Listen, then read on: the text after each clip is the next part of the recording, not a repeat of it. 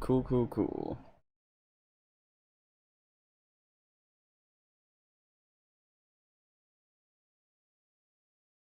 Oh.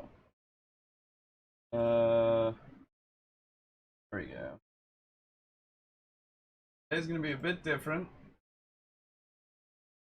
Welcome to the most chill episode of TableTalk you've ever seen or listened to.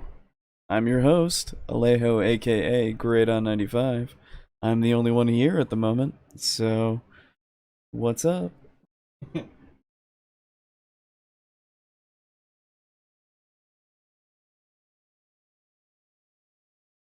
Now, as said, today is going to be a bit of an interesting, special time because we are going to be doing more of a and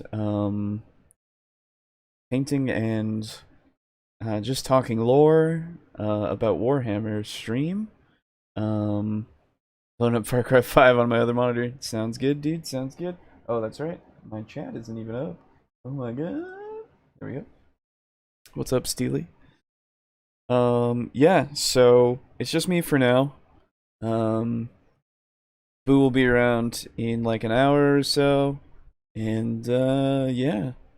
It's just gonna be me building and painting and talking about Warhammer, and I should really have something right here so I could see the chat easier. It's gonna be a little weird craning my neck, but you'll see.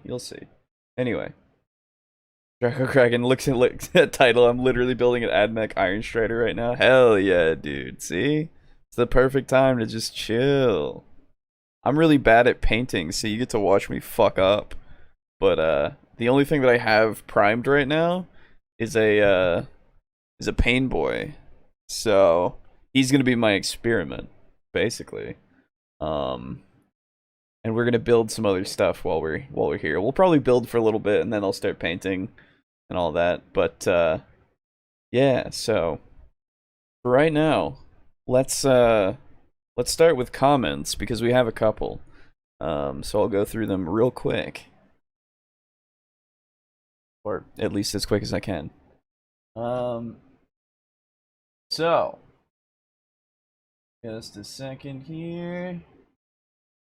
There we go, and so we'll start off with 4 days ago we had Koku-kun said on session 0, 3 words, yay Dungeons and Dragons. I know not 3 words, but still, thank you very much. I hope you enjoy Devils and Dice. It's a really fun series that we're doing. Anyway, Lux said on last episode, I'm on vacation this week, so I can't write 5 comments right now, but maybe sometime. Not next week or the week after, but someday, when the stars align. Very cool. Oh, there it goes. Hey. What the hell, OBS? Alright. Well, the VOD will be completely seamless, so don't worry about it. Sorry about that. We're good. So, continuing on with the comment. Right, someday when stars align, I will write 5 comments, and then humanity will be consumed by the crawling horror, and Earth will become an alien world, lost in an inescapable darkness for the rest of eternity. What a grand gesture. Thank you very much, Lux. I hope you do make us all die of whatever will consume us. One thing I would mention is that people really have no sense of scale. When you're looking out across flat ground, things are a long way off. Things that are a long way off can look like they're not that far away. And if your view isn't obstructed, you can see a lot further than you would think you can. So to get to my point here, if a bandit camp were 100 feet away from the road, that would basically be right next to the road. But even 1,000 feet is honestly too close. If the terrain were open, it would be completely visible. If it's in rough and wooded terrain, you might be able to get away with it. But the risk would be very high that a regular patrol would find it, or that would be visible from an overlook somewhere.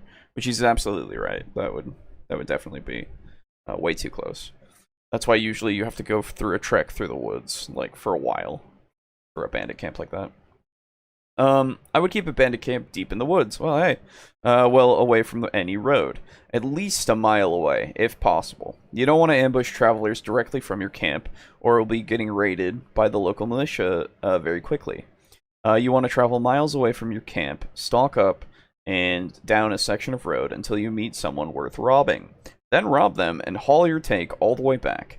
It would help you to scout around and find out which roads are traveled most frequently by the wealthiest wealthiest travelers. But you also don't want to operate too long in any one place, or you'll end up with too much heat on you. Obviously, you want to try to steal things that would be easy to carry away over a long distance. Sounds like Lux is bringing a bit of the Cthulhu vibe. Oh yeah, dude, every day. It's great. It would also be advantageous if you can find a vantage point that lets you watch the roads for miles around. But you don't want to actually set up your camp at any of those locations, because those are obvious places for the army to come and check regularly. You just want to have someone posted there who will report to you if they see a traveler coming down the road, and who will clear out of the area for a while when they see military forces approaching. And they can also warn you if they see anyone coming straight towards your camp, so that you can either ambush that group or run from them. Only robbing rich people would also be the smart play. If you can operate in the area where the lower classes are oppressed and rich have it all, especially if merchants exploit this system, you can make sure the common people do not care about what you're doing, and maybe actually approve to some extent. Maybe you can even toss a little bit back their way for good measure. You're not doing this out of the goodness of your heart, you're doing it because it helps keep your operation running safely and smoothly, with less risk of someone telling the local government what they know about you. That's true. Of course, adventurers generally qualify as rich people, so they're pretty much fair game to attack. Though if the party gains a high enough reputation with the local peasantry, that could give you a reason to leave them alone. That's true. On the other hand, if the area is less populated, like a mountain range where there isn't much available land, the bandits could be more brazen and not care as much about appeasing the commoners. Or, if you want a more fucky situation, the bandits could actually have an accord with the local lord. Ooh. They could act as enforcers and unofficial tax collectors, terrorizing the populace and letting the lord take a little bit more than what he's really legally entitled to, without having it be linked back to him. In more of a failed state type of situation, this could be the lord's primary source of revenue. This might not be something the party finds out about right away, but it's there in the background. Saw a bunch of stuff on bandits of the American West, and if you're too prolific, it doesn't matter how hidden your camp is, the government will come and hunt you down. True. Yeah, this is all good stuff to do for your bandits. There was such a small part of the video too, which is great. I love going off on this kind of stuff. Granted, a bandit gang might not necessarily be that competent. They could just be idiots who don't know what they're doing and don't care, and who are probably heading to the gallows soon enough. But if you want to present them as dangerous and successful, this would be something to consider. Also, apparently I know how to be a bandit. I've learned something about myself today. Yeah, I was gonna say, fucking speaking from experience, dude. On the general subject of travel, I definitely like the sweeping camera shots from Lord of the Rings. On top of looking nice, they give you a sense of the world these characters are in, and just how far the distances they're traveling are. If the Fellowship had just been shown walking out of Rivendell and immediately coming up to the Gate of Moria, it would look like it wasn't that far. It doesn't help that Barad-dûr looks like it's right next to Minas Tirith, even though it's hundreds of miles away. That's true. Though I like to imagine that Barad-dûr, excuse me, is just fucking huge. The fact that it collapses immediately after the ring's destruction could be explained by it being so big that it can only be held up by Sauron's magic. Well, I think it's also just the physical representation of Sauron, so when it dies, when he dies, it dies, you know? I don't know, dude. It's however you want in that respect. I don't want to, you know, split hairs in that way. It's cool, regardless. Anyway, I definitely want to ask players to tell me what they do each day of travel. If someone has enough ranks in survival to keep the party fed every day by taking 10, I can just describe the journey and have them arrive. True. If they're pressed for time and don't want to slow down to make survival checks, or if the survival check isn't high enough to feed all of the party, they'll just have to use their trail rations for each day they're not covered. Excuse me. If I'm feeling lazy, that's all I'll do. I might throw a planned random encounter or two in along the way, especially if I just feel like having a battle that week. But there's nothing wrong with having the party just get to where they're going. If I feel like they're making more effort, plotting the route out, and sprinkling in some locations to discover along the way seems like a good idea to me. Of course, you can also make an entire campaign or at least a story arc out of traveling from one point to another. That's true. Lord of the Rings itself is a story about a journey. The War of the Ring is an event that occurs during that time frame, and we see parts of it as the narrative follows other characters that broke off from the Fellowship, but Frodo's journey is what the story is primarily about. True. Avatar: The Last Airbender is another good example. Also true. Just realized I can make it here tonight. Oh, hey, Lux! What's up? Reading your shit. Nice. Well, welcome. I would suggest describing the land they're traveling through, describe the terrain, the kind of vegetation they're seeing, any unusual animals they see. Tell them if they pass by a river, cross a stream, or see some mountains. They don't have to stop at every farm, but tell them they see farmland. Maybe let them see a village with a water wheel or a windmill at some point, because those kinds of things need to exist in the world. These cities of yours have to get their food from somewhere. True. Or see like a small fishing shack on the side of a river, you know? Some small towns should have earthwork fortifications. It's not always going to be stone or wooden wall. Earth is readily available and useful for building simple things. And maybe mention a castle or two they pass by. There should be a few of those around in a medieval setting, and they're not invisible. They belong up on the hills or mounds in defensible positions overlooking the countryside where the Lord can watch over his domain. Anything you can do to put the players into the world, it doesn't take that long to do, and it brings the world to life. I agree. It's a lot of good suggestions in that. Steely, also, in the last episode said, if the players are traveling through adverse conditions, e.g. desert, jungle, freezing, weather, or ocean, then that presents a potential source of interest in itself. You have to be careful not to turn your game into Survivor Man the TTRPG, unless you want that. But if it's done well, it can provide some pretty interesting gameplay variety, as well as a strong sense of setting. The environment itself becomes, in a sense, a character in the story, and the people, creatures, and settlements of the region are shaped by the daily realities of that environment. Survival in adverse conditions has been a compelling genre in video games for a long while, going all the way back to the Oregon Trail in 1971. Dude, I know, right? Dude, I had a copy of the Oregon Trail too. I think I still have the CD somewhere. It was great. If not before. Now, there are games like Don't Starve, The Long Dark, and The Forest, which all take different approaches to the theme. You can certainly use these games as inspiration. That's true. Bringing a party through a harsh environment provides a variety of interesting possibilities for gameplay. To start with, they can spend time planning their expedition and buying supplies. In the process, they can consult local experts or even hire them to accompany them on the way. Then, during the journey itself, they can face a variety of challenges, ranging from maintaining daily needs of sustenance and protection from the elements to handling environment-specific emergencies. As an example of the latter, imagine the party finds a frozen lake in their path. Do they spend extra time to go around, or do they take the risk of crossing the ice? Will they decide to take an opportunity to fish? If they do cross, what if someone falls through the ice? How will the party handle it? Along the way, they could also have some very meaningful interactions with local NPCs who may provide them with help. You can even work in local traditions based around sharing resources for survival in a harsh environment. Once the party has gone through these adversities themselves, they might have a much better understanding of the world around them, and they may even see new meaning to the way that your NPCs live. That's true. I like that. A caveat to all of this, though, is that A caveat to all of this, though, is that it is something you probably want to do with careful moderation.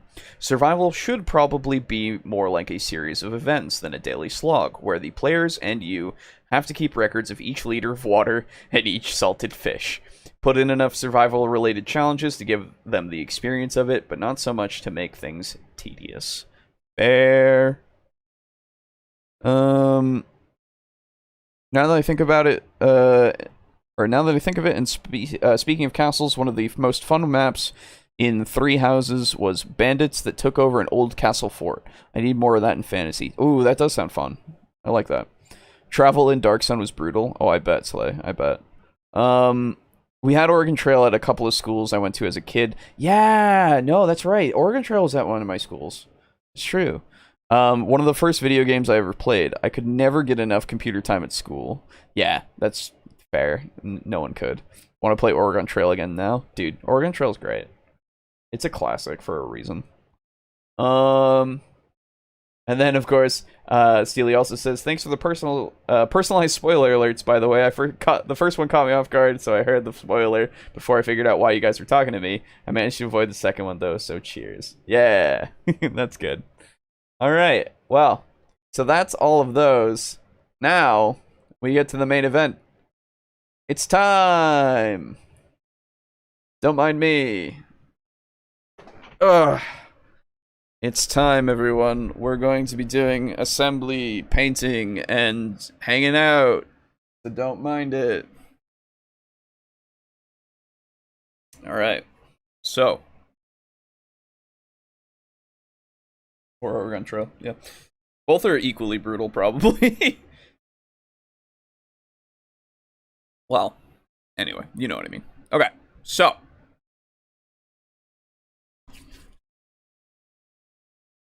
Gonna mention Oregon Trail. I love that. Oh, Oregon Trail. Yeah, Oregon Trail. True. Oregon Trail is great. Yeah, I do actually have Oregon Trail as well. That was a fun little twist. Okay, so as was said, it's gonna be chill stream today. We're just gonna be hanging out, painting, talking, discussing Warhammer lore, because all of us, all the hosts, we all are into Warhammer. We have listened to podcasts, videos, all that kind of stuff, because the world itself is so interesting to us. And so, I feel like I should have, like, groomed myself more before this with my hands. But anyway, we've all gotten really into the universe, right? And we have, or at least myself and Boo have bought a bunch of models to use. I think I need to adjust the focus of the camera, but we've all bought a bunch of things to use, and so there we go. That'll help. You know, we want to get to painting them and making them and such. I personally have the get started collecting box for orcs. Let me actually get that. Oh god, this is all gonna be. My desk space is a little limited at the moment, but you know. Dang, you'll never realize your dream of becoming a hand model this way. True. By the way, this is how I went out and spray painted my pain boy. He is ready to go. Oh, that is not good for the camera, is it? That is not great. Hold on. Oh no, it's a little more in focus. If I bring him closer, he's not in focus. There he is. There's the boy. So he's all good to go, and I just put some blue tack on a piece of cardboard from an Amazon box, and yeah. So that works. I just realized, like, uh-oh. Well, we'll see. I almost beat Death Row to Canada once, but in the final battle, I had the bright idea to throw a grenade inside the building I was in and killed my whole group at once. Oh, dude. Yeah, that sucks. Yeah, I should get that game. That game looks fun. Alright, so let me move all this. I have brand new brushes and shit. It's all good, but so I have the War Boss Grux Boss Mob, just so I could get the War Boss himself, which I have assembled. I haven't primed him, so he will not be painted for a little bit. I could go out and prime him later when Boo gets here, because I can actually like move away and have you guys not be in silence. But he's got his little attack squig. And I'm gonna put them together at some point here. So they are in the future. That's the thing. I don't want to mess them up because the boss is important. Not pre-painting before assembly. Bold move, Cotton. True. Yeah, it's. I feel like I should have. You know, when I saw your actually Draco Kraken, I saw your stuff in the miniature chat in our Discord, and like it looked great. And so I'm like, now I'm like, oh fuck, I should really have just sprayed them all down and just put them together after the fact, huh? But yeah, I've got that, and I've just got the start collecting orcs box. So all the boys in there. I have all the sprues and stuff over there. We'll see how it goes. If I have to adjust camera angle and stuff, I apologize. Let me know if I need to in order for you guys to see things. This is going to be a bit scuffed. That's just how it's going to be. So we'll bring this so you can see all my sprues and stuff are in here with all the everything. But for now, what we're going to do, we're going to bring this closer. We're gonna turn that and maybe tilt this down just a little, so just a little bit more. There we go. And I'll work over here. That way you guys can see what I'm doing. Put my microphone a little bit further. Cool. All right. I should. You know what? I'm gonna bring this up on my phone as well, so that I can just look at the chat instead of having to look over to my left all the time. Somebody remind me when it's like around 10-ish, because then I can see if Boo is around. I can get him in here.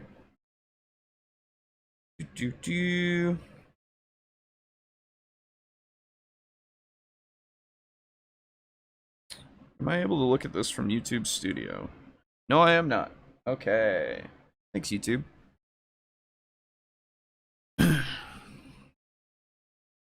Alright. Can I just look at chat? Live chat. There we go. Alright. Oh, I can. Oh, thanks, YouTube. Like, legitimately. Alright.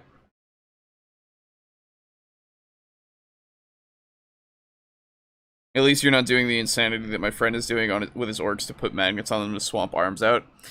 See, that's the thing. I bought a few things.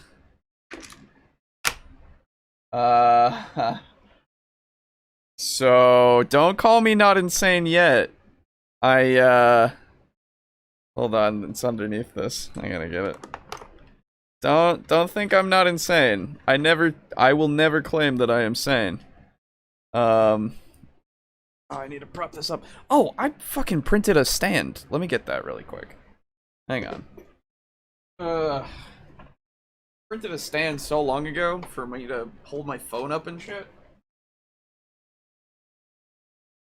There it is. Alright.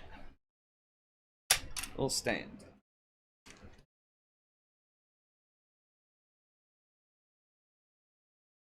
Oh.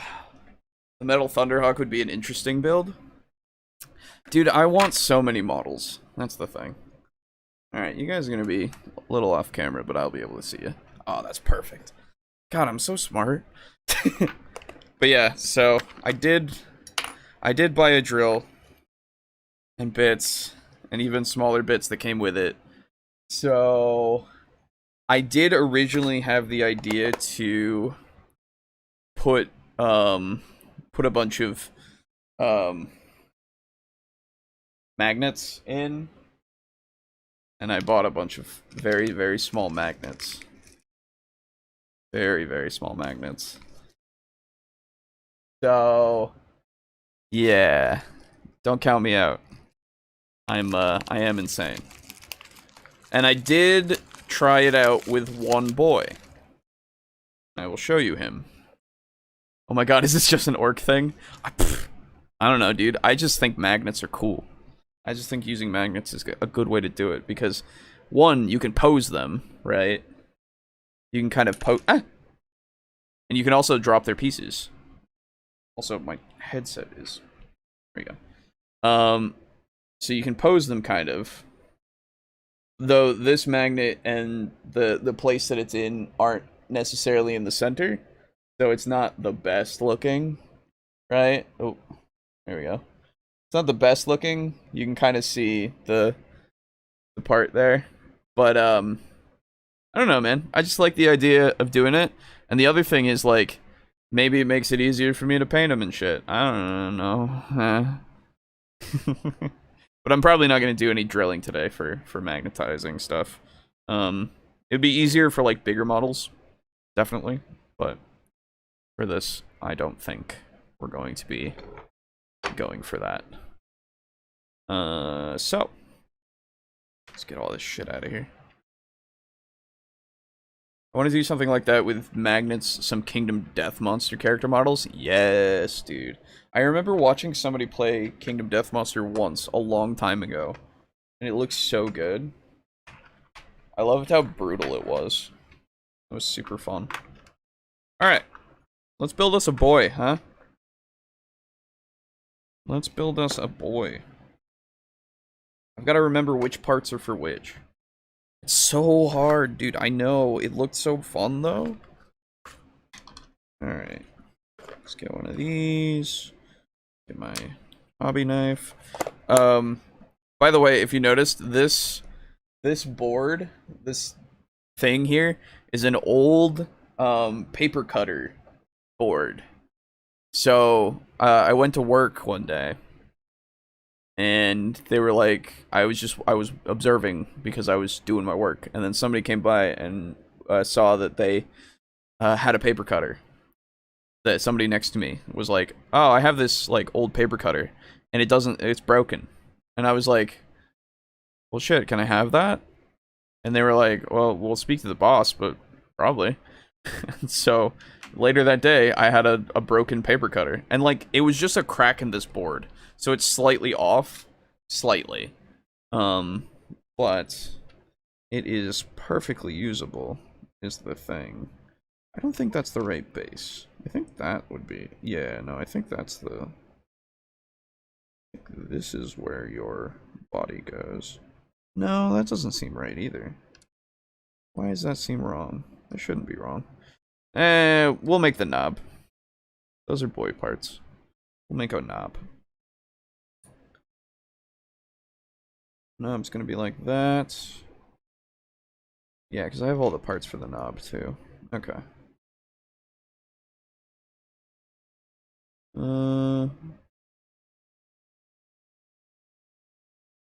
Out of 20 or so civilizations, my group has made it close to the end once. Wow. Okay. Yeah, that'll look fine. What are we thinking here? We're thinking we give him a Killer Claw. I got an old paper cutter for free when I was a teacher. Dude, yes. That's the thing. I have all the parts still. So I could just make a new paper cutter if I just get a board. But I don't really need a paper cutter. Okay, so that's that part. And then we'll give him... We're not going to give him a chopper. We do have a slugger. Let's look through these bits, huh? Let's look through these bits. By the way, if you couldn't tell, my favorite faction is orcs. I got them first. Oh, that's a cool one. Just a bunch of different sluggers. Ooh, some little things for ammo and stuff. That's fun. Put a Slugger on his hip, maybe? Okay, what else we got? I can't remember. I think these are all arms for boys. Yeah, these all look like arms for boys. I don't want to mix them up too much. Although I don't think it matters too much. I gotta check again. What parts go to what? Oh, ding dong. Give me a sec. I gotta go to the door really quick. Yeah, orcs are great. We'll talk more about them in a second. Sorry. Give me a sec.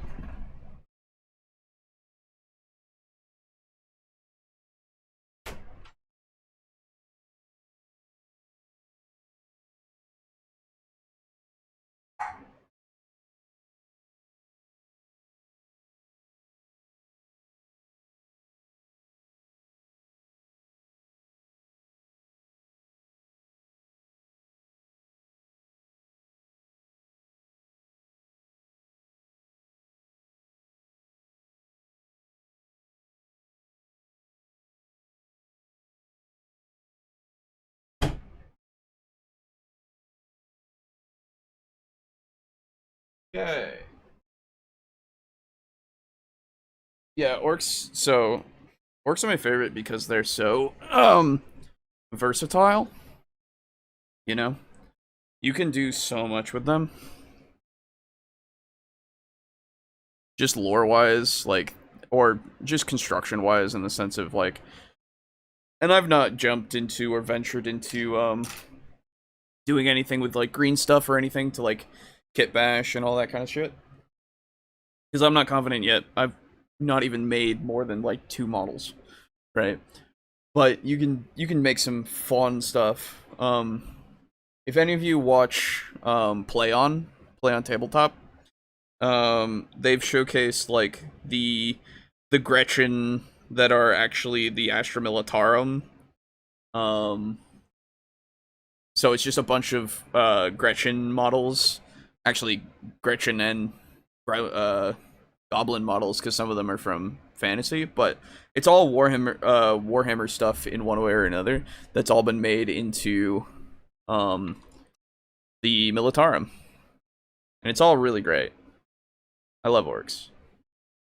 And the best part is the orcs are probably the funniest because they're the most like they're having the most fun because they love to fight and that's their thing, right?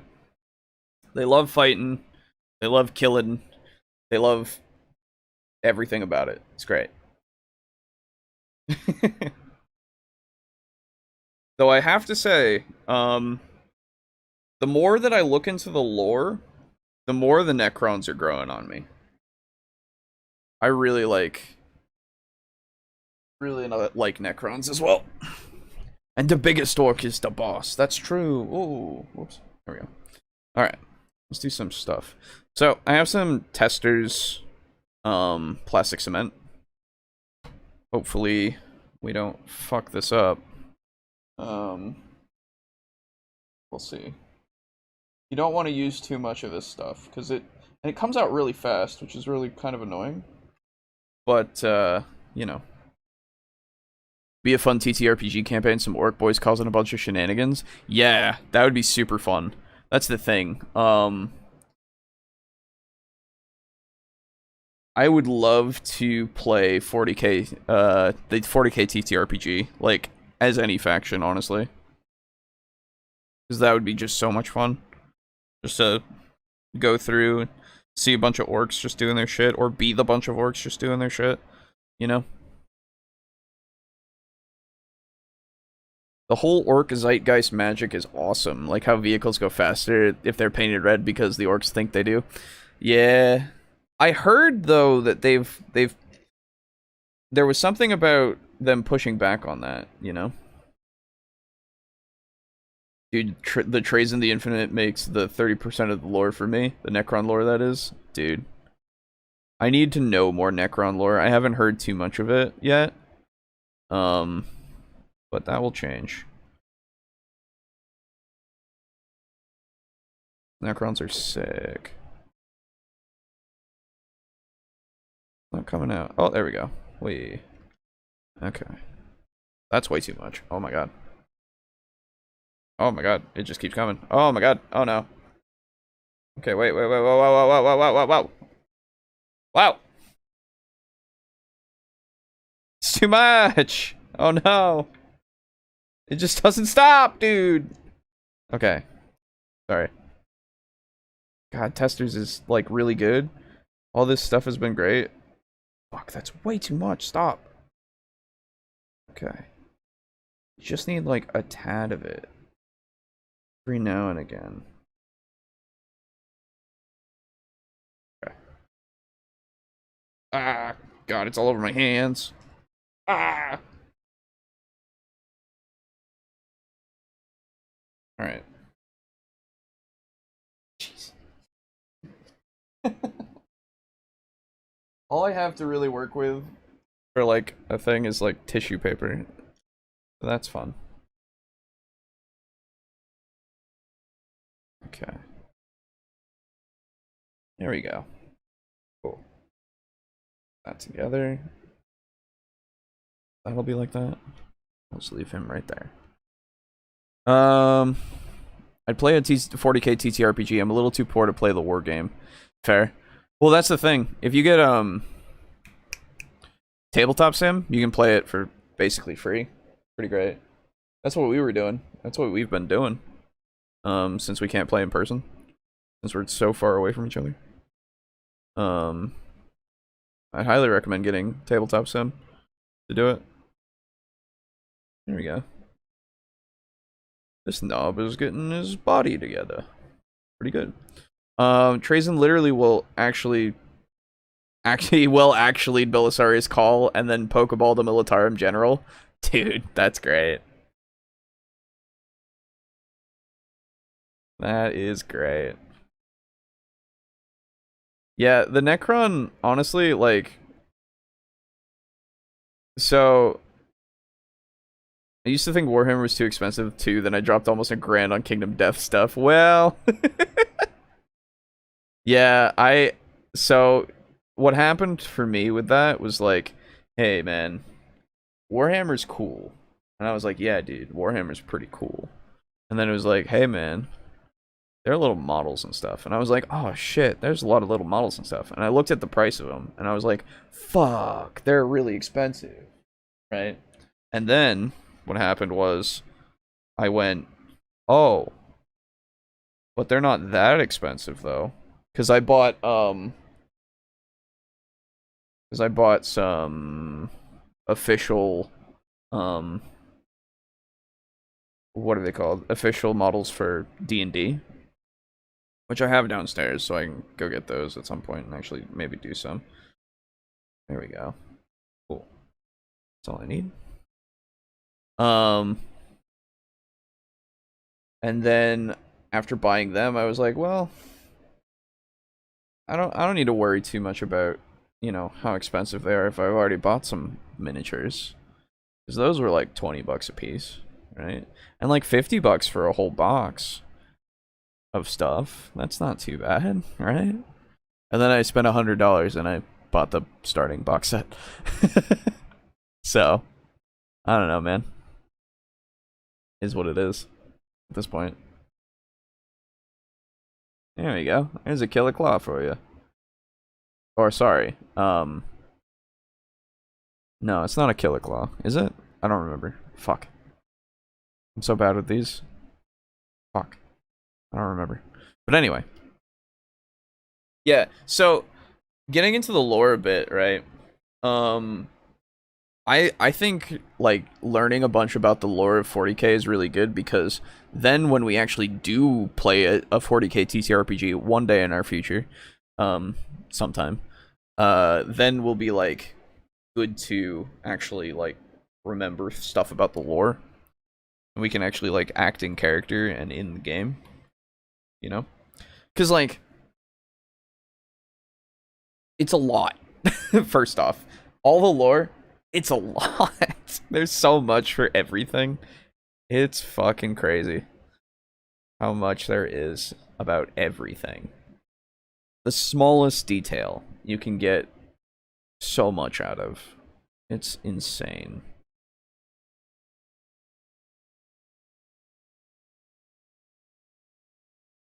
See, now I realize that you only need to apply a tiny bit of pressure onto that tester bottle, and it gives you just enough. And you don't need to worry. By the way, my hands are fucking shaking. Oh my god. My hands are shaking. So bad. But yeah, so... there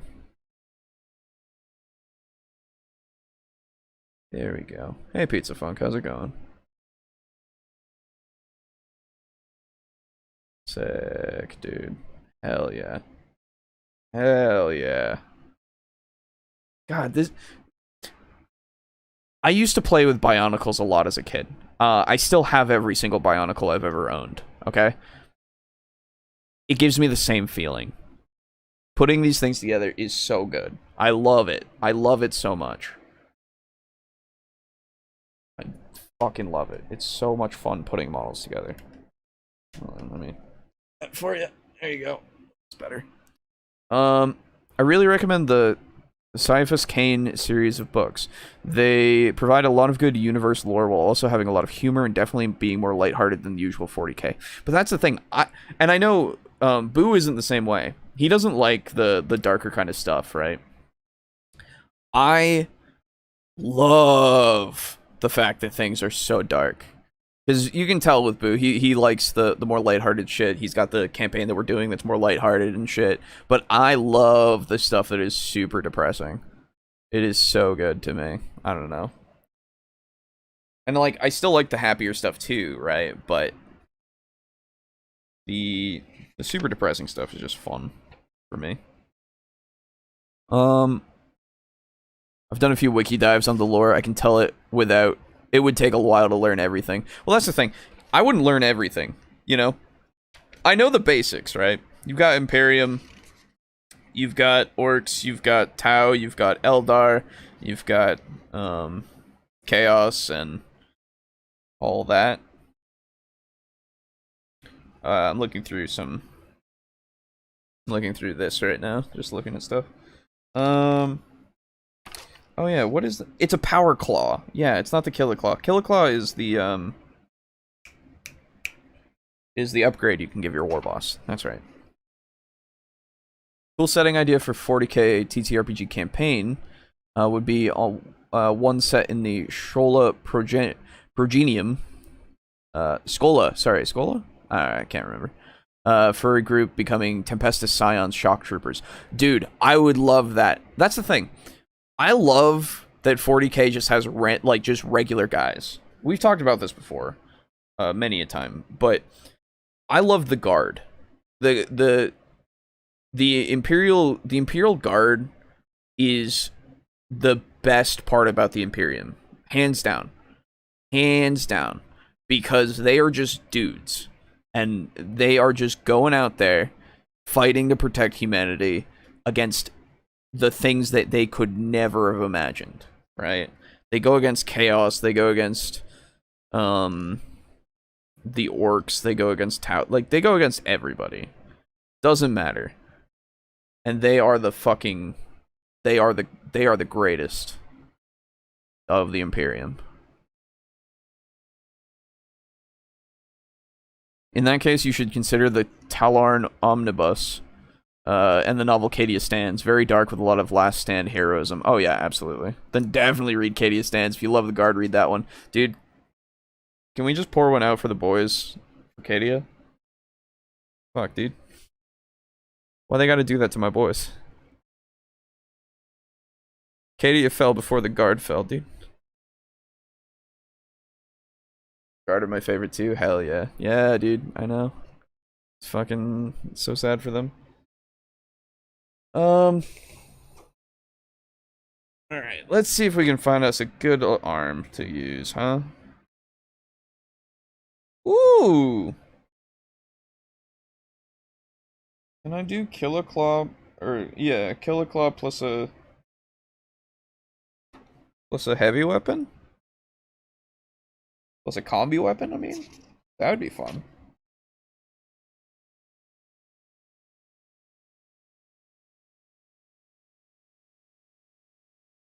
Combi weapon with Scorcher.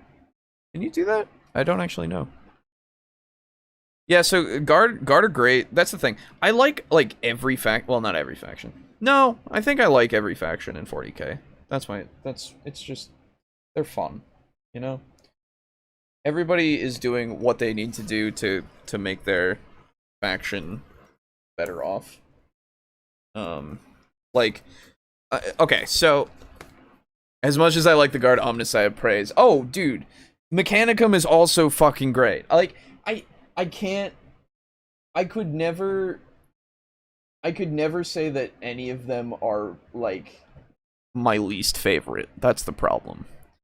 Because they all have some. Well, no, that's not true. Tau are my least favorite because of the fact that there's a few things about them that I'm like, okay, why are you here? You know, but no. So like, oh wait, do the heavy weapons take two hands? Oh no. Is that true? Hold up. They do! Oh, I can't do a heavy weapon with a... Okay. Well, that's unfortunate. Damn. Damn. Oh well. But yeah, Tau would be my least favorite of the factions. Mechanicum is like the second best part of the Imperium. I know, like, people would think, oh, Space Marines. And, like, don't get me wrong. Space Marines, pretty cool. Overplayed, though, at this point. There's too many of them. They get too much support. Give my orc boys more support, which they have started to. They did start with the Snaggas. That is a new model line that's coming, which is at least something. I'm trying to figure out if I want to give him just a regular slugga, or if I want to give him something else. Probably just Space Marines for the Emperor. True. From my understanding, the IG, oh sorry, the Imperial Guard are the real military power of the Imperium. Space Marines are basically just a drop in the bucket in terms of overall numbers involved. Yes. So something that everyone doesn't seem to understand just because of the marketing and stuff, I feel, is like Space Marines aren't many. There's like 1,000. You know, you might see 1,000. Well, sorry, there's 1,000 per chapter. I think, but like there's only like 1 million of them, right? Whereas the guards, there's like tens of millions because there's just people, right? And you can only have a certain number of Space Marines because only a certain number are gonna survive the process, because it's a huge process to make a Space Marine. Although I don't know what's going on with Primaris, I'll be honest. I listened to Lorehammer. Lorehammer is a great podcast, by the way. Listen to it if you want cool guys telling you about lore. But oh, okay, there's shoulder pads for this. Oh yes, good. That's what I was looking for. Oh, fantastic. Okay, sorry. I gotta clip this. I gotta get this out of here. Cool. What was I talking about? Sorry, my brain is fucking everywhere. Can the Eldar get new models? They look terrible in the Ynnari, and your brain is cool in the lore. Yep. That's the thing. Xenos don't get fucking models. Don't you know? You like your old models. Just like them. You don't need new ones.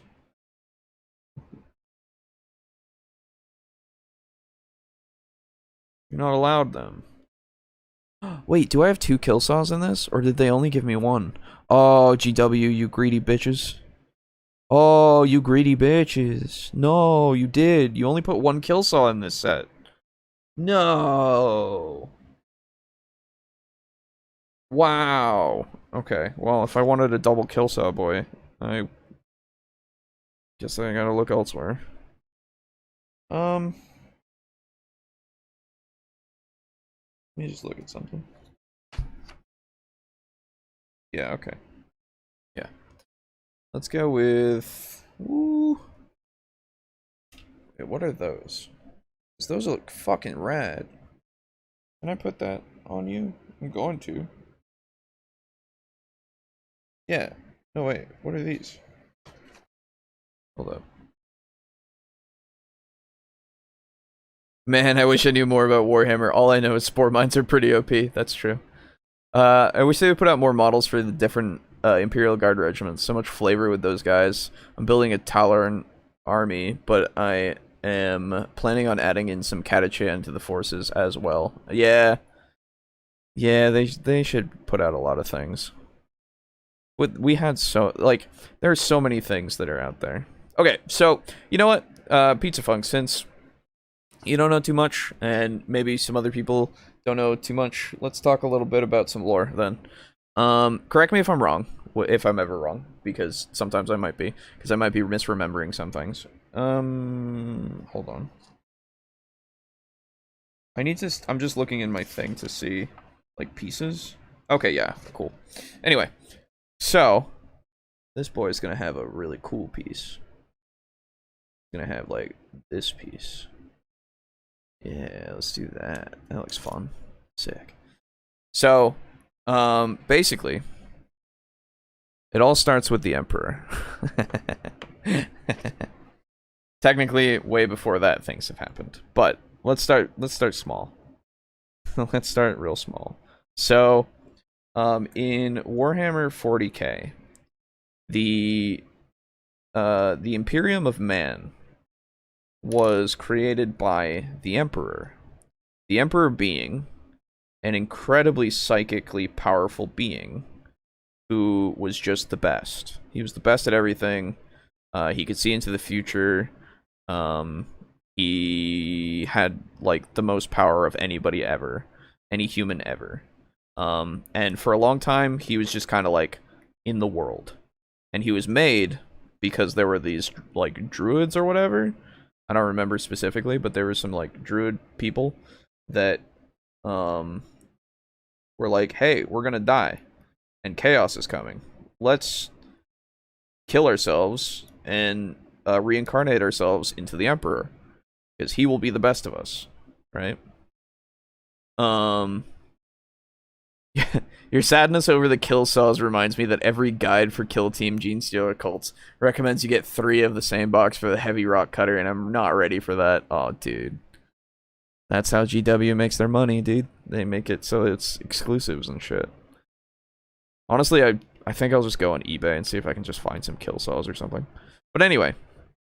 So right, so the druidish people, I don't know if they were exactly druids, I can't remember, it's been a long time since I've heard this story, but these druidic people, they kill themselves to sacrifice to reincarnate as the Emperor. He's the best. Don't worry, he's the best. The Emperor then starts in, I think it's M30, which is 30k, right? Not, we're not at 40k yet, we're not in current times. But the Emperor starts his Grand Crusade, or I don't think that's exactly what it's called, but it is a crusade to make humanity the dominant force in the galaxy, right? Because it is our divine right to rule the galaxy, according to the Emperor. And, like, yeah, pretty cool. Let me just check over here, see if Boo is here yet. Nope, cool. So the Emperor's like, yeah, so I'm gonna make, sorry.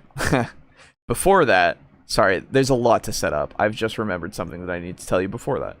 So, before that, the Emperor is like, hey, humanity, you're being pieces of shit, because at this point, there was a lot of war going on. And he was like, no, humanity needs to be together. Right? I need to move slightly. Hold on. Sorry. Humanity needs to be together. And so we're going to unify humanity through war, because that's all we can do. We're the strongest, they'll listen to us. It's very orky. Not exactly what he said, but, you know, the sentiment. So he creates genetically, he creates the Thunder Warriors, which are the proto Space Marines. Okay, these warriors were just made to kill.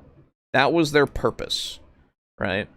Thunder Warriors fucking kill things. So he made an army of these Thunder Warriors to kill his enemies. And so he unites humanity. You're talking about after the Age of Strife, right? I think so. Yeah. I think so. Dude, I'm gonna get lost. That's the thing. There's a lot to cover, and I'm gonna miss out on some things. So if I miss out on something, do let me know. But anyway, so the Emperor makes these Thunder Warriors. And he goes around destroying his enemies and also abolishing all religion. Because he's like, no, fuck religion. It's science time now, bitch. And so, he promotes that kind of thinking of it is you got to think, right? No gods or kings, only the Imperium of man. And there's actually apparently a really good story of the last church or something. It's called something like that. Apparently it's really good because it's the last thing the Emperor abolishes. But he's like, yeah, so don't believe in gods, whatever. Science is pretty cool. Let's do it, right? And so he does that. He rules over the Imperium. So all of humanity kind of comes together, right? Well, they come together as much as, humanity does. But a majority of humanity is now together. Yes? And he's like, okay, Thunder Warriors, your purpose is over. Fuck you. You die now. So he kills them. No gods or kings except for Mars, because he couldn't take them. Well, isn't that... No, that is... Well, we can talk about that a little bit in a second here. But so he's like, hey, yeah, so Thunder Warriors, you get fucked. Your purpose is over. We're going to never need you ever again. So you die now. Okay, so that's how that goes. Pretty cool. So he does that. Kills the Thunder Warriors. And then he's like, okay, I'm gonna make Space Marines now. He says it just like that, in fact. He doesn't say anything else. There's not a really big quote that's pretty cool that you should go read about him talking about Space Marines. I'll find it later. But, no, so he okay, cool. He does that. He does the thing, or he starts making the Space Marines now out of his, genetics. Sorry, he makes the Primarchs first. Oh my god, I'm so sorry. I'm, skipping so much. Why is this not fitting? Did I do something wrong? Hold on. I might have done something wrong. No? Maybe? I don't know. Because that should be fitting over that, right? Did I do something wrong? Hold up. Uh-oh. Oh no, those are boys, aren't they? Those are for boys.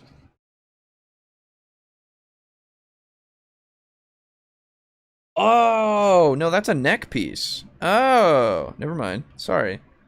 That's cool. I didn't realize that this was for the neck. Okay, sick.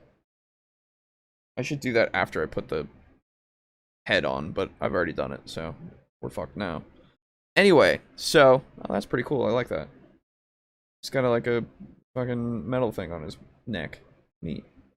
So he makes the Primarchs, right?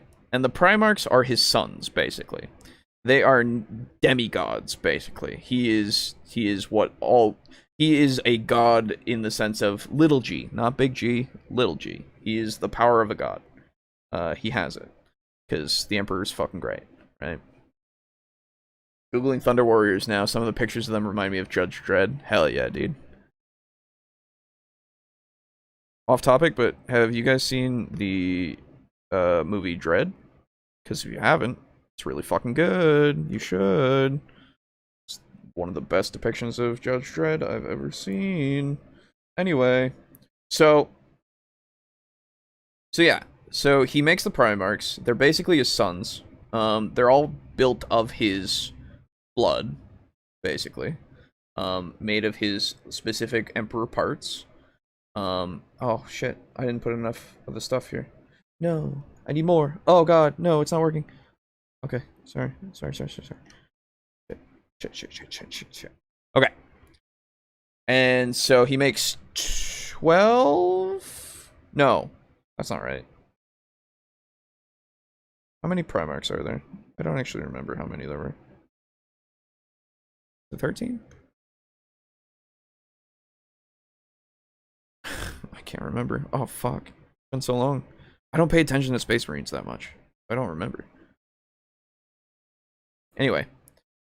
Yeah, in Grand 40k style, the Emperor wasn't really a good guy. He did a lot of mass killings of people who didn't agree with him. Of course, this is also universal with the Chaos Gods, so yeah. I have to admit that, but being religious myself, I didn't appreciate the Emperor's stance, but I can live with it. It's all fiction. Oh yeah, sure. 18 Primarchs? Okay, that makes more sense. Yeah, that sounds better. Yeah, 18, I think. So yeah, that's the thing. If you don't know anything about 40k, it's full of morally gray assholes. Nobody is a good person in 40k. Oh, cool. Boo is home, but he's eating. Okay, sick. I will get him in the call soon. But anyway, so he makes his 18 Primarchs, and then each of those he makes the Space Marines out of their gene seed, which is a bunch of things together. And a bunch of like organs and shit. Special things to make humans better than humans, right? So he does that, and then he makes those legions, mind you, legions of Space Marines. And they're all pretty fucking cool. Pretty loyal. Gonna defend humanity. Gonna go take out things that are not humans. Kill all the Xenos. Destroy everything that isn't human. Yay. Weren't a couple of Primarchs removed from the records for reasons unknown? I love the mysterious crap. Yes. There are a few Primarchs that are just not known at all. Their data is expunged. Don't forget those infant Primarchs get cast through the galaxy. That's true! I did forget that. Thank you. Yes, so after the Emperor makes the Primarchs, they are in their test tubes. And then Chaos is like, hey man, and I'll explain Chaos in a second. They're like, hey man, don't make those. That'll ruin our shit. Stop it. Right?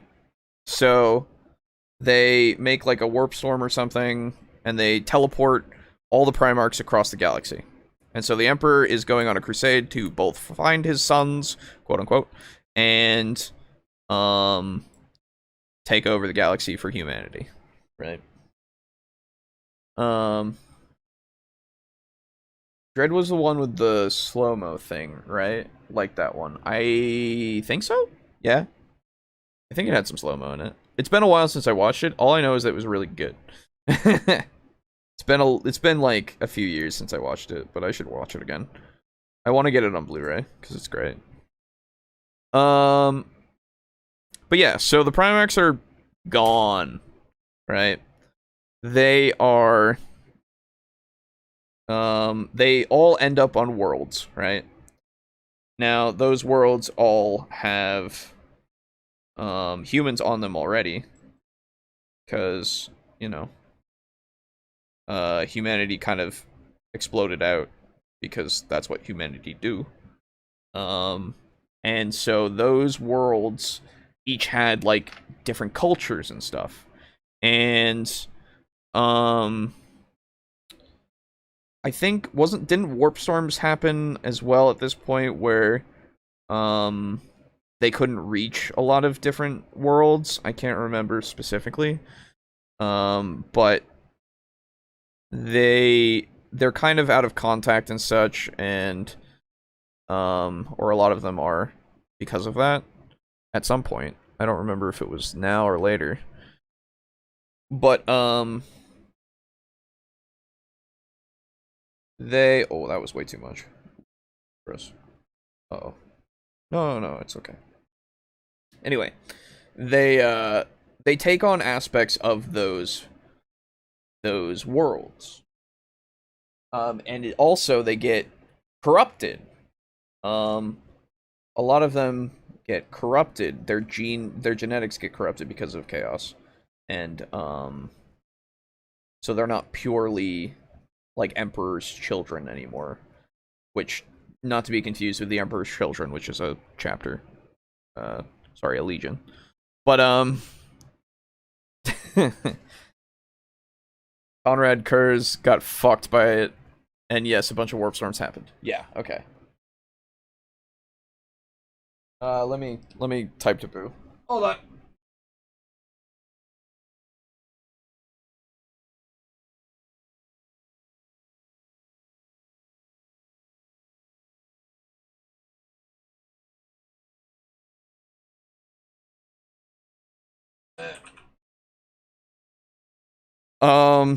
So yeah, so basically that happened, and again, all these places had different cultures and stuff, and they weren't really united under the Emperor yet, so the Emperor was still going to get them to be part of the Imperium.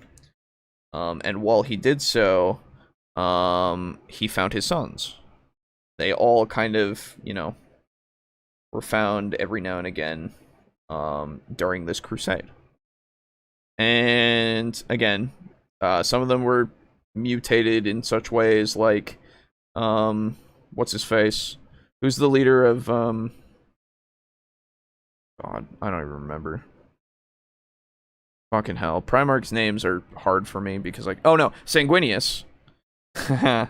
Sanguinius of the Blood Ravens fame. The Red Space Marines, if you will. He got destroyed, or not destroyed. He got his genetics modified so that he has like a bloodlust, and it's crazy, Reminder: he found Horus first. That's true. He found Horus his first, and Horus basically accompanied the Emperor throughout the entirety of his campaign. So he became his like right hand. Lucky son. There seems to be some indication that Space Marines, particularly the Chaos ones, had been psychologically traumatized by all the killing they did in the Crusade. Maybe. I don't know about that. That's the thing, because, like, I don't see Space Marines as being able to be traumatized just because of how they are. Not to say that it wouldn't surprise me, I guess, but at the same time, it would be kind of weird, just lore-wise. Probably varies by book. Maybe, yeah. That would make sense. Oh, jeez. Is this actually gonna fit in? I don't know. Anyway, so yeah, he's going on this crusade. He's finding each of his sons. Horus is around, having a great time. Now Chaos, this whole time, Chaos is the force that lives in the Immaterium. And the Immaterium is just what it sounds like. It is the material plane, but not.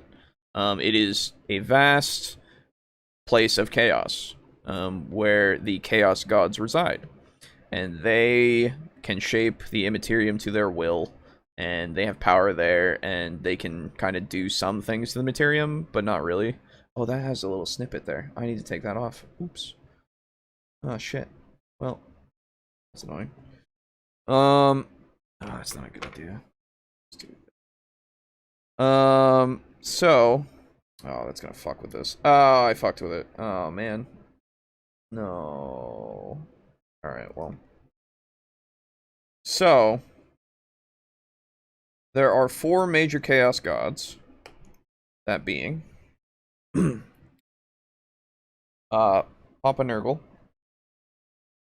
The god of disease and death. There is Zinch. By the way, Papa isn't a part of his actual title. Everybody just calls him that because he's so nice. He's a nice man. He just wants to bring you to die. Great. Because death is inevitable, and so why not be nice about it? Also, he makes a bunch of diseases and shit, like an asshole, but don't worry about that. He's really nice. Also, he may or may not be torturing a god of the Eldar and testing new diseases on her to see how effective they are because she's the god of life. But anyway, he's a good guy. He's fine. Worship Nurgle. Anyway.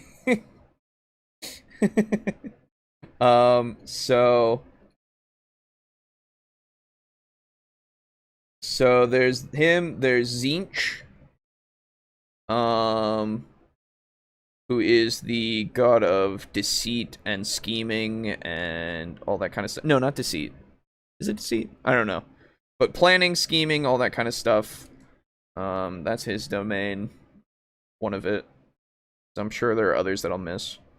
There is Khorne. He is the blood for the blood god man. The one that you'll hear a lot of the time people yelling about because he loves blood and war and stuff like that. Change, that's right. Zinch is also change. You're right. Thank you. But yeah, Khorne loves blood. That's his thing, and he doesn't give a shit where it comes from. That's why the blood god does not care whence the blood flows. That is something you will hear a corn man say. So eat your cornflakes. And good, cool. And then there is Slaanesh, who is the youngest of the gods, only by a few, 1,000 years. And they are the god of excess, whether that be physical, all that kind of stuff. And I think also secrets. Excess and secrets, maybe? Might be confusing that. But usually depicted as the sex god, because that's everybody, because she has a lot of, it has a lot of like demons that are sexy as fuck. But that's their thing, because excess, right? So if you ever see that depiction, usually a Slaanesh thing. And yes, Khorne does have a pet orc, basically. So those are the Chaos Gods. We'll get into the pet orc in a second. I think we talked about it once, but we'll get into it more because it's funny and cool.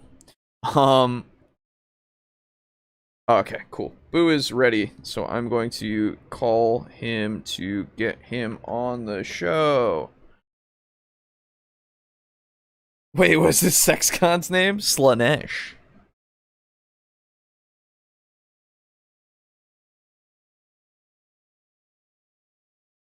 Hello. Are we in the podcast? Holy shit, you're quiet. Oh, am I? There we go. Now I can hear you. Oh, I was away from my mic. That's why. I'm like, yeah, that's right. You fucking fools don't have headsets. Well, go where you go. Well, actually, this is on an arm, and I can go wherever I want it to go. But I'm leaning over to do this. Yeah. How goes your orcs? I am currently building a knob. Nice. Yeah. I haven't started painting yet because I'm afraid. You're what? I'm afraid. Of what? Painting? Of fucking him up. But we'll get there. Oh, you'll be fine. Yeah. I know. Are you painting or are you putting together? I'm putting together now. I'm gonna paint later because I have the paint boy who is primed at the moment.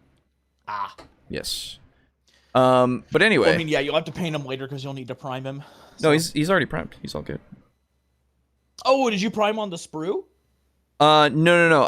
I put him together, and he's been put together forever, and then I primed him like a few hours ago in preparation. So wait. Okay, so then you're not building him. No, not this one. I'm building a different one. Got it. Yeah. I was about to say. Yeah. Oh, here, I'll give you a link to the chat because we're discussing lore. Yeah, dude. So speaking of lore, Yeah. I found a piece of lore in Warhammer that I had never heard of. Actually, Oh, like not do even tell. a fucking, not even the word. I'd never heard of it, and it's Okay. fucking cool. Do tell. They're called the Ghoul Stars, Okay. and apparently, so do you know what the map of the Warhammer 40K galaxy looks like? Yeah, it's the big fucking Yeah, with like the segmentums or whatever. Or yeah, sorry. the Segmentum Solar and or Solar and like the Eye of Terror and all that shit. Yeah. If you look at that map, up Okay. in the top right-hand corner, actually, Mhm. let me see. I can probably find a picture of it. Okay.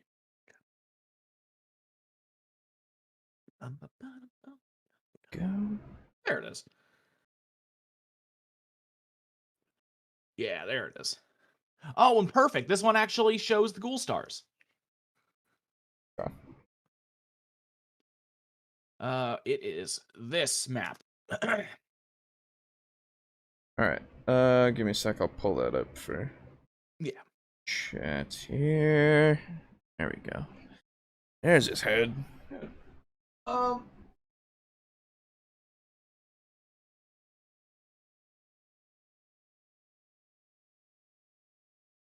Okay. Yeah. So up there in the top right-hand corner, the it, Ghoul yeah. Stars. So there are two big things there that, or actually three big things that make it very, very of note. One, the fucking Astronomicon doesn't reach that far. Oh. Okay. So it's like a dark zone. Interesting.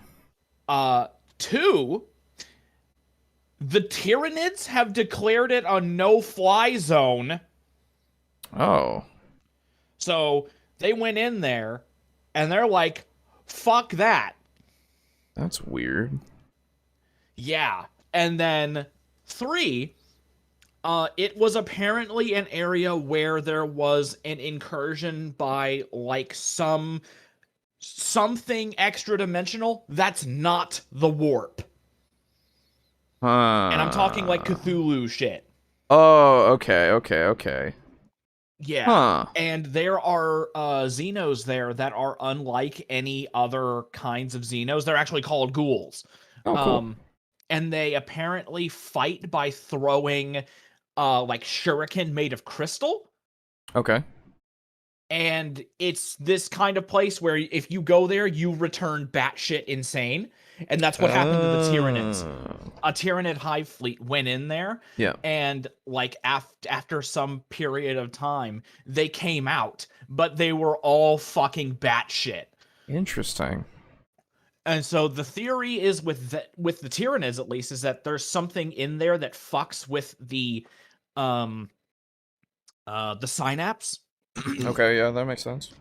And so basically all Tyranids, even like the smart ones, go batshit there. Weird. Yeah. And so that is the thing that scares me. Because it's like, holy shit. Honestly, that's pretty good for longevity because of the actual like setting, right? Yeah. Because like now we can have another threat that we can worry about, which is good. Plus another army. Yes, that's what I want, because man, I'm gonna be so pissed if they release a faction that's like the ghouls and it turns out it's Cthulhu shit, and I'm like, fuck. Right. I guess I got all these Tyranids for nothing then. Well, that's the thing, right? Time to dump them all. No, God no.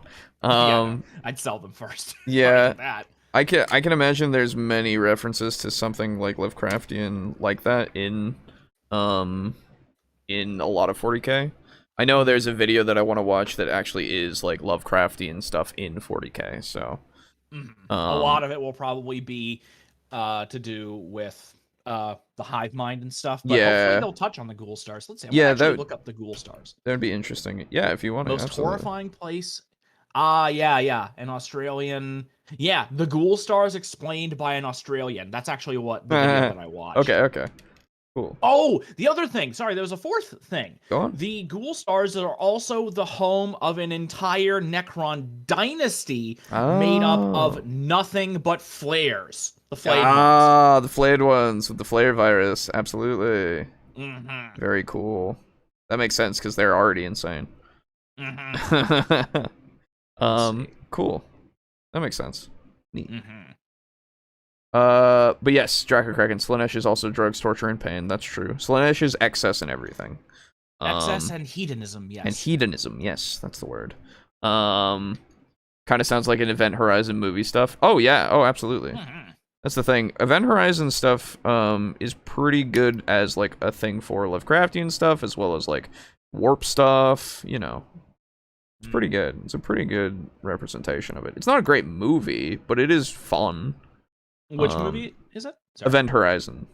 Ah. Yeah. It's a good time. Yeah. I've never seen it. Oh, you should.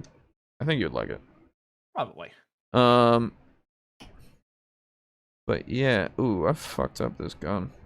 It's Orky, whatever. Yeah, isn't that nice?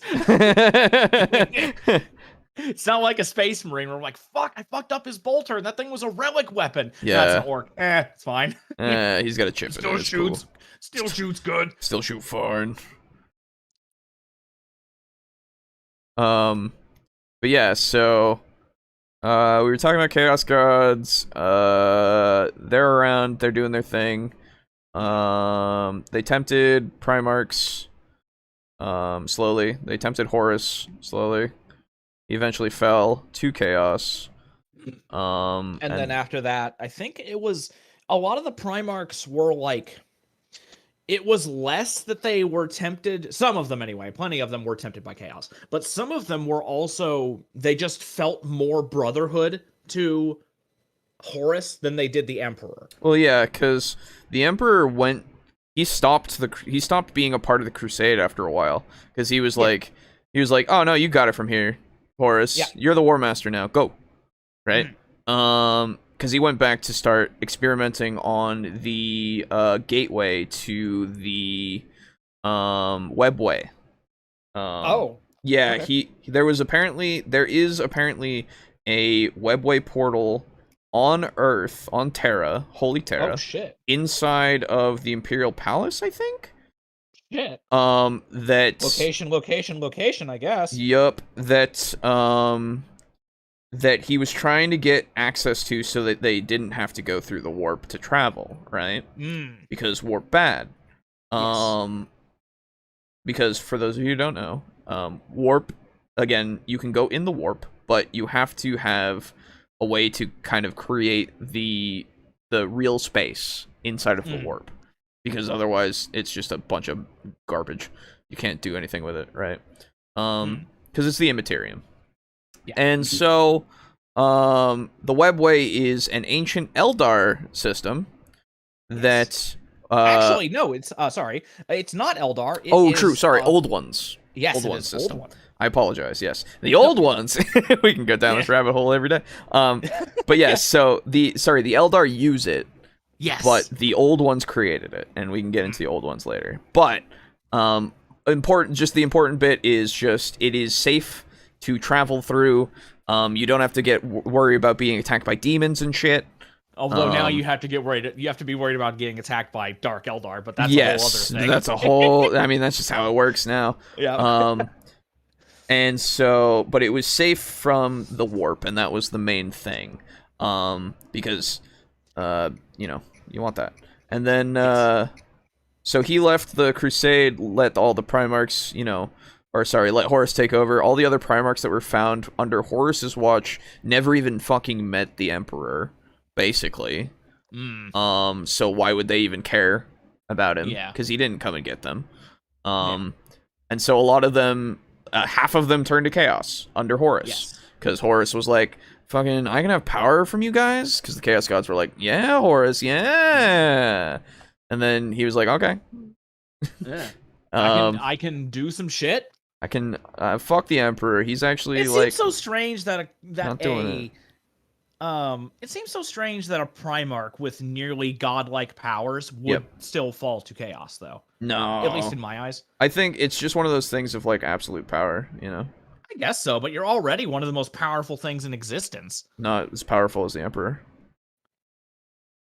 I mean, yeah.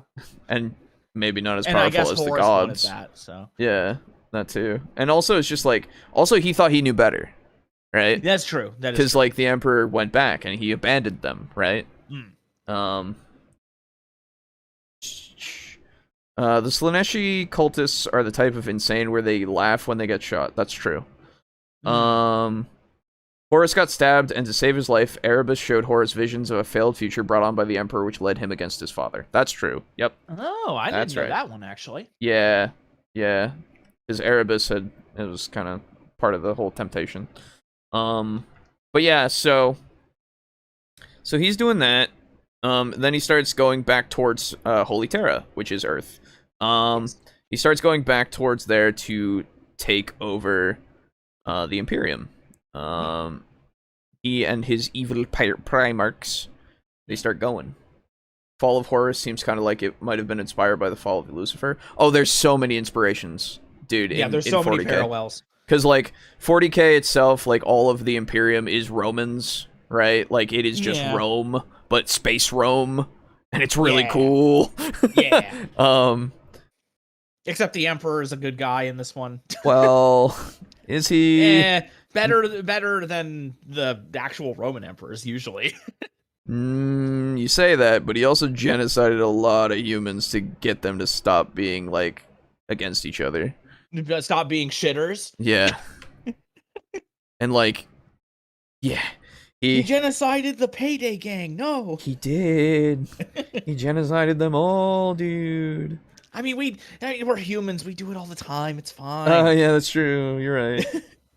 I shouldn't put that like that. I should put it like this. There we go. It's gonna be a bitch to paint. I've just made a problem for myself. Oh well. Oh, yeah, I know the feeling. Yeah. Let's see what we got. Mortarion and Angron had beef with the way the Emperor handled getting them, and the Lorgar. Oh, poor Lorgar. Yeah, Lorgar wanted to worship the Emperor because he started. He was on the Emperor is a god train. Well, he was on that because his planet that he grew up on, because when they were flung out into the galaxy, right? The planet he grew up on was very religious. It was super religious, and every Primarch kind of became like an 11 of whatever planet they were on.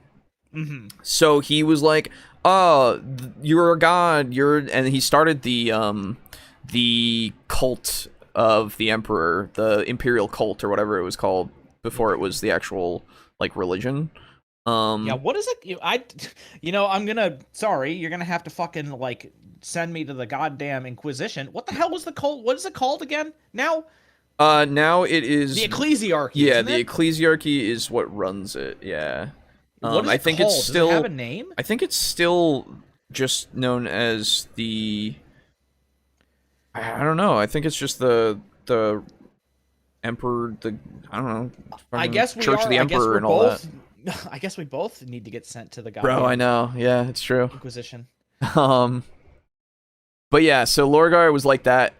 It was the Imperial cult before, yeah, but now I think it's just the Now I think it's something else. Yeah.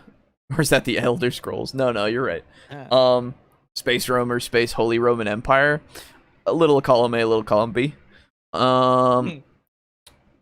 I recall correctly, the Primarch of the Thousand Sons tried to warn the Emperor about Horus, but he used the warp via the webway maybe to inform him, and so the Emperor turned on him because of that. No. So Magnus did nothing wrong. I will always Oh, okay, so you are a Magnus did nothing wrong. Magnus did nothing wrong. What is that in reference to? So Magnus found out about chaos, right?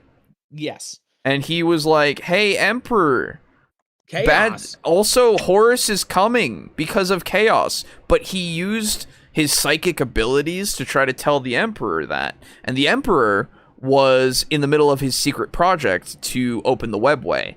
But he fucked it up by contacting him that way. I don't remember exactly how. But he fucked it up. And because of that, the Emperor was like, "Fuck you. So he was trying to warn him, but because he did it this way, it messed everything up, and so the Emperor got real mad. And then Magnus was like, "Ah, fuck." And then he was basically like accused of being a part of it, which he wasn't really, but he just kind of yet anyway. Well, no, so he just kind of turned to them because it was the only option he had left. So he got a real bad deal. Yeah, he got a raw deal. It was fucked. What are they gonna do, my boy, like that? Magnus did nothing wrong. He's a great man. He tried to save everybody, but and then the Emperor decided to be the shitter this time. Yup. Lorgar's group was the Word Bearers. Yes, the Word Bearers. So they were trying to be the Imperial cult that worshiped the Emperor as a god, and then, all that. And for Magnus's crimes, he sent the Space Wolves to kill him and his whole group. Yep, the Space Wolves were sent to kill Magnus, but he... Oh, that's why they don't like... That's why. Yeah. Because I knew that they had beef, but I didn't know why. Yeah, so... Magnus was driven to chaos more so than fell to it. And who does Magnus lead again? I don't even remember. Magnus isn't... No. Not Thousand Sons, is it? He's also got beef with the Iron Fists, doesn't he? I think so. I don't know, dude. It's hard to keep track of all the Space Marines. It's so much simpler with every other faction, let me tell you. Yeah.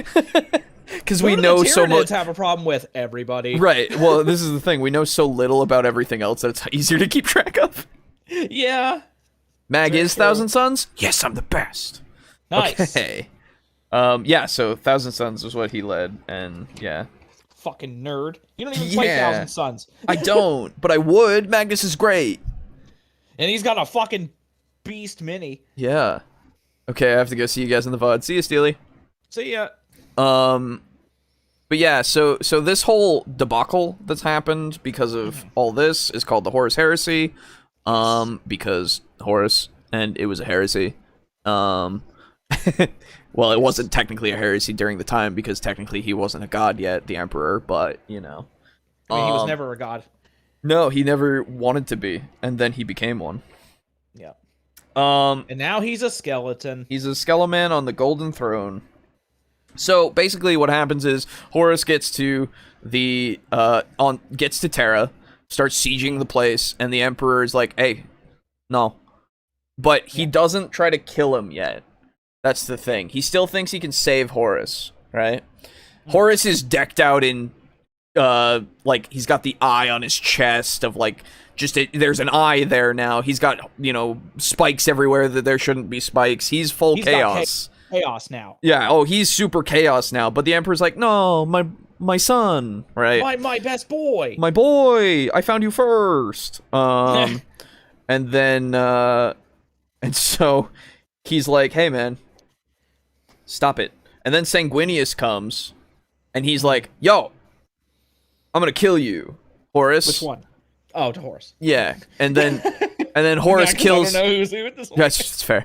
And then Horus kills Sanguinius. And then... Yeah, and then the Emperor's like, oh, fuck. You have fallen to chaos. But he does get tell with all the spikes and the fire and the eyeballs and shit. And he also got stabbed, I think, by Horus. Before that. Yeah, the Emperor. Yes. That's why, yeah. So he got stabbed and was still like, no, I can save you. And then Sanguinius dies, and then he's like, oh, you've fallen. Yeah. A knife in my chest wasn't enough of a hint. But no, don't worry about it. Only someone who was really chaosy would actually do that. Yeah, Damn. exactly. So he falls. He kills Horus. He kills him where he stands, which is pretty cool. And then, but not before being grievously wounded. Oh yeah, he's super wounded. So he's gonna die. The Sanguinius' death causes the red thirst in all of his blood angels. That's true as well. When Sanguinius dies, it unlocks the red thirst for all the blood angels, which is just them going fucking beast mode and only wanting to kill things. Yes. They still which try is- to control it, but They try. yeah. Yeah. So now, was he the source of it, or was he like holding it back by his mere presence? Or something? I don't know. Okay. I just know that it was just a part of his genetic defect that. Oh, okay. So he Because- had it as well. Yeah. Oh yeah. Oh yeah. Oh, yeah, okay, yeah. okay. But he died. So. Yeah, he died. So now. But anyway. So I'm gonna make another knob here. This whole time, by the way, in order to keep Chaos at bay, because Chaos is also trying to get onto Terra to fuck everything up, trying to get through the webway and trying to get into the place, into the palace, I think. Right? Yeah, into the palace. There is a human psyker. I don't remember his name, but he was like one of the most powerful human psychers ever because he sat on the golden throne this whole time to hold back Chaos. Until this point. Until the Emperor gets stabbed and everything happens and all that. But he was doing that by himself for a long while. Way longer than you would think. I remember that guy. I don't know his name. I can't remember his name, but he is so cool damn just because of his sacrifice, right? And then so he dies because of the throne taking his being too much for him because he's a great psyker, all that, but he's not the best psyker like the Emperor. Yeah, the Emperor is the best psyker. Although probably the Hive Mind is probably the best psyker. No, Chaos Gods are the best psychers. Really? Yeah, because they literally control Chaos itself. Oh yeah, I suppose that's true. Yeah. I guess I was just thinking Hive Mind was pretty good because he can control all the Tyranids with his mind. Yeah, but he can't do anything else, though. Yeah, he can't even talk. God. No, so... The Emperor Aiden protects, and I was talking about that. Oh, yeah? Yeah, a couple days ago, we were like, man, it would be so cool if because we were talking about how, it's a shame that, everybody has all this awesome lore, like what we're talking about right now, but the Tyranids don't really have anything. You basically just have reports of what they've done. Yep. But man, I would kill for the Hive Mind to be able to, speak through high-level Tyranids, like the That would be pretty cool. The Swarm Lord. Yeah. And we were like, man, we could really have some fucking scary galaxy-brained shit getting said. That's true. Yeah, that would be super cool, actually. And then it started spilling over into how he could act like the fucking Grave Mind from Halo, and yeah. Oh, yeah. That'd have been awesome. That'd be no. sick. No, not allowed. Oh well. Oh, okay, that's that alright. arm. Okay, cool. So yeah. Where was I? Oh yeah, so the Emperor sits on the Golden Throne in order to hold back the forces of chaos and also to keep himself alive. Wasn't there a psyker that connected himself to the Hive Mind? I don't know. I don't think there was a psyker that connected himself to the Hive Mind, but there was a psyker that discovered a Tyranid Devourer, like the gun, and they were studying it, and he linked with the gun, and was nearly taken over by the Hive Mind, and he he linked with the Devourer gun, which it's alive, and the Hive Mind took over him, and he picked up the Devourer and almost shot Inquisitor Cryptman. Very cool. So that's definitely a thing. I do believe he did speak a little bit, and he was it was very "We Are Legion," that kind of shit. Okay, yeah. But I'd have to rewatch that video again. Okay. But yeah, so eventually they beat back Horus's heresy because Horus died. And the other Primarchs were like, ah, fuck. And Chaos was like, ah, fuck. And so they fled. Wouldn't it be funny if this whole time the Emperor has been sitting on the Golden Throne, but Chaos is basically just they're not even paying attention anymore? Yeah, that'd be great. Because they've been in there, they've been trying to get in for so long, and they're like, man, fuck this, we'll go do something else. And he's still guarding it for the next 10,000 years, even though no one's trying to get in. That would be weird. That would be very tragic. Yeah. But yeah, so oh yeah. No, you're good. I was just gonna say he still has to sit on the throne to keep the Astronomicon going, but yeah, true. Right. That's the thing as well. Another thing to... So, the Astronomicon, we've talked about it a couple of times now. The Astronomicon is the light of the Emperor.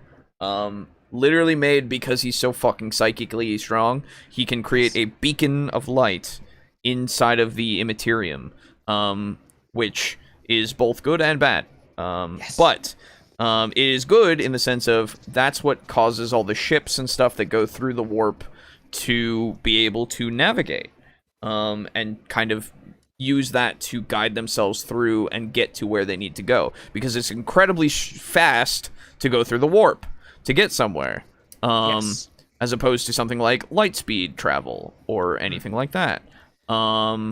So it's really good in that respect, and man oh man, he continues to do it even though he is kind of dead now on the throne, though they sacrifice 1,000 psychers to him every day, so I guess he's not too dead.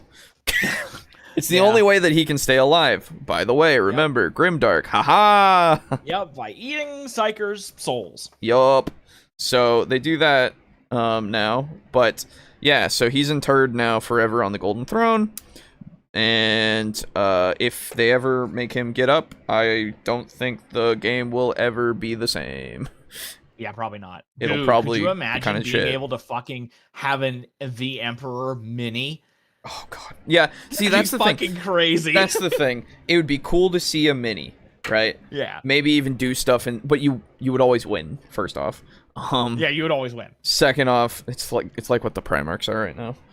You know what you could do? You could totally have him be a part of like Warhammer Apocalypse. Sure.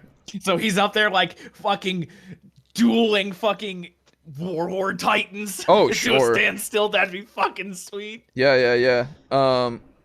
I mean, I could see it for like something like 30k, where it's like just all the 30K? stuff. Yeah, 30k is just people reenact like the heresy and all that kind of stuff, you know? I see.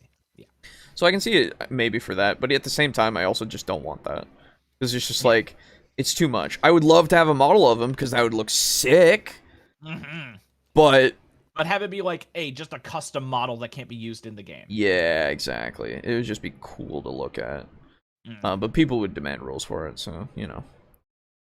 And after Big E gets wrecked, Goj Van Dyer takes the stage. Yeah. Oh yeah, Goj Van Dyer, the head of the ecclesiarchy. Yep, he takes over the Imperium of Man. He's really corrupt. Kind of an asshole. Eventually gets killed by the Sisters of Battle, who shit, really? Yeah, cool. Who are at this moment known as the Sororitas. Well, no. At the time of Goj Van Dyer, they are the Daughters of the Emperor, I believe, is what they were called. Oh. Because they were super faithful to the Emperor. Because, by the way, because the Emperor did that thing and is sitting on the throne and keeping everybody alive, he's now a god to everybody. Yes. Even though he was super against that. But, you know, nobody cares because there was a cult anyway that started and then became the official religion. So, you know. So is the Emperor still conscious, or is he just kind of running on auto? So that's a good question. I don't think anybody actually really knows. So there's a couple of things, right? There are times where it is said that people will go and be allowed to go into the throne, to see him, the throne room, to see him on the Golden Throne. And they say that they are given visions by him, and they commune with him in some way. Whether or not that is actually what's happening is unknown. I would say there's also the fact that technically, like, what's it called? The actual miracles, the living saints, are a thing. Oh, like Celestine, the living saint? Yeah. There's been a few living saints. So living saints, they are people who have miracles happen, basically, that are explained by being the Emperor, right? And whether or not that is actually true, it does seem to be that the Emperor is protecting these people somehow. Yeah. Like, there was one person... Yeah, there was one person who, it wasn't Celestine. It was somebody else, I think, who, was against chaos. But she was like, just like fighting against chaos and lived through a bunch of different things where she shouldn't have. And there was like, I think there was a glow. I don't know. I can't remember the story exactly. But there are a bunch of different examples of just these miracles happening that people attribute that the Emperor is still watching and protecting. Which is why the Emperor protects. But I don't know. That's the thing. Is he actually still there? Is he dead? Is it just a shell? Like, who knows? I love that it's a mystery as well, because it really just, it depends on what you think, and I'm cool with that for this kind of thing. A lot of the stuff in 40K is like, it really is up to your interpretation, and that's cool to me. Because like not having all the answers is pretty fun. Because you can speculate and shit. And not everything needs answers, right? Is the Emperor still conscious, or is he kind of run? You should watch the Doge Vampire meme. It's great. Okay, I'll look it up. I'll look it up. It's an image as well, I think. Yeah.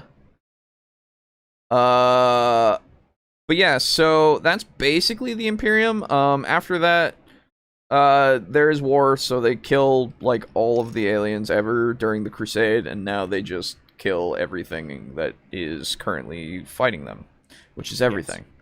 Yes. Though sometimes certain things happen where they have to work together and shit, but that's stupid. No, it's not stupid every time. They did that on Acadia. It's not stupid every time, but it's also kind of stupid though. I mean, it's Friend Hammer though. It doesn't last that long. No, I know. It's just one of those things. There's Doge Vandire, the mini. Oh, right. Yes, that's right. I remember that. Yeah. Yeah, it was funny. But yeah, so that's the Imperium basically. There's some things that I haven't said, obviously, because I either didn't remember them or, there's a lot that I've forgotten. But that's too much glue. Okay. But yeah, maybe you have a bit more of an idea now, if you're new to it, and maybe it's inspired you a bit. So, Alejo. Hello. Who the fuck are the orcs? Well, I would love to tell you a little bit about the orcs. So. Oh boy. Did you hear GW got rid of the dwarves squats by having the nids eat them all? I did not. That's great. I knew that they were gone, and I remember seeing the models. I don't know why they were gone. There's a lot more to the Imperium. Like, just talking about that brings up mutants in the Imperium and all that kind of stuff. But like Ogren and shit. Yeah, there's so much, and like the Guard itself, and how Space Marines are made, and all that kind of shit, right? Yeah, but Jesus Christ. I'm not gonna go into that right now. My favorite, honestly, is how the Grey Knights are made. Oh, Grey Knights are so cool. Dude. I don't want to be a Grey Knight. I love Grey Knights. Grey Knights are super cool. Are probably one of the only like Space Marine armies that I'll actually like get and do. Yeah, they're the only ones that really get shit done, other than the blueberries. Yeah. That's because that's not really because they're the best. It's basically just because they're the fucking the poster babies. Boys. Yeah. Yeah. They can't ever lose. Well. Okay, unless the nids are involved. Yeah. Then they nearly do. Yeah. But yeah, so orcs. So in order to talk about orcs, we got to talk about the old ones. Because there was a race of aliens way back who were known as the Old Ones, or at least are known as the Old Ones now. Who knows what they were actually called? The Old Ones created a bunch of life. They sowed a bunch of seeds, and thus life was made. In order to destroy the Satan, I believe? Yes. Yeah. Either Satan or Catan or something. Yes, Catan, Catan, either one. So the Catan or Catan, they're kind of related to Necrons. I'll get into them later. It's quite a bit to unpack with the old Yes, ones. I fucking love Necrons though. They're great. Yes, they're very cool. So this isn't gonna work. What am I doing? Fucking hell. Okay. So anyway, the old ones do a bunch of things. One of the things they do is the Krork, I believe, is what they're called. Oh, this isn't big enough, so this isn't for you. Fuck. Damn it. Okay. So the Krork were proto-orcs. They were bigger. They were meaner. They were fucking huge, bro. Yeah. And after a while, after the old ones died out, because they did, because of a big thing, we'll talk about it another time. War in Heaven. So after the old ones died out, they, time passed, and the orcs, basically evolved from that, or maybe devolved, depending on how you look at it. They became those mushroom boys we all know and love today. Oh, okay, here are all the arms and stuff that I can use. Okay, neat. So, they are mushrooms. Yes. Quite literally.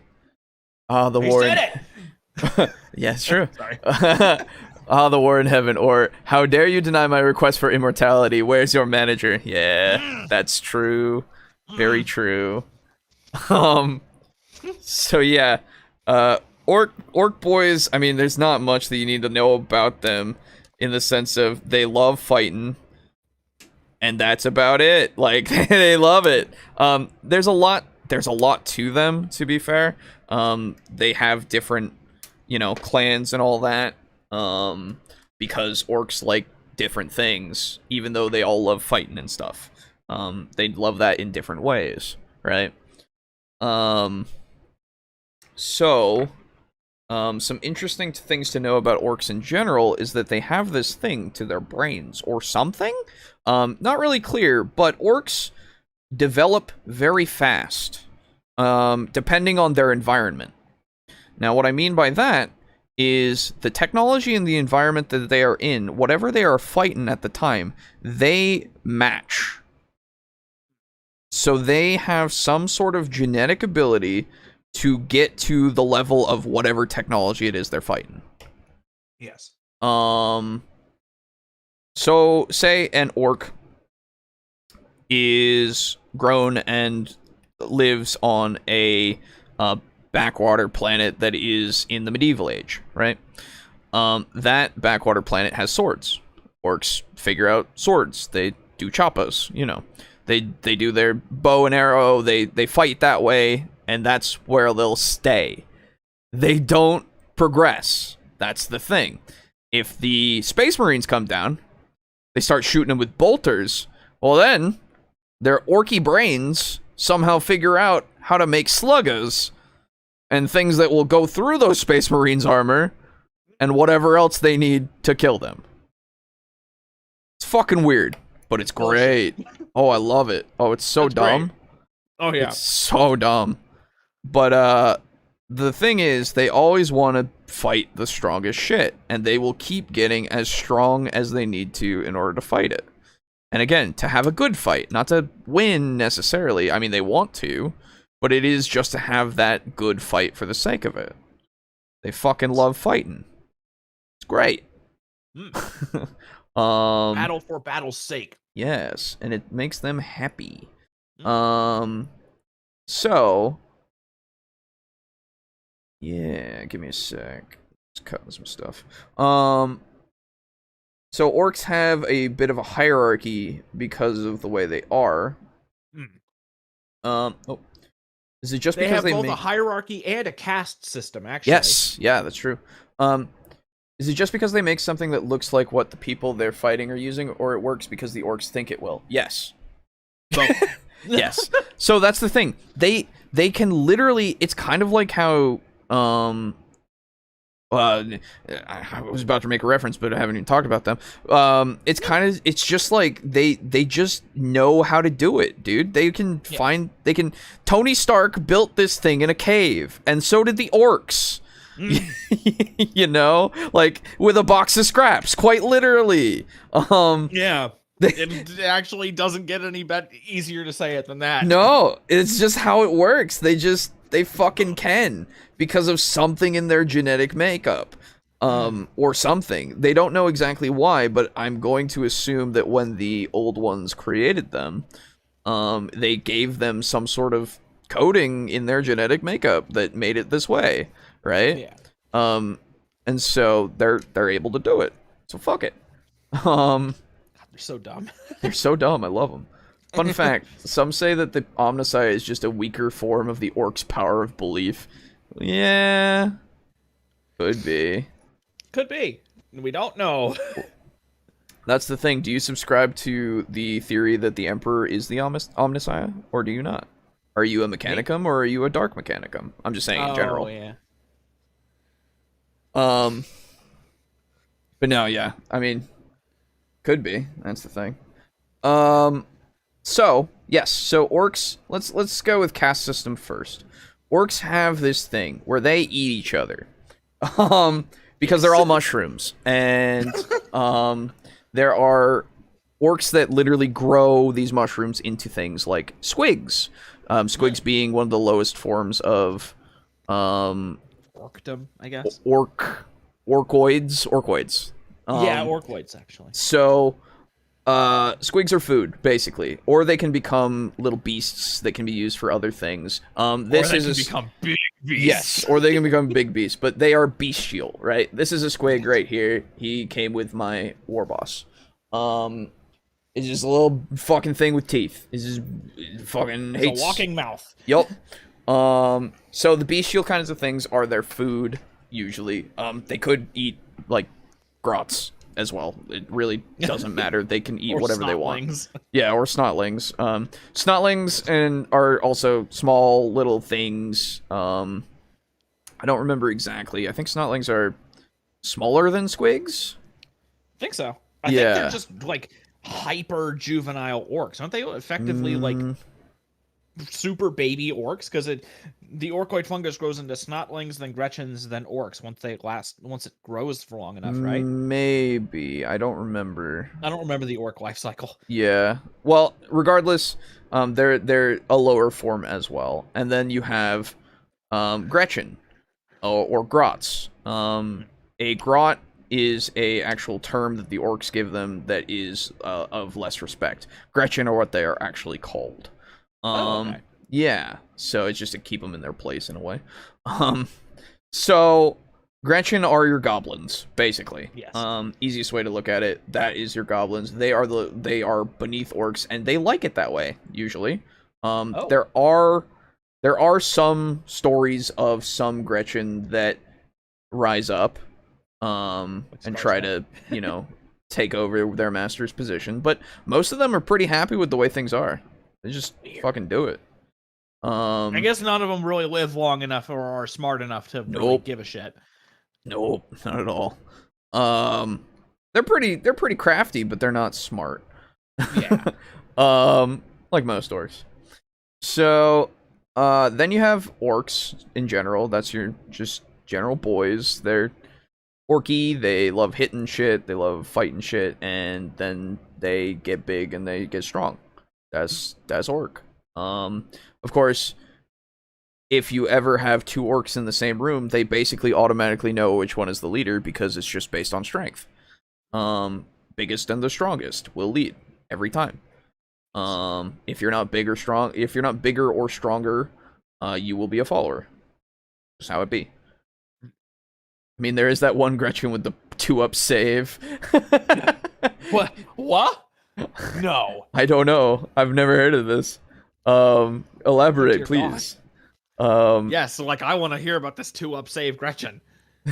But anyway.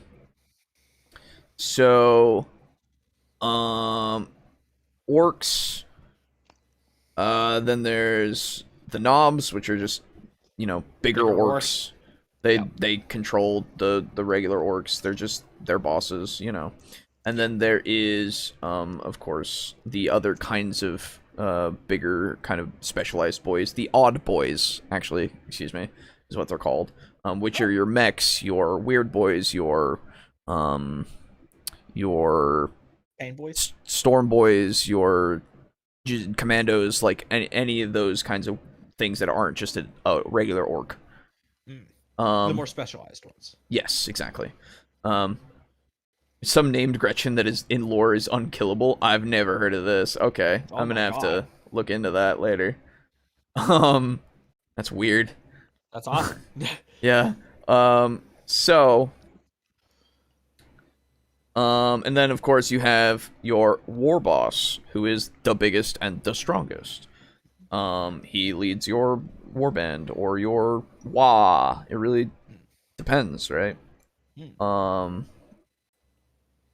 And so, yeah. And then they're also divided up into clans. So, Yes. so orcs, they love killing, they love fighting, they love all that shit, but they also love doing that shit in certain ways, right? And the orcs, they kind of like figure the shit out as they grow up, right? Yeah. They kind of figure out where they belong, inherently. It's weird. So, like, the clans are the Goths, the Blood Axes, the Evil Sons. No, Yep. yeah, the Evil Sons, the Bad Moons, the Snake Bite, Snake something. Feral Orcs. Yeah, I don't remember what it is. Is it Snake Bites? I think it's Snake Bites.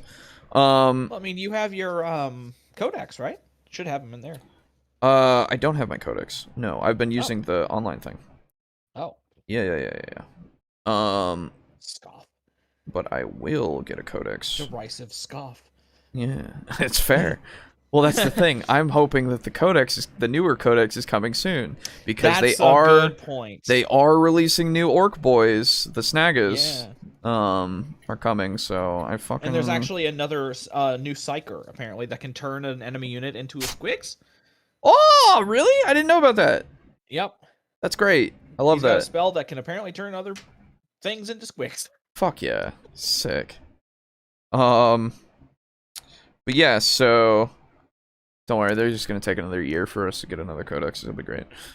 Yeah, I know. So, I know the pain. Trust me. Yeah. I know, you've been waiting forever. You haven't even gotten new models in fucking years. In like forever. Yep.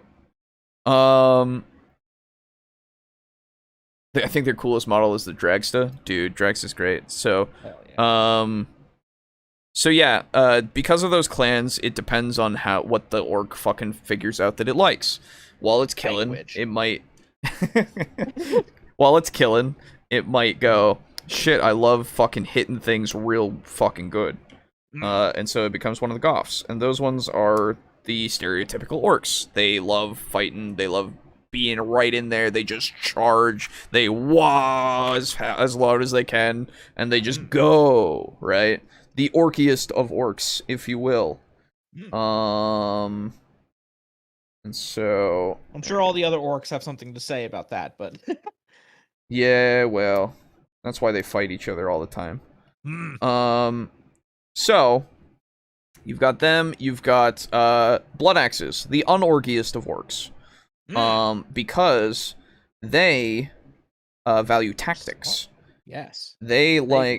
learned they learned how to do drills. They know when to retreat. They employ commandos to sneak, who don't wah unless they're right next to a person, to quote look at their funny face.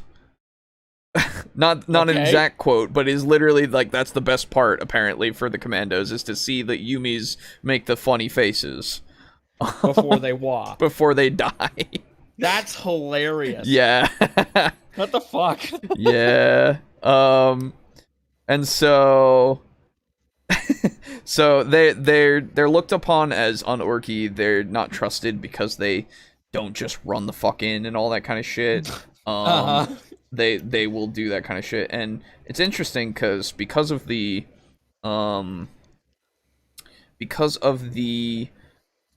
discipline and such that they employ, they're usually a lot of commandos as well as storm boys, which are orcs that strap a rocket to their back and fly at enemies. Fuck yeah. Because that's an orc. He'll be fine. She's fine. Yeah, he's fine.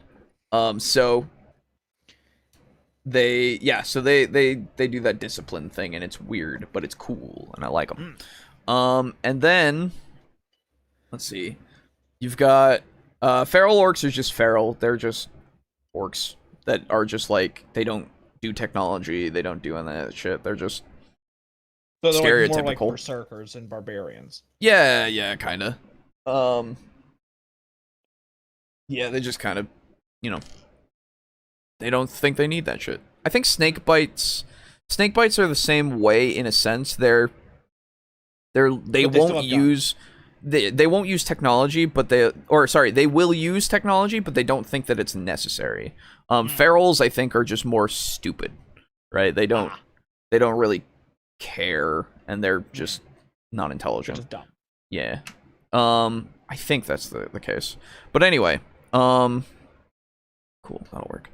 So, now, I believe, bad moons are the shooty ones. They fucking love shooting.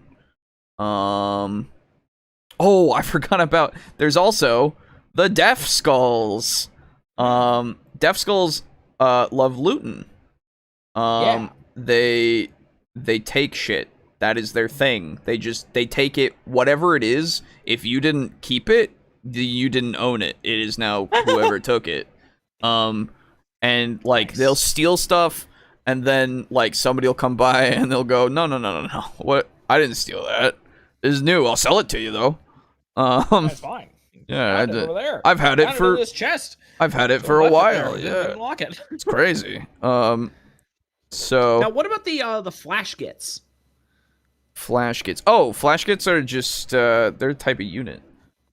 No, they actually are. I think they are also their own thing. I don't know if they're a full faction. I don't think they're a full faction, but yeah, I think they. Yeah, because they're like mercenary orcs. Yeah, there are freebooters. Sorry, that's. Oh, is that what they're called? Yeah, that's what it is. Yeah, freebooters are like you said, mercenaries. Oh, that might not work totally. We'll see how that goes. But no, that will work. Okay, cool. So they do things like they go out and they sell themselves to like free traders, and they don't necessarily. So scary. They don't necessarily worry about the clan kind of aspect. They just kind of do the shit they need for teeth. Which, by the way, could you? Oh, sorry. Oh no, I was gonna say which, by the way, orc currency is teeth. Yes. But with an F, so teeth. Yes. Could you imagine fucking hiring an orc to do anything? That'd be fucking terrifying. Oh, absolutely. Because like they're like what, 12 feet tall or some. Yeah, they're shit? fucking huge. They're huge. They're angry. They want to kill you. Yeah, usually. Oh, that's the other thing about blood axes. They're known to actually trade with like other aliens. Oh my god. Yeah, they're fucking strange. Again, so unorky. Just take it. Just take it. Yeah, what the fuck? Kill him for it. I don't know what you're doing. Jeez. That doesn't involve raiding. That doesn't involve fighting. Yeah. So yeah, there's them. There's the evil sons, which are all about vehicles. Nice. Like bikes and shit. Yeah. Evil Sun speed freaks. Yeah, exactly. Orcs are like going around, and then one of them sees a bike, and then they go, oh, and then they're a speed freak. And then they put some rockets on it, make it go faster, paint it red, and fucking go. Yeah. So stupid. I love them. They're so good. Let's see. What am I missing? I'm probably missing something. Are you're painting it right now? You don't know what you're No, missing? I haven't painted yet. I'm just building one more, and then I'm gonna start painting. Ah. Um, Oh boy.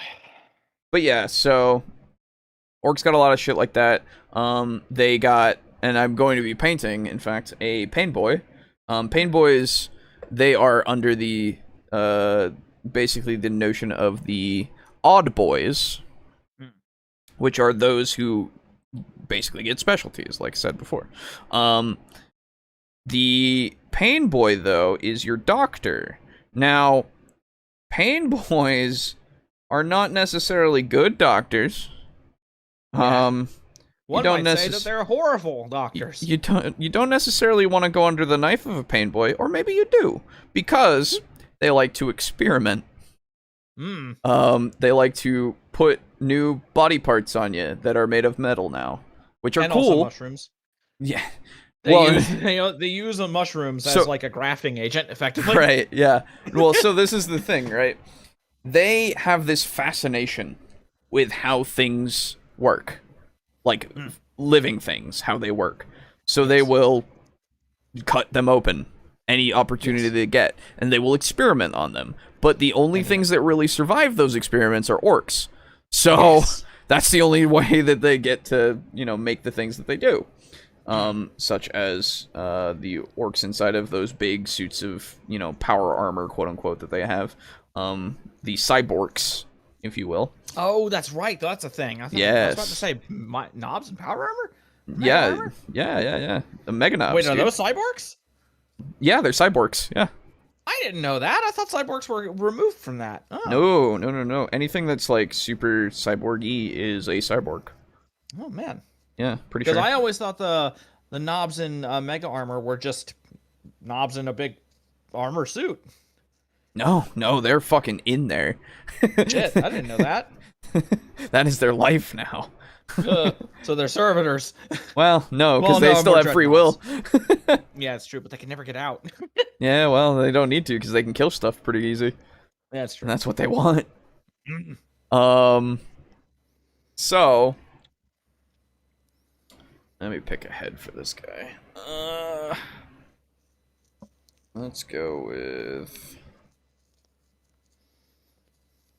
go with this one. That'll be good. The yelly one. No, actually, no, we'll get that one. Okay. So aside from the pain boy, there are of course mechs who are all about fixing machines.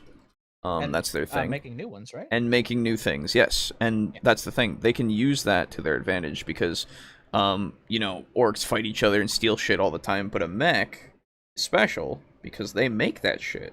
So if you want to get in a mech's good graces, you don't fucking steal from him because he can make you something that just fucking explodes. Yeah. And sometimes he does, just because it's funny. Like, hey, Storm Boy, oh, you want a rocket for your back? Okay. Makes one that explodes in 3 seconds after takeoff. Yeah. Yeah. Just like, because then he just has a laugh about it, and then there's another orc the next day who, is alive and wants another one. Yeah, it's like, hey, your thing blew up. Oh, sorry about that. Yeah.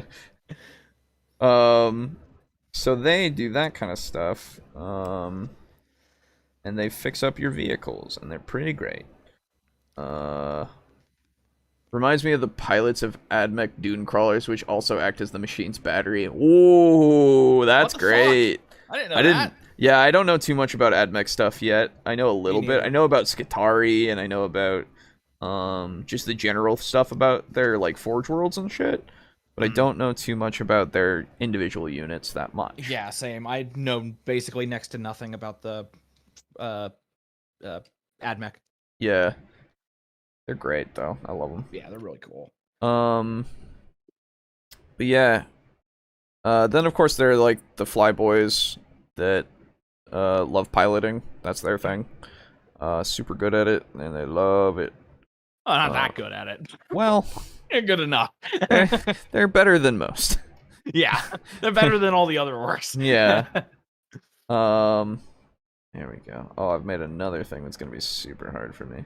Cool. Yeah, Okay. that's one of the problems when it comes to building models that have like a lot of shit on them. Sometimes you Yeah. realize like, oh fuck, this is gonna be really hard to paint. Yeah. Oh well.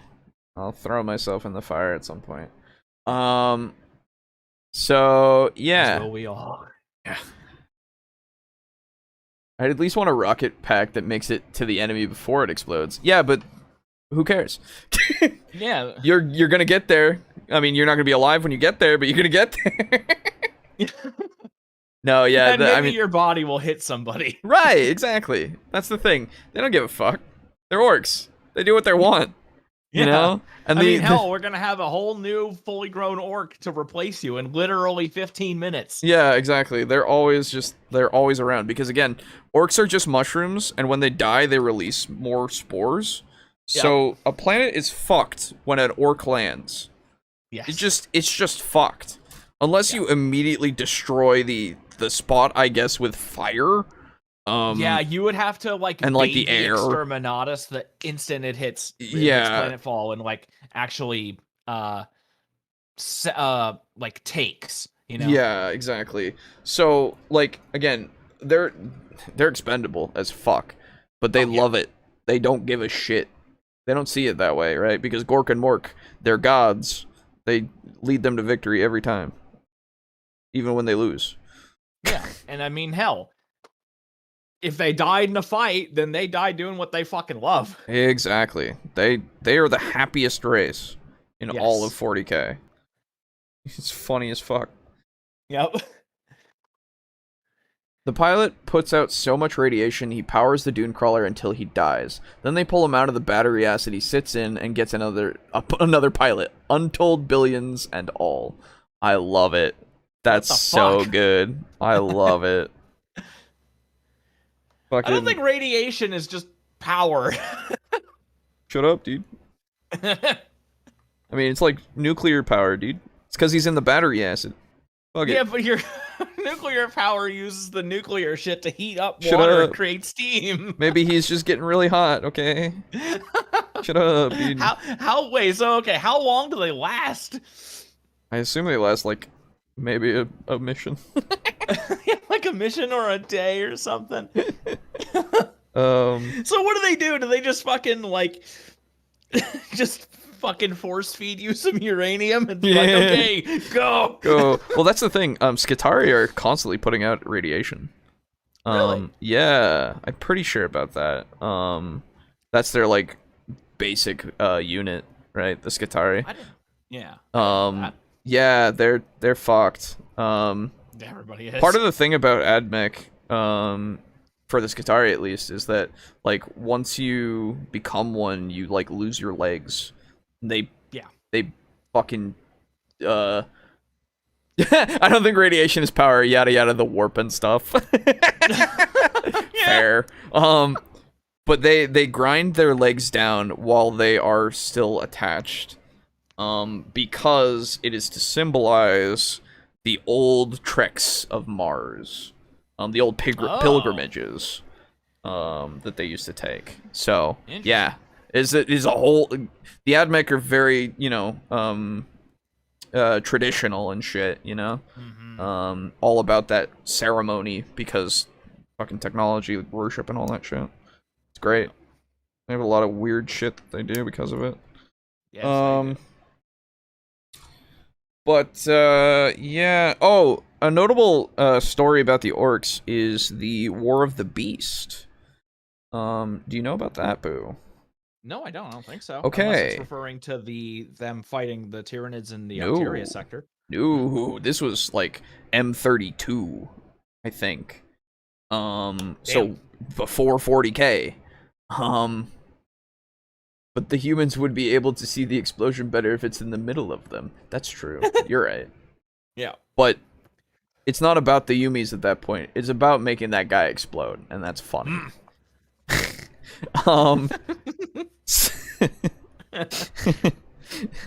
Orcs just have a good time, dude.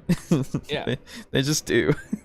So the War of the Beast, there was a orc that was known as the Beast, who united the orcs and actually got them to Terra. Well, not to Terra, but like close to Terra on just a warpath. The biggest wall ever recorded, apparently. Now I don't remember exactly how he was defeated, or if he was ever seen, but he was definitely a part of it because he led them through a rampage. Actually, I think I had it pulled up. I think I was actually going to refer to this. No. Must have closed it. Oh, no, it's over there. Yeah. For the beast. Wow. Yeah, I heard about this like so long ago and it was fucking cool.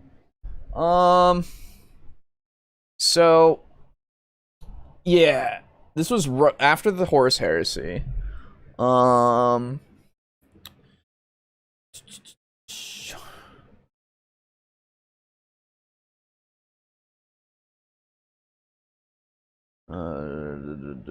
Yeah, 6 weeks of warp travel from Terra is how far they made it. So they were pretty close. Damn. Oh. From the Codex, Skitarii Vanguard are infused with this radiation, emitting a debilitating aura they themselves are inured to. Huh. That makes sense. That's fucking weird. Yep. Because they're getting closer to being a robot. Yeah. Pretty cool. Oh,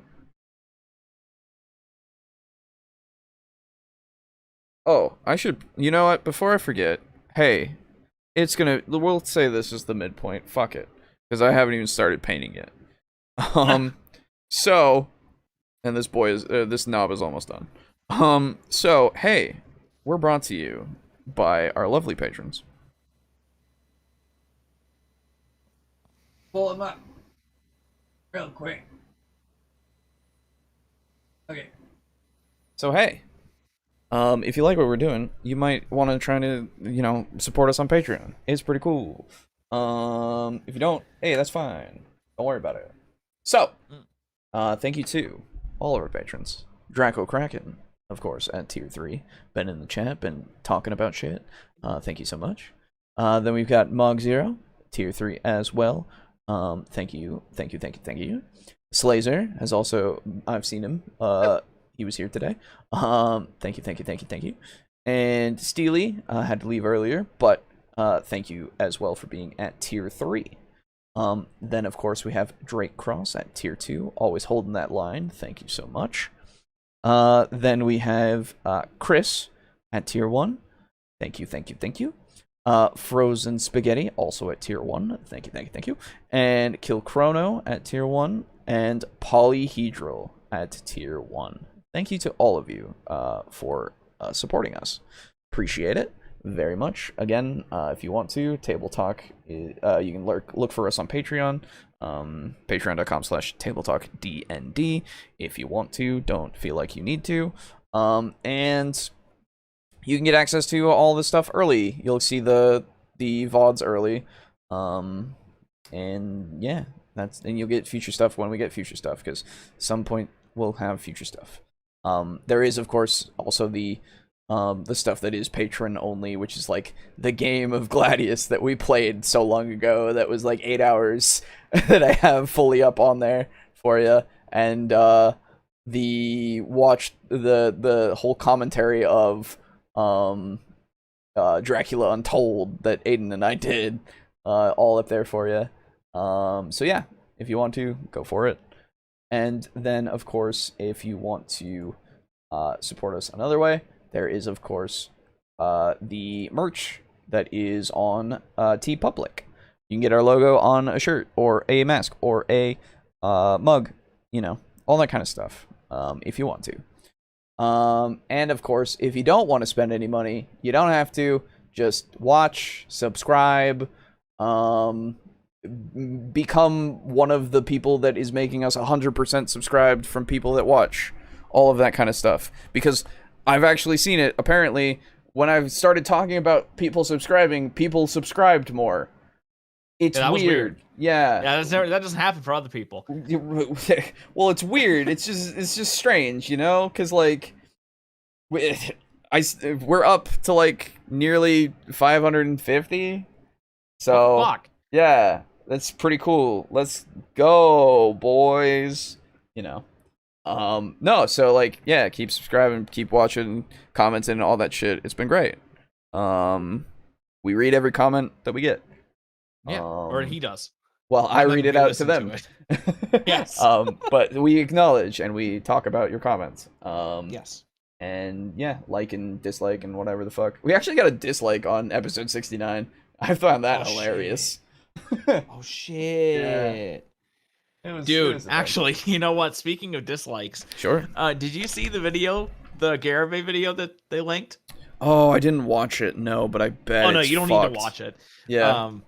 But I went on to the video and basically just paused it because I didn't want to listen to him. Yeah, And yeah, I was of just went down and read the comments. He's getting torn to shreds. Oh, of course.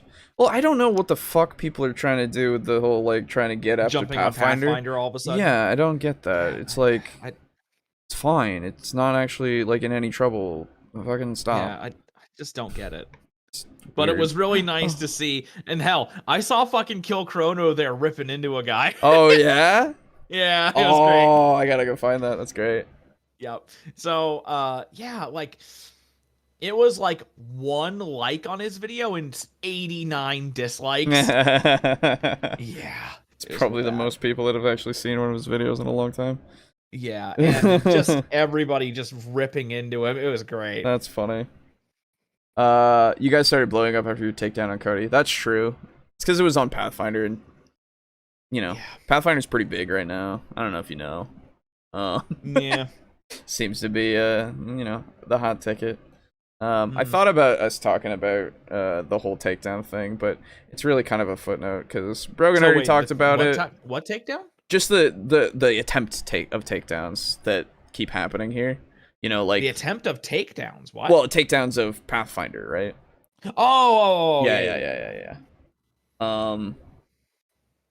I don't know how one would cancel any TTRPG. I don't know, dude. Some people are just fucking weird. They seem to think that it's possible.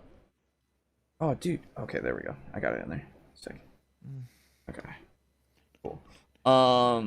Yeah, I don't know. Like, fucking like with Dungeon Craft and with Garibay now, I can't imagine there's gonna be too many more. But I also think there might be some other people who are trying it just because it's popular, weird. you know? Yeah. That's the thing.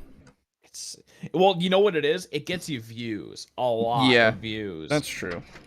Because it's 1, controversial, and 2, Pathfinder, so. Yeah. Whatever. Yeah, who the fuck knows? I don't know, man. It's fucking whatever. So 40K. Let's see. Anything else about orcs that I can think of at the moment? Oh, man. I don't think so. Also, I don't know which back piece I should do for this guy. Let's go with... Oh, I'll just give him a thing of stick bombs. Fuck it. Nice. That'll work. Cause he's got his combi rocket launcher, and I'll give him some stick bombs on his back so that, you know, that's what he would be doing if he's not shooting that. More explosions. But yeah, so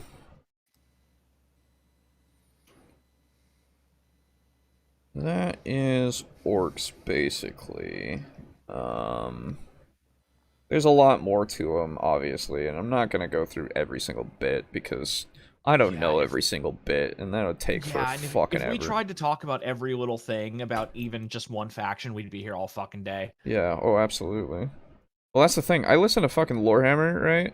And, like, they're anywhere near close to done. And I've listened to, like, 60 episodes. Oh, I'm sure. And, like... So what, are they just going through, like, all the lore? They're just going through every single bit by bit by bit by bit, yeah. Damn. And, like... They just, you know, are doing section by section. Which kind of orc writes the longest YouTube comments? A weird boy. Yeah, for sure. Because they're the most connected to the warp, obviously. So Yes. they have the most it's brain. not going to be. It won't be coherent, but it will be the longest one. You know, No. actually, speaking of just like lore in general, I'm curious.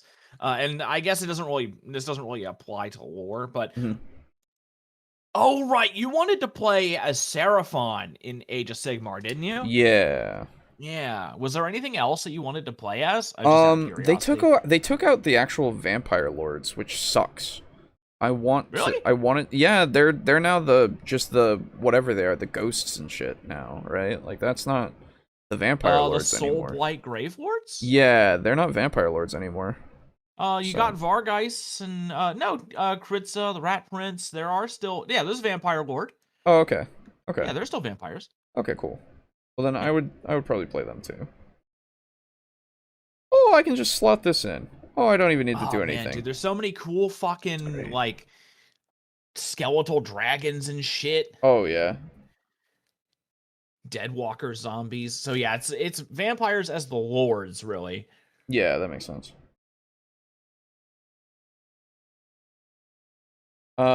You can talk about the war in heaven for those that don't know. Oh, true. Yeah, you did kind of I did kind of talk about that a little bit. Oh god, I almost forgot to say the thing. How dare you paint minis for 9th edition? 4th is so much better. No, it's 5th. 5th. But yes, you're right. You're right. How dare I? How dare I? God, that guy hasn't shown up. We haven't played a 40k game for a while, that's why. Yeah, I hope that next time we play him, he just shows up again. Yeah, he just shows up. And then we go, oh, tell me, please. And then he leaves. Yeah, please. And then he just runs away. Yeah, he just leaves. Like always. But yeah, so the war in heaven. So, like I said about the old ones, they were a race that existed a long time ago. And they made a bunch of different races. They made the Eldar, technically, the Eldari. They made the orcs out of the Krorks. They made did they make the Necronter? No, they did not. Okay. I believe the old ones only had a hand in creating the Eldar and the orcs, technically. Yeah, I think they had other things, but they were minor, right? And the Necrontyr started out like outside the galaxy, I believe. Maybe. Like they were outside the Milky Way, and either that or the old ones started out outside the Milky Way. I think that's more accurate. Yeah, old ones. Yeah, I don't remember which one it was, but eventually the old ones and Necrontyr came into contact. But yes. The Necrontyr lived. Oh, sorry. No, you're good. Go on. The Necrontyr lived on a planet or planets, like in a system that was completely awash in deadly radiation, and their people were steadily dying out. Yes, and they were the masters of that place because they were the ruling. They ruled over everything for a while. Yeah. And so yeah, they were dying. And the war in heaven was the war between the Satan and the old ones. Yes. Or sorry. Because what happened No, wait. It was the war in heaven, the war between... No, that's true. Never mind. I'm right. It is, but it's slightly more to it. Yeah. The old ones and the Necrontyr came into contact. The Necrons were dying, but they saw that the old ones had the power of immortality. Yes. They asked for it. They begged and pleaded for the ability to save themselves from their own fate, but the old ones were... they were assholes about it, and they said no. And then they left. And then the Necrontyr began to grow angry and bitter towards the old ones, as is understandable. And during the time when they were so pissed off about it, the Satan showed up, and they're like, "Hey, we can give you immortality." Well, it was because they found out about them. They found out about the Satan because the Satan were actually they were beings that weren't part of the material plane, right? They were they were part of like this in between, and they were sucking off the energy of stars. Ah, yes. And so they found that out because they were looking at these stars, I believe. And so they made them bodies out of the living metal Yes. in order for them to make contact. And because of that, then they were like, hey, can you fucking help us? We want to kill the old ones because they won't tell us how to they won't tell us how to be immortal. And so they were like, oh yeah, we can do that.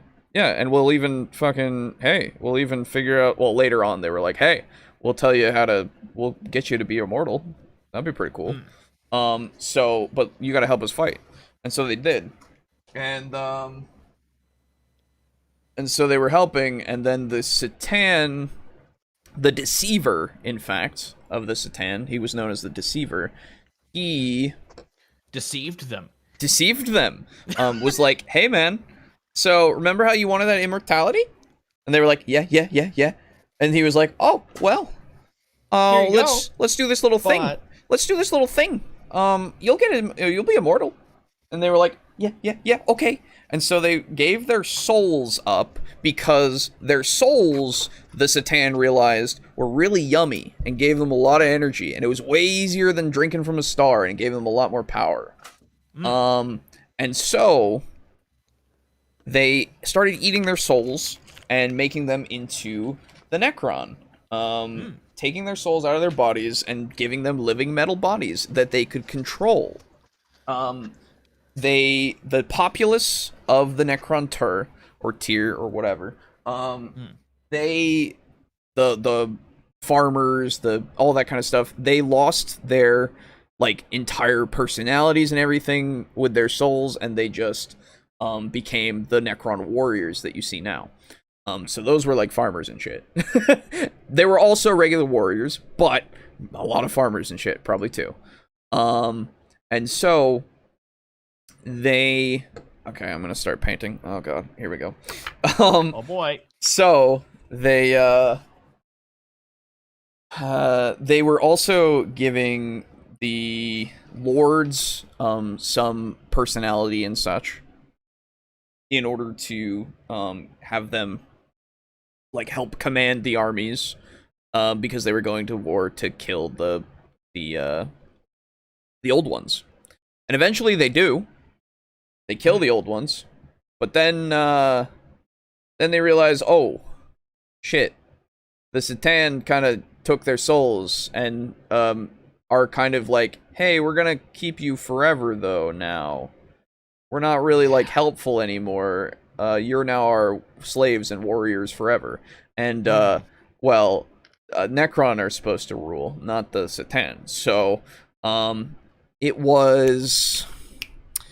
Who was it that like started to fuck with them? Oh god, who was it?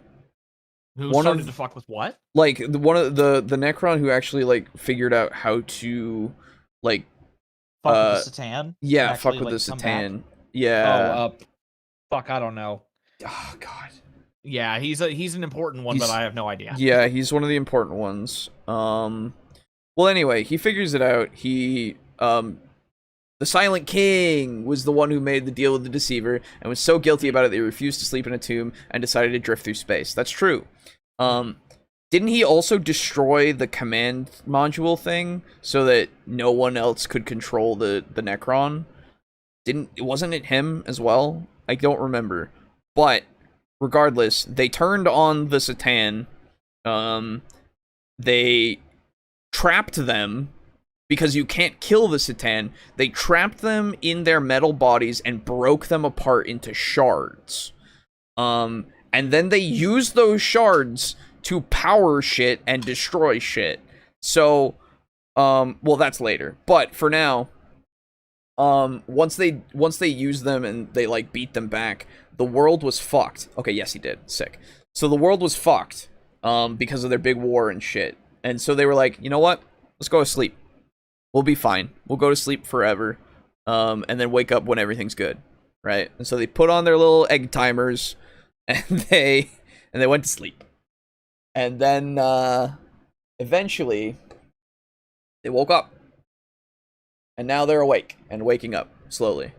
And they're like, we ruled, so let's rule again, because we deserve it. And so now the Necron are here. Doing their shit. Yeah, being evil. No. Well, yes, in a way. Yeah, sometimes. Most times. And back, are we talking about Necrons They did now? help Yes. with Cadia, though. One did. One did, yeah. One single Necron. And well, even because then, otherwise... he's like... well, that's the thing. Necron needs something to rule over, right? Yes. They want their slaves, Yes. but they won't... they will. There are some who want to kill everything, but those are the ones with the virus. What is it called? It's not the flare virus. It's a different virus. It is said that the Silent King was the first to discover the Nids. Ah, that makes sense. That's why he hates them, right? Yeah, one of them fucking hates the Nids. Is it the Silent King or is it somebody else who fucking hates Tyranids? That I don't know. I never really looked into the Necrons very much. Well, one of them does because they eat all things. Trazyn helped call Belisarius' call on Cadia. Right, Trazyn. That's true. Yeah. Yeah. And I mean, hell, even after Cadia like got fucking destroyed, like before the planet actually blew up and all that shit, he was like, well, this is fucked. I'm out. See you next time. I'll kill you then. You know, it's that kind of shit where he's like, fuck you now. Hey man, I mean, I helped you this far. If you don't make it through, that sucks. Yeah. You're not worth being my slave in that case. Yeah, right? I'll just spill all my tea. Yeah, fucking ugh. Yeah, I got these things out of their plastic case. So yeah, Necrons are cool. They have many different dynasties. And again, they're slowly waking up. That's why they haven't taken over everything, because they will. Because they will outlast everything. They will outlast everything, but that's only if they actually survive long enough to... Well, that's the thing. They're not biomass. They can't be eaten. Oh, no. I'm saying, like, if they're not destroyed. You know what I mean? Oh, but they won't be. No? No, because they reform, dude. Oh, that's right. They're made of living metal now. They do reform. I forgot about that. Is Trazyn the one who captured / saved General Creed? I don't know. I don't know too much about, like, the actual stories. I just know things. Yeah, no, like, footnotes. Yeah, I need to do a lot more research on them because they're fucking cool. Alright, what color do I start with? Oh boy, I never picked a color scheme, did I? Whew. I guess I'll start with green, because there's a lot of green parts. Yeah, that's a good idea. Well, I mean, do you want your orcs to be green? Yeah, I think I do. I want them to be pretty orky green.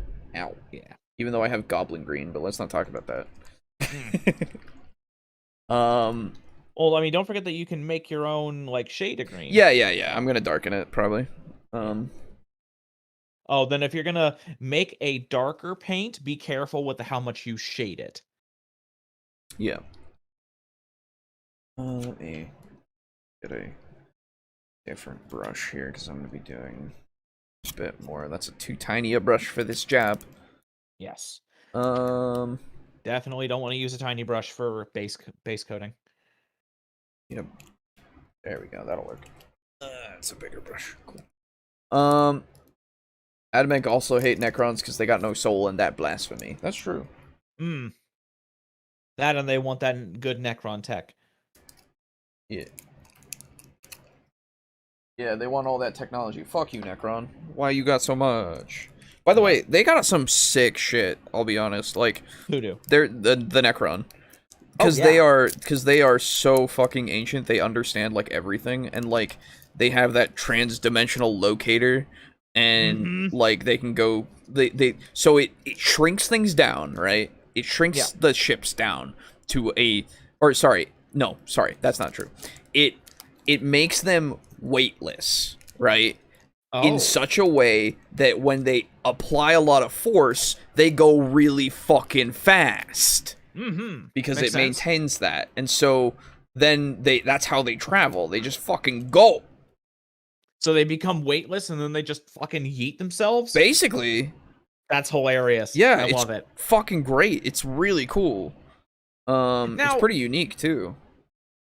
I don't remember. I was actually thinking about this on the way home. I probably because I knew you were going to be painting orcs. Yeah. Orcs do not have their own spacefaring That's right. shit, right? No. So I didn't talk about this, but I will now. So orcs just do whatever the fuck they need, right, to get Yeah. anywhere. One of the ways that they will do it, and the funniest way that I think there is they will quite literally go past a meteor. Yeah. And strap fucking rockets to it and go. Just to Yeah. get to other planets. Doesn't matter Yes. if not all of them survive on the way. Fucking, they're getting there, dude. They're going. Great. And I know that they can actually they like commandeer and jump onto space hulks because Yep. some of the weird boys can like sense it when they're about to pop up out of the warp, Yep. right? Yep. Pretty sure, yeah. And like, yeah, they'll do that. They'll just commandeer whatever the fuck. They don't give a shit. They'll just do whatever they want to Yeah. get somewhere, you know? Orcs are fungus, right? Yes. Yes. Remember that all paints are at least somewhat transparent, so whatever you put down will first show through what you put over it. Okay. Yeah, I it plan depends on on your doing- paint actually, because when I use Vallejo paints, I don't actually get much of that, but when I use my green metallic paint for the carapaces, it does show through. So it depends on the shade and the actual like thickness that you use. He's got some paint on my board. Oh yeah. But like for example, when you're putting on like a very very opaque or strong color, it won't show that much. Actually, this green is darker than I thought it was, so that will work. Just fine. Okay. So Trazyn on Cadia released Inquisitor Grey and a whole Ultramarine squad on Cadia from his museum and took Krieg from Cadia after Abaddon almost cut him in half. Oh. Okay then. Cool. Yeah, that's right. Abaddon was there. Yeah. He fought Celestine and it was fucking cool. Yeah, and then the yeah, Cadian Eighth were like, no, fuck you. We're the real Chads here. Yeah, hell yeah. Actually, I should use this brush. I mean, fuck. Although everybody already knows that the guardsmen are the best. Oh yeah, I talked about that All in the weekend. beginning, dude. I love Yeah. guardsmen. They're my favorite part of the Imperium. Yeah. Just because they're fucking dudes who just go against all the horrors of space. Yep. Just And to help. sometimes they are infinitely braver and more badass than space like Oh. Astartes and shit. They literally have to be just because of the fact that they're there. Yep. You know. So okay, so I've put the paint in my little palette. It is here. I am good with it. I'm going to swirl it now. Did you put any water in there with it? I should. That's true. Yeah, you'll want to, depending on how much you put in there. Did you put like? So I take it you have a palette similar to mine, where it's like the little plastic circle. No, I actually have like an actual palette, like a painter's palette. Oh, okay. So you've got like a flat surface, effectively. Like little like divots inside of a thing. Okay. Then, depending on how much you put in there, and do you have like a little dropper bottle of water or no? No, I'm just using my brush. Oh, okay. That works as well. Yeah, there we go. I put a little water in there. Because you want it to flow, but not be like super watery. Yeah. Oh, that's nice. Okay. Well, it's kind of watery actually. Oh, that's right. They're adding Kazuya to Smash. That's so weird. Who are they adding? Kazuya from Tekken. Oh, that's right. Another great book is Death World, a book about Katachan. Ooh, yeah. Nice. Katachan are cool. Katachan, for those who don't know, Katachan are the ones that are like the Rambos, yeah? Yeah, Katachan Yeah. is a planet. Right. Death But what I mean is like the Katachan like guardsmen. Yes. Yeah, Yes, they are. Yeah. Okay, cool. Yeah, this is too watery. Okay. I'm just like doing lines on my on my palette, and they're just super watery. Yeah. Put too much water. And then in. obviously if you have a model that you can that you can just test paint on, then that'd be a good one to start with as well. Yeah, I don't really. So, what does the matte fluid actually do? I don't remember. I bought The matte this. medium. Yeah. So matte medium is basically just a pigmentless paint. Okay. So Oh, it lightens things basically. it will lighten things, but also thin it slightly. Oh, I see. You have to use you should definitely look up like a formula for how to use matte medium in a thinner or as a thinner, because you have to add more stuff to it to make it a proper thinner. Gotcha. But yeah. Okay. So I won't use that right now. Yeah. That's more something for when you want to create a paint or a shade all your own. I see. Okay. Yeah. Um. Halo 3 came out in 2007. Holy shit. Yeah, dude. Been a long time. It's been a long time. Me and Brogan started playing 1, and it's really fucking good. Yeah. Okay. How do I make this so that it's not as watery? Add a little bit more paint. Yeah. Well, the paint itself seems watery. Oh. Yeah. I've got the game air from Do you Alejo. have are you streaming this right now? Yeah. Oh, that's right. Yeah, let me see. Yeah. It's on you. Yeah, I guess it is on YouTube. Let me see. Yeah.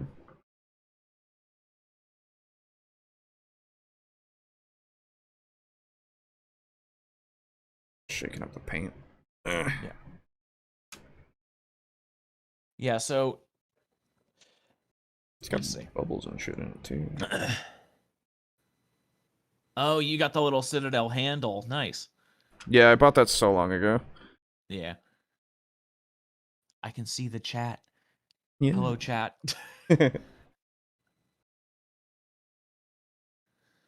So yeah, bring the palette and basically put the green portion of the palette, like the part that has the paint, a little, like put it where your handle is sitting right now. Oh, okay. Yeah, that way I can actually see with a little bit more clarity. Mm-hmm. Hello, ghost man. Yeah. And so now stir it a little bit. Right. Yeah, it's really watery. That's just how it came out of the bottle. Oh, actually, could you do it with your other hand? Your hand is currently in the way of the camera. Yeah. No, you're good. You're good. Air paints are pre-thinned. Oh. Ah, yeah, that is pretty thin. Oof. Yeah. Oh, is that an air paint? Yeah, it's a. Oh, yep, that would do it. Okay, I didn't realize. Yeah. Yep, that's okay. Yeah, that's stuff for an airbrush. Oh, But- really? Yes, that is stuff. That's paint for an airbrush. However, you can still use it. It'll just kind of be that thinner consistency. That's all. Okay. All right. Yeah. So I'll have to do multiple coats then, I guess. Yeah, for sure. Okay. And this is also the step where you really don't need to worry about being messy. Yeah. In the camera, kind of. That's too wet. That's super thin. Yeah. Oh, I don't like how thin that is. Okay.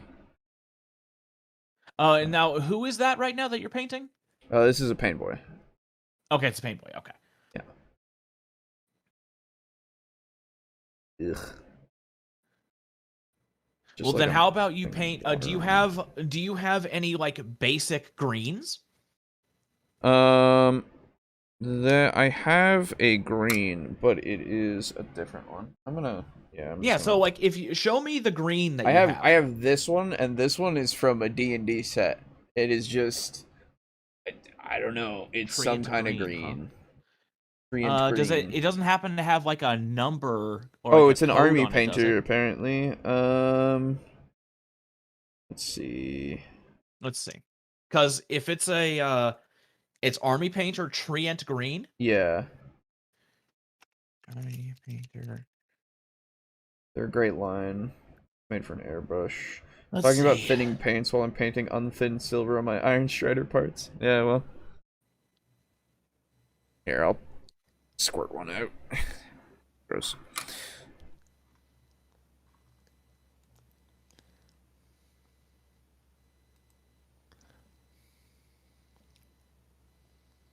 It looks like Treant Green might correspond to Army Green, I think. Okay. Let me see. Nolzar's Marvelous Pigments, Treant Green. Yes. Yeah, I got it because I was given a box set of paints, basically, that were D&D themed. So my mom was like, "Look at this." It doesn't have like a pigment code, effectively. Yeah. Because it's like special, quote unquote. Actually, you know what it looks very similar to? It looks like Army Painter, Goblin Green. Oh shit. Okay. Yeah. That would be perfect then. So it's CP3024. It is. Hang on, that's Desert Yellow. Why does it go to Desert Yellow? Oops. Okay, I'm swirling this one. Yep. Let's see. So this might be something that you're looking for. Here, I'll put it in Discord. Okay. That. Let's see. And then if that doesn't look like it's correct, this one might be.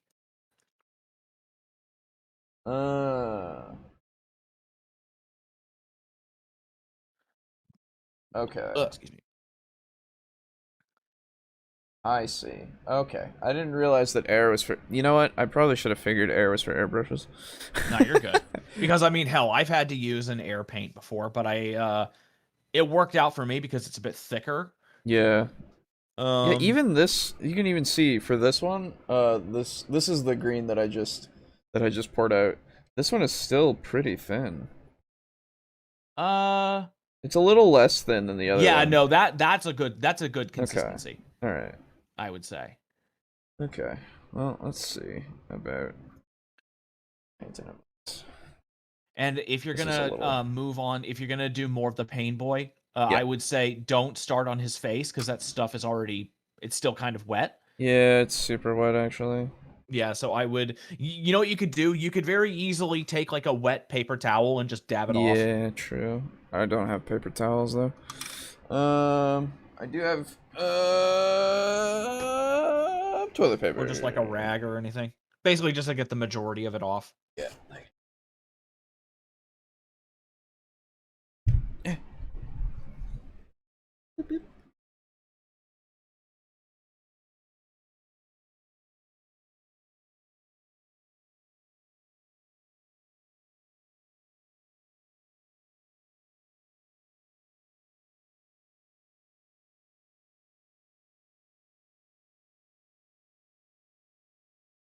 Yeah, once you take that green, unless you want to do it like straight out of the bottle and not work with it much, you could always take that green and mix it with other stuff. Yeah, that's true. All right. Basically, it's...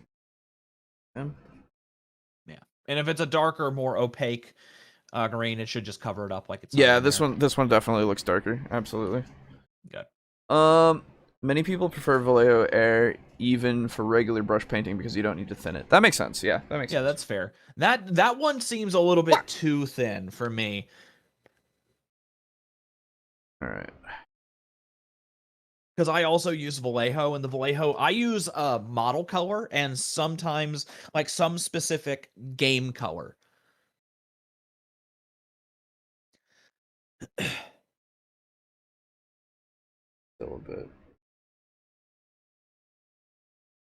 Still a bit too wet. Huh. I don't know, man. This happens every time I try to paint something. It's like a little too wet every time. Well, I mean, hey, at least if that is a significant issue for you, at least you have now found out that you need to pick up some different paints. Yeah, I think so. Yeah, I mean, there's nothing wrong with that. Yeah. It's just annoying because I was kind of ready to paint, you know? Yeah, I know the feeling because that happened to me too. Yeah, I need where- thicker paint. Okay. Yeah. Good to know. Okay. Good to know. Well, sorry everybody. That not is gonna okay. not gonna paint any more of them today, just because I would rather have it be thick and then thin it. You know. Yes. That Because just, that way you have more control over it. yeah, that just seems better to me. Yeah. I agree. So And I can link you a website where I get all of my Vallejo paint. They've got a huge range. I think you available, and it's did really before, cheap. and that's where I got the air from actually. So Oh, really? yeah, but I did get air, so Yeah. which is technically thinner anyway. So all right, Yeah. well, cool. So I'm going to Wah wah. yeah, it's all right. You know, it's a Yeah. learning experience. I'll do more painting at some point. You know, Yeah. it's okay. I'm And I still mean, gonna hell, paint mine. maybe Good. Maybe next time I will actually have a model that I can paint more, because this time I basically just could do nothing but dry brushing and a little bit of shading. Gotcha. Okay. Well, As see, here when I am when I dab him up a little bit, it actually is better. Well, obviously because there's less water on him. Yeah. Okay. It's all right. All right. Well, Oh, and so if you're going to be getting regular paint, then I would Mhm. also really recommend that you get a little dropper bottle of water. yeah, I should. I really should. I just have this plastic thing that I use for my water anyway. Ah. Yeah, I'm just, Yeah. One thing I recall from painting videos is that it's often good to start painting with the parts of the models that are the most accessible or easiest to fix if you get accidental paint on it later. Then do the more delicate parts last. Yeah, that's why I was gonna do all the green, like, for his skin and stuff. Because it's, like, everywhere, you know? And then there's the goblin back here that I can, well, yeah, I'll have him the same color, it's fine. And then, like, all that kind of stuff. And then go for gray for a lot of his, mechanical bits and shit. And his like needles and such, and then we'll go for fine details after, But Vallejo actually has an extra opaque line, if I recall correctly. I don't know, dude. Oh, that actually sounds kind of helpful. Yeah. Well, okay, not really in my case, because the only paint that I use that isn't 100% opaque usually is my metallic, and I need that specific one. Yeah. All right. But that is okay, because it is identifying problems, and you don't want to have problems at the end. Yeah, I could probably deal with it, but I don't know. But yeah, no, like absolutely. If you don't feel like comfortable, like how it looks, then don't do it. Yeah, exactly. Because I mean, hey, you're the one that paid however much you paid for it. You want it to look good. True. Yeah. I mean, How much was the Pain Boy anyway? Well, he was part of the Start Collecting box actually. So he was right. he was part of that $100 for the whole thing. Nice. So, yeah, it's it's okay. Yeah. I'll just keep making models. We can keep talking about shit. Yeah, it's fine. Ow. Fucking hit my head on my light. Or one of my lamps.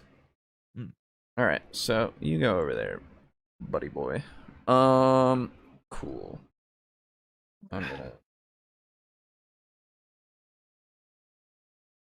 Good. Okay. Just working on a whole bunch of bases right now and some terrain. I'm doing a lot of the terrain that you made for me. Oh, good. Yeah, I can't wait to see that. Yeah. Be sick. I've done oh wait, no, none of the ones that I have done thus far are yours. However, I have begun working on yours. Yeah, because I got some new terrain that was just rocks. Oh, good. Yeah. And basically that's just monocolor and shaded. That's it. Gotcha. It's like really easy. Anybody know any good UV glow paints? My friend is getting NIDS and he wants to give them bioluminescent parts. Ooh. That sounds cool. I don't know. That I don't know, unfortunately. You'd have to find that on your own. Yeah, maybe somebody else in the chat knows, but yeah, that sounds fucking cool, dude. That sounds awesome. Get him to join our Discord and so he can show them later. Yeah, holy shit. I want to see him. Yeah, that'd be so sick. And then, like, be sad that be like, man, why didn't I think of that? why didn't I get bioluminescent shit? Okay. So, let's see. What do I want to make next? Let's make a regular boy. Death Trap? No, I actually haven't made my Death Dread. You know what? Let's do that. Fuck it. All right. Fuck it. How is your tester's glue working for you, by the way? Oh, great. Good. Absolutely fantastic. I'm quite happy about it. How is that one applied? Does it have like a little brush? No, it just comes out of the bottle. Like, okay, I'll show you, actually. Because it's gonna... I gotta do it anyway, so that it stops. Yeah. So... Whoa! Oh, I see. I see. Okay. We got a dono. What is it? A dono? Yeah. Donation. Oh. That was Steely, I think.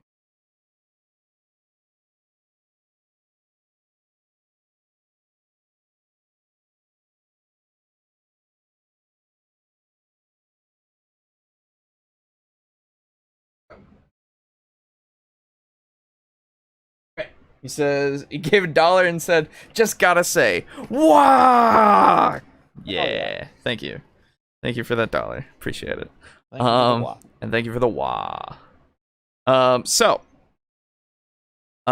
it just kind of comes out of this little, Like a little toothpaste tube. yeah, it's this little toothpaste tube, and you just gotta put a little nozzle on it, basically, to, Oh, okay. So it does have a little nozzle. yeah. But that's the thing, you gotta be careful with it, because even the slightest pressure gets it all out, and then it'll just keep coming out for a little bit. So that's why I usually have some tissue paper and such to, like, just Dab keep. it. Yeah. Yeah.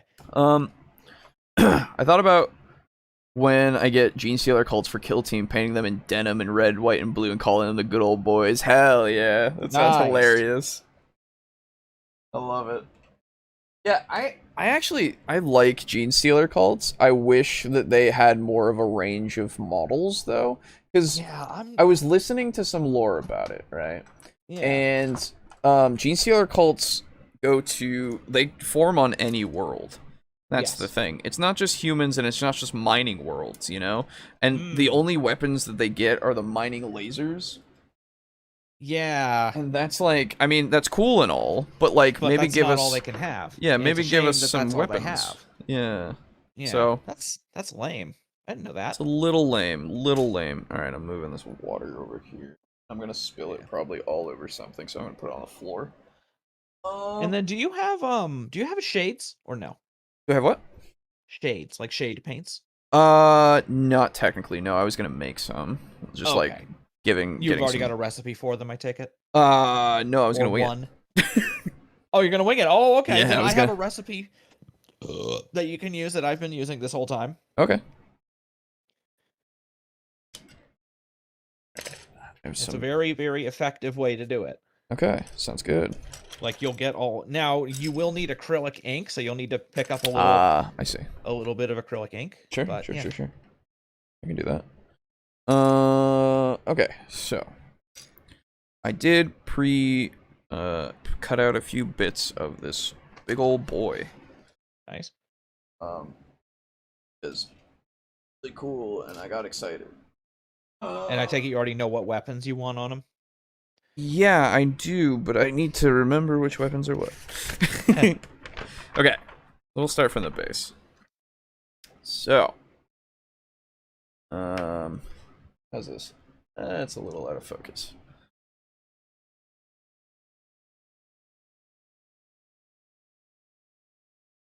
There we go. A little better. I plan on getting a new webcam at some point, everybody, so when we do this again, it'll probably autofocus and shit, which would be nice. Because I have an old fucking, this thing is an old Logitech C290, and it's old. Nice. I've had this since like, oh dude, I don't even know, like 2012 maybe. Oh. I don't fucking know. High school, definitely. Mm. Okay, so this onto this, I think. Wait, like this? Yeah. And then this goes. Just be sure you build in the right order. Yeah. It's happened to me a couple times. It's fun. Okay, wait, does this go above or behind? No, it goes above. Okay, yeah, that makes sense. Cool. Have you seen the Mr. Potato Head conversions into big stompas? Oh, No. that sounds great. No, I What have the not. That makes so much sense though, because he's just as big, probably. Yeah, that's hilarious. That's super good. I love that. And super cheap. Yeah, true.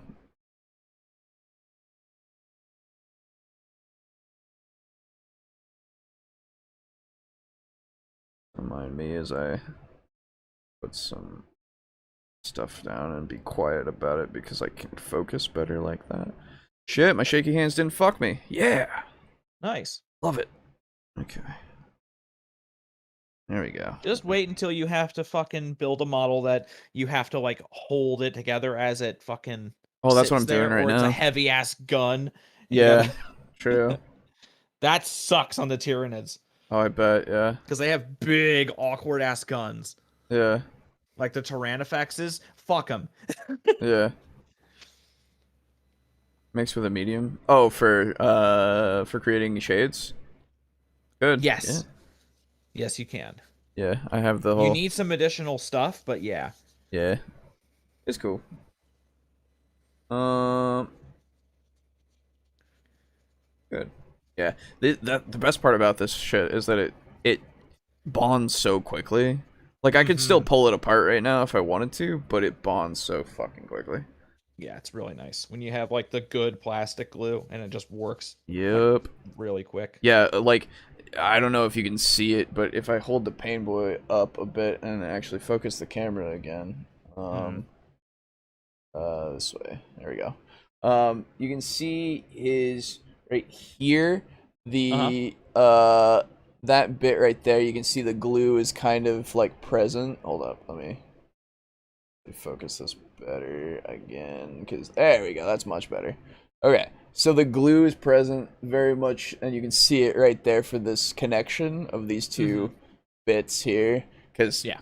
I tried to do it with glue, and you can see it on a bunch of different bits of just like, if you actually look at the model, there's a little bit of like fraying of the shit, and like it's gross. But now, I mean, it just means I have to get another Pain Boy at some point. Well, I wouldn't say that.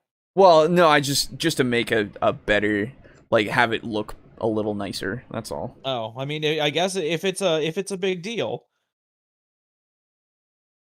I mean, it's not that it's a big deal. It's just that, like, I'm gonna need one anyway. First off. Oh, okay, you're gonna need 2 Paint Boys. Yeah, 2 Pain Boys is pretty good. I think the machine god, the silver base coat is done. That's good. No, I was posting a link to glow in the dark pigment. Oh, you mix it with a medium. Gotcha. Oh, I see. But my link isn't posting. Oh shit. Well, I think it's because. Anyway, it's in green. It's at Green Stuff World. Okay, cool. Oh, okay. But yeah, it might be just because YouTube doesn't allow links unless you're a mod.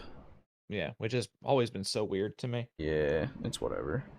Okay, so then this can go on there too, and this can go on there too. Right. Okay. Yeah, so then we go... Oh yeah, that's right, I fucked up the side of this a little bit, but it's cool. I probably should do that first, actually. This bit? I think that's this bit. Yeah, this is the bit. Okay. Then it looks like that. So that goes there. I think. Hold up. Okay. You good? Yeah, I just drop stuff because, you know, I'm clumsy. Oh, that's how that goes. Okay. Cool, cool, cool, cool, cool. This will be easier when I actually put these parts on. Okay. But yeah, so we were talking about Necron still, I believe. So, yeah. Necron are pretty fucking cool. What's your favorite Necron unit? My favorite Necron unit. Ooh, that's a good question. I don't know too much about the newer ones, so it can't be one of them, unfortunately. I don't remember what it is, but in the lore, there is one that is like... Oh, I have this upside down. That's why this is not working so well. No, I don't. Wait, why isn't this working so well? What the fuck? There's one that is like... The way that it works is that they can phase through reality a bit, right? And so, because of that, they... Oh, I put this on before. Oh no, I can just slide it in like that. Oh, I can kind of just fit that in and not actually glue anything. Yeah, some pieces very rarely are dry fit. Huh. I don't think that was intentional. I think I just made it that way by accident. Very cool. As But long as anyway, it's something that doesn't need to move in the future. I don't think so. It's just the actual base of the model, so. Oh, Yeah, it's just the part of the Def Dread that is actually the bit that...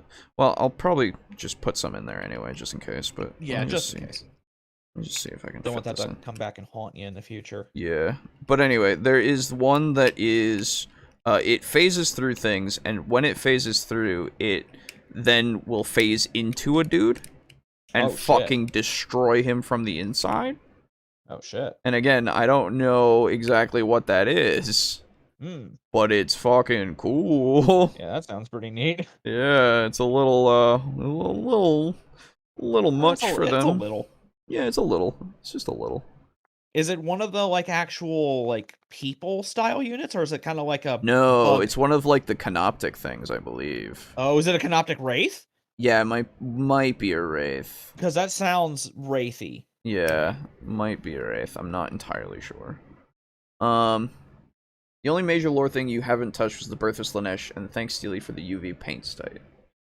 Oh, right, the Birth of Slanesh. Yeah. You're right. Okay, good idea. So, the Eldar, right? They're your space elves, right? They are pretty old. Not as old as the old ones, I don't think. But they are one of the elder races. Eldar. Alongside the orcs. Alongside the orcs, yes. They were created alongside.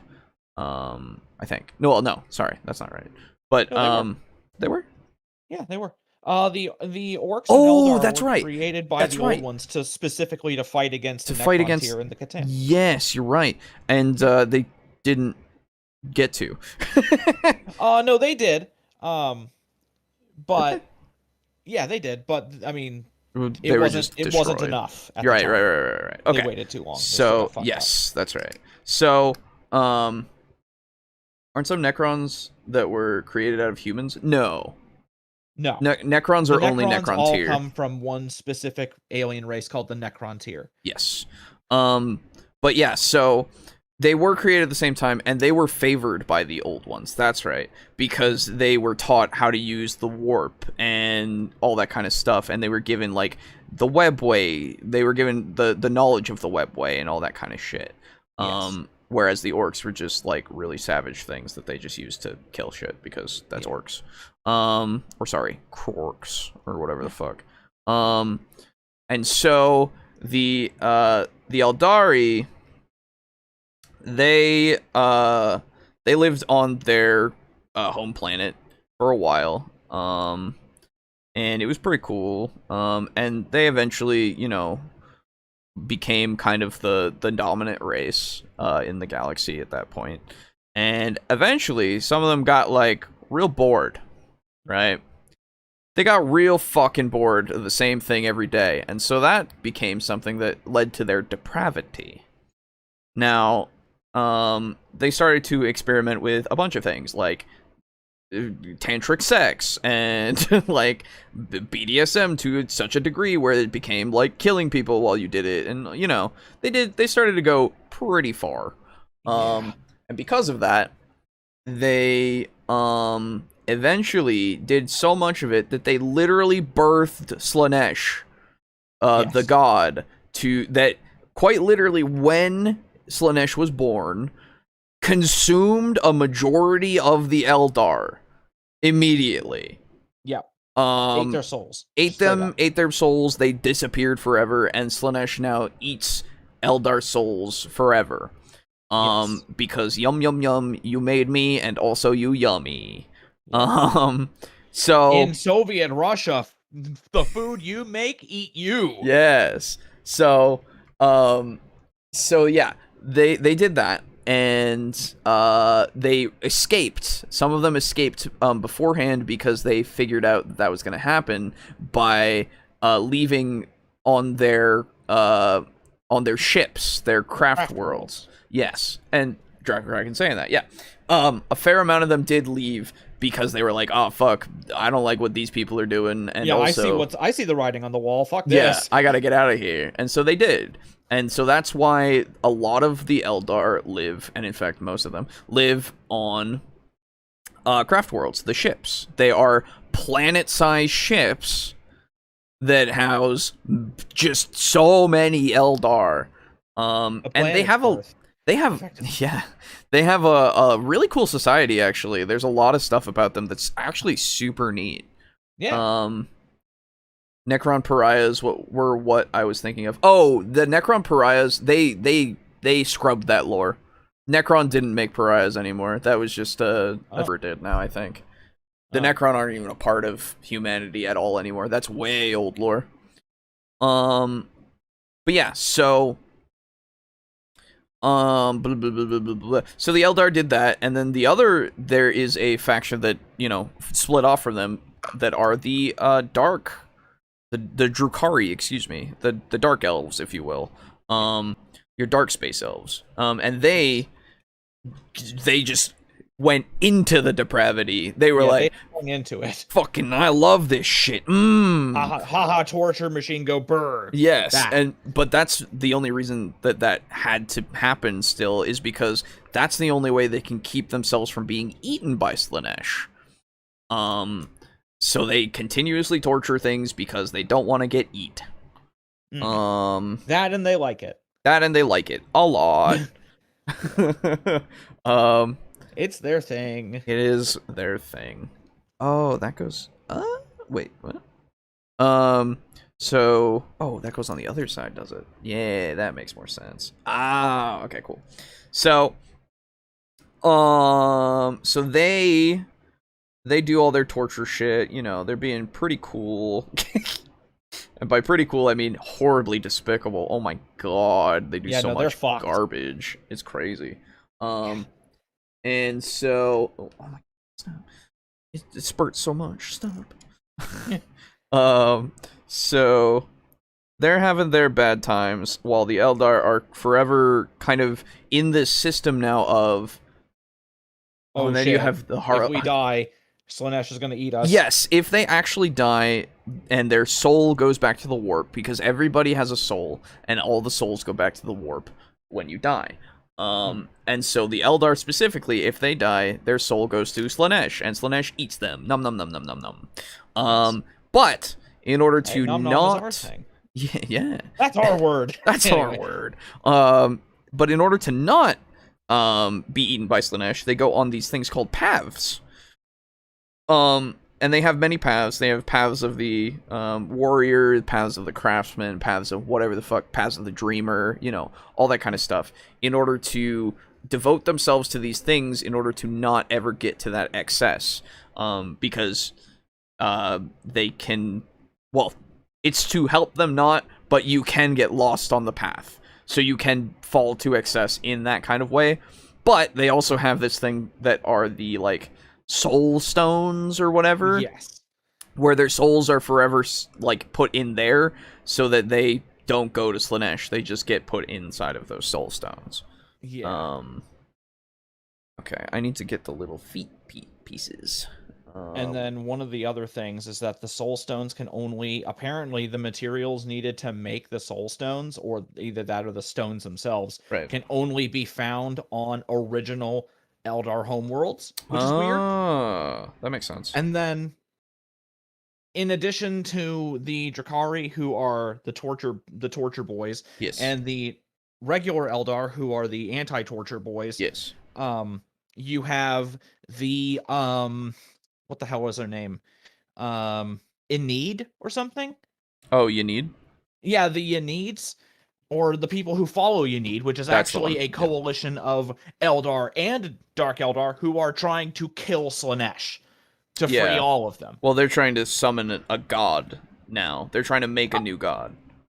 Aren't they trying to make Enid the god? Yeah, they're trying to make Enid a god, and or bring back Enid or something. I don't remember, but they are trying to do that in order to defeat Slaanesh, because that's apparently what they're. Which is kind of impossible, but Yeah, well, they gotta try something. I mean, the thing is, the problem is that chaos is intrinsic. Oh, absolutely. But the chaos gods are the problem. Yep, That's true.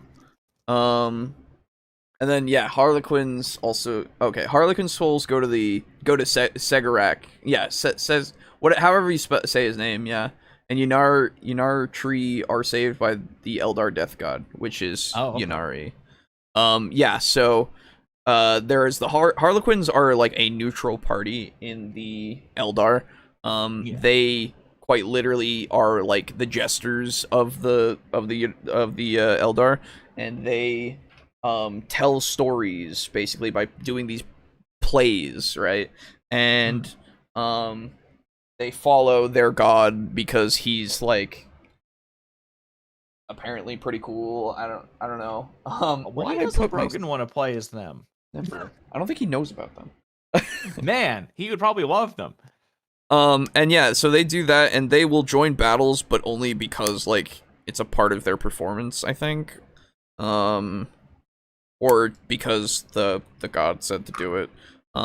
Whether or not that god is actually a thing, no one knows. Of course, because he's like not a trickster, but like secretive. And isn't he tied to the Black Library? Or am I think so, yeah. Yeah, I think so, but I don't remember. The Black Library being a place that is like houses all knowledge ever. Yeah. And continue and like future knowledge and stuff. Like there are books about the future and shit in there. I think. I don't remember, but yeah, Black Library is like one of the places that people want to get in. Yeah. That's right. Enid is the name of the death god. Yes. So yeah, so that happened, and so they caused that, and now Slaanesh exists, and that sucks for everyone. And then everything is bad for the Everything is bad because of them. Fuck you. And then is this the right part? Am I cutting the right part? All of this happened because the Eldar experimented with the gay. Yeah, exactly.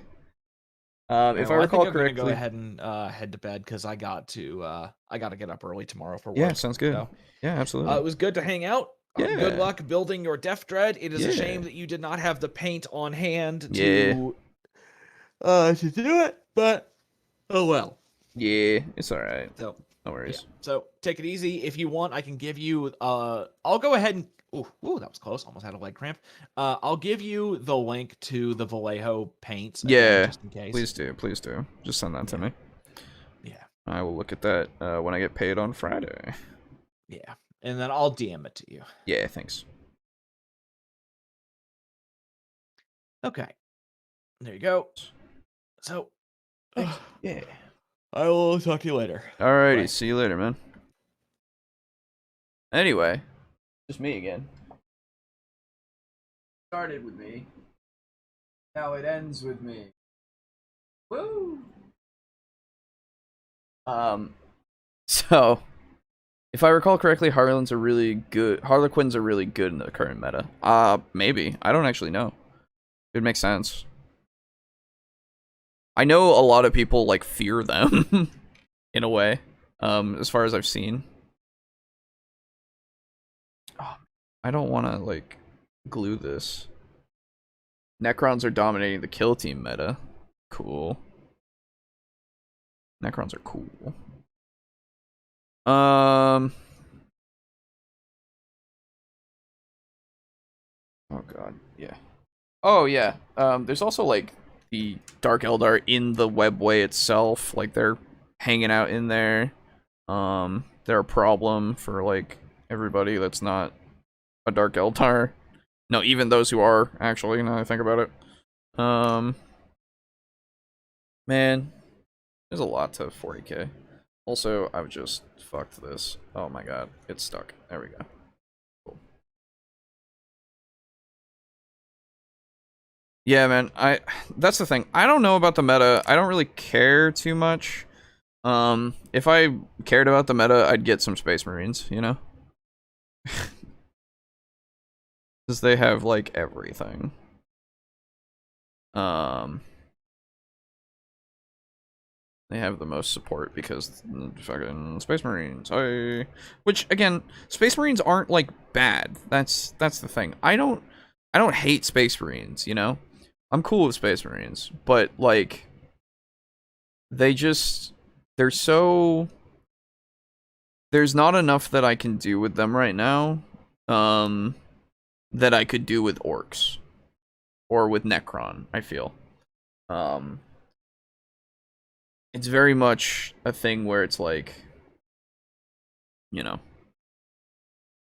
I'd rather have this like silly army that I really like and that I have fun with instead of like, I mean, I would still have fun with Space Marines. That's the thing, and that's why I would get Grey Knights and all that. You know, the worst in 40k right now are, I think, Tau and Craftworld Eldar.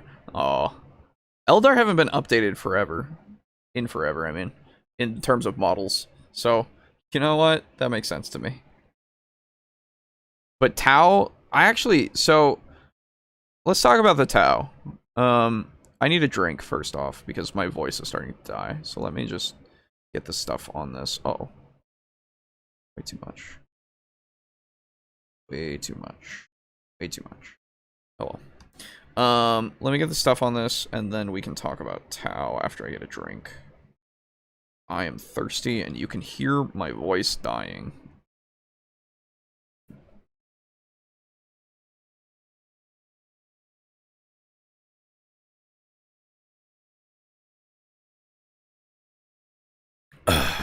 Much better.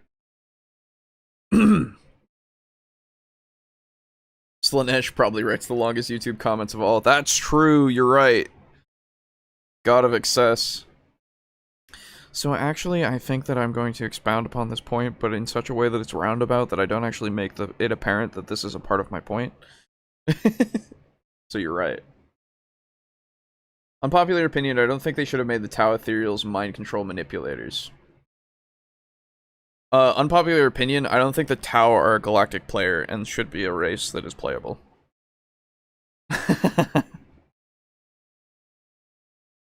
So, for those of you who don't know, the Tau are the youngest, like, race that you can play as right now. Because they were found by the Imperium, like, at some point. I don't remember. And they were, like, baby peasant people, blah, blah, blah. Like, they were nothing, they were no threat, and the Imperium didn't wipe them out immediately because they were no threat. And then a warp storm happened that cut them off for, like, 10,000 years or something. I don't know. It was a long period of time. And then after that, they emerged and they had, like, technology and shit that is what it is basically now. And they started to do their expansions. And they don't use the warp at all. They don't have a warp presence. They have a warp presence, but it's so small that it's insignificant. They don't use warp travel. They use almost faster than light travel. And they use something that is like a skimming of the warp.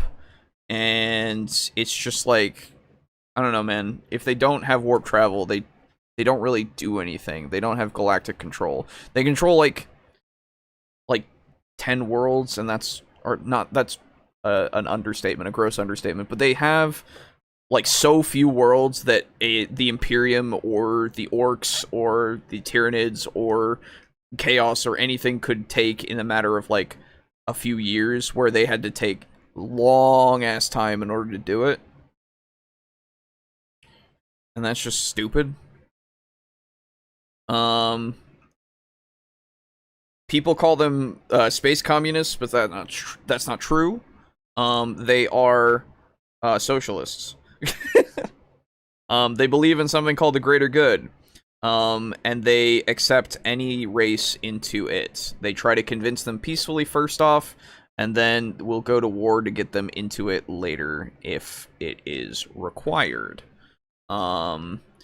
And like Draco Kraken said, they have this caste known as the Ethereals, who are basically mind controlling units that are they are the master mind controlling kind of things, but it's never stated that they do mind control, kind of. It is just that they can convince people that the greater good is the way, or they convince the Tau that the greater good is the way. But the problem with that is that when they do that, they also have like there's a clan called Clan Farseer that is a bunch of Tau that they broke away from their ethereal and then just went, oh, this whole thing is bullshit, and then they just left, basically. I'm pretty sure that's how it is. I could be wrong in that case. But yeah. I don't know, man. The Tau are cool in what they have. Like, it's cool to look at their models, right? They got big mechs and shit. It's really cool. Mechs are cool. And yeah, they're a shooting army. That's neat. But they don't fit. Lore-wise, it doesn't feel like they fit.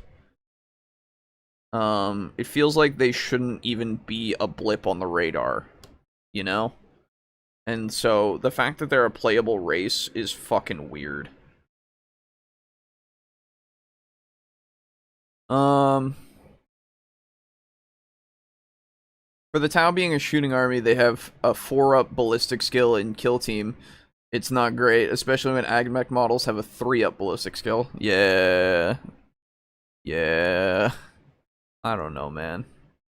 I've definitely screwed around on a 4X game for too long and still had, like, 4 planets when suddenly an empire pops up on my doorstep that already controls a third of the galaxy. No, that's true. That's fair. But that's not what happened with the Tau. They got, like, a few worlds under their belt. Hell, they massacred some fucking populations just because, like, that happened. And, like, you know, they're not that big. They're just not. By the way. Ta-da. Where did the Kroot fit in all this? Did I get the name right? Yes, you did. I don't know if that's the exact spelling, but the Kroot were a race that they met at some point. It might have been first expansion or second expansion. I don't actually remember which one. And they were initially, like, at war, I think. Was it the Kroot that were at war, and then they gave them, like, special helmets that made them understand things, and then they, like, after that, they joined the Empire? Is that right? Or am I thinking of a different race? Am I thinking of Vespids? One of the two. No, Vespids are mercenaries. So I think I might be thinking of the Kroot. I don't remember. But all I remember is that Kroot have jizz hands. And I think that is what happened. I think they gave them, like, this special translator because they couldn't understand each other. And then they went to war, and then they gave them this special translator hat, and then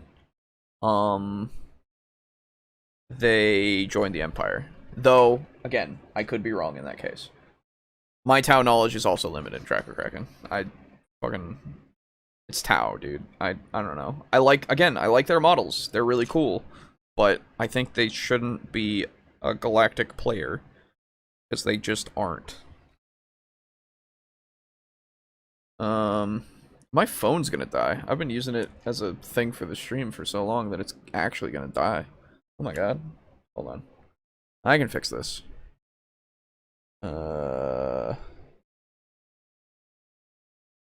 Bro. Where is my... There it is. Hold up. There we go. Is that too small? That might actually be too small. No, it works.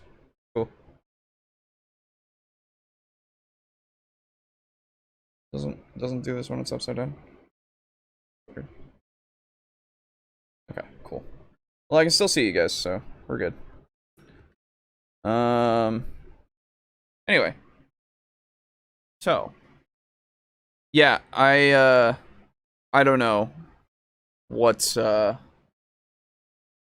going on with Tau in that respect. I really don't. It's just like it's weird. I was banned from playing them, so I never looked into them. Why were you banned? How did you get banned from playing Tau? Is it because of Riptides? Is it because people hate Riptides? Because people say that Riptides are way too good, and I don't know why. I've never seen a Riptide in action. Well, anyway, don't the Tau survive because all the other empires are too busy to conquer them? Yeah, basically. That's the thing. They could be wiped off the face of the galaxy, like, in a minute. You know? Like, it would be super easy for any race to just wipe them out. 30, 38, 39, 40, and 41. Okay, that's what I need.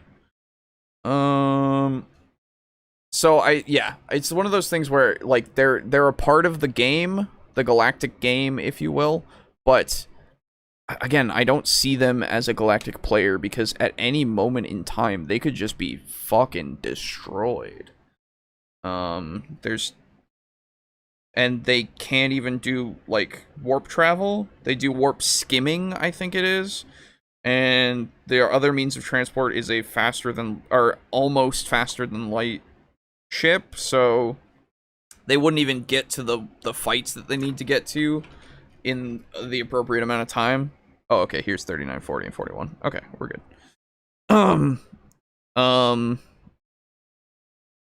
So their expansion rate seems to be, like, kind of weird in that respect. I don't know what they're doing with them. Honestly, I don't know too much about them, so.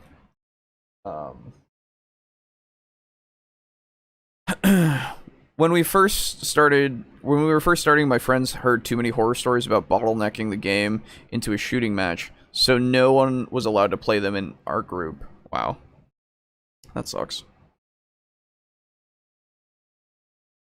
That's like the only thing Tau are good at. They can't do melee, and they can barely shoot. But they're a shooting army, so let's not worry about it, I guess.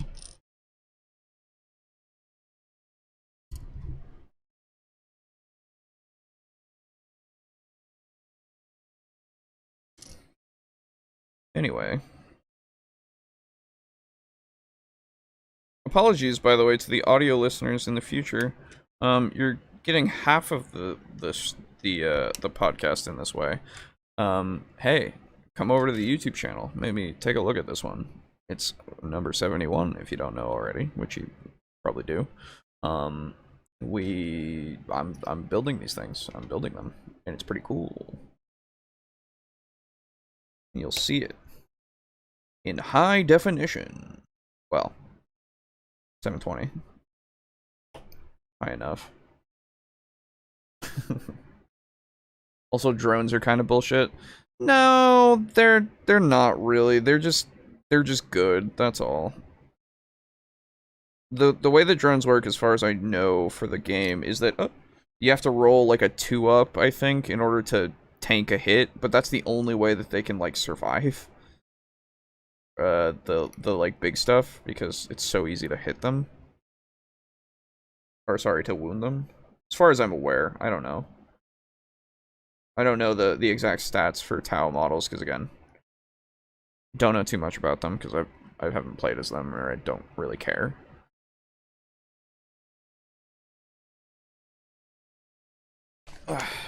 Oh, my legs are starting to fall asleep. Fuck. Ah! Dropping things. I don't know, man. I know it's like a 2-up is like really good, to be fair. Ooh, there we go. Yikes. 2-up is really is pretty good, to be fair, but at the same time, it's just a drone. It doesn't really do too much. Well, I guess there are Marco Light drones or something, aren't there? I don't know. Tau stuff. It's a cool model. Thank you. It does look cool. This thing can be built in a couple different ways, which is cool. If I get another one, I'll probably build it the other way. But, hell, I might actually... Don't tell anybody. But, oh, I didn't get that. I might actually buy another Start Collecting box, because it's like the cheapest way to get a bunch of boys and knobs and other things. Oh, I just cut a shit ton of that off. Whoops. Oopsie. Well, that's the price you pay for a hobby knife, I guess. Fuck. I'm getting tired. Oh no. I'm starting to mess up a lot more.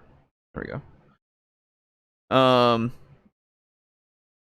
But yeah, so this can be made a couple of ways. I'm gonna make it the knot way that you see on the cover.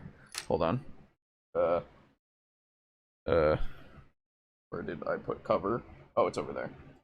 I can't get, it's under a bunch of stuff, actually. Fuck. Oh no, it's over here. The cover has that Death Dread like that. It's got like the big orc tusks and that face and such. I'm gonna build it the other way, because I'm a snowflake. And also, I like that way, but I want the other way. It looks more robotic, and that's cool.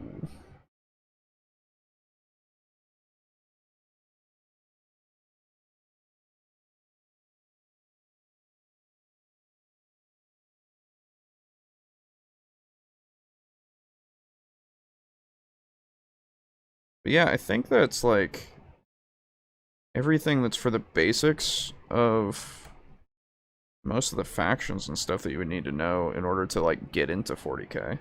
If none of that got you, I mean, there's more. Obviously, it's a whole rabbit hole. This fucking universe, right? It's just big. Plus two up is a custody save. That's true, but they are the best. So, you know, drunk build and paint Warhammer minis mini. Nah, I have a knife. That's a bad idea.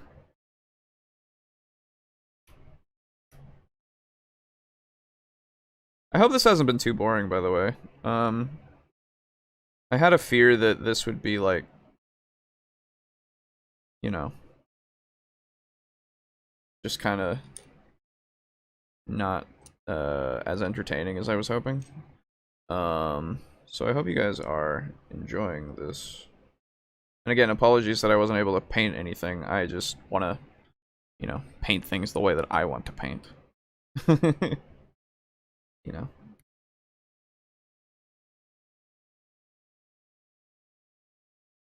I guess I can see them not really fitting as a playable race. They sound kind of like one of the minor races you'd find in some 4X games that are programmed not to expand that very far. Yeah.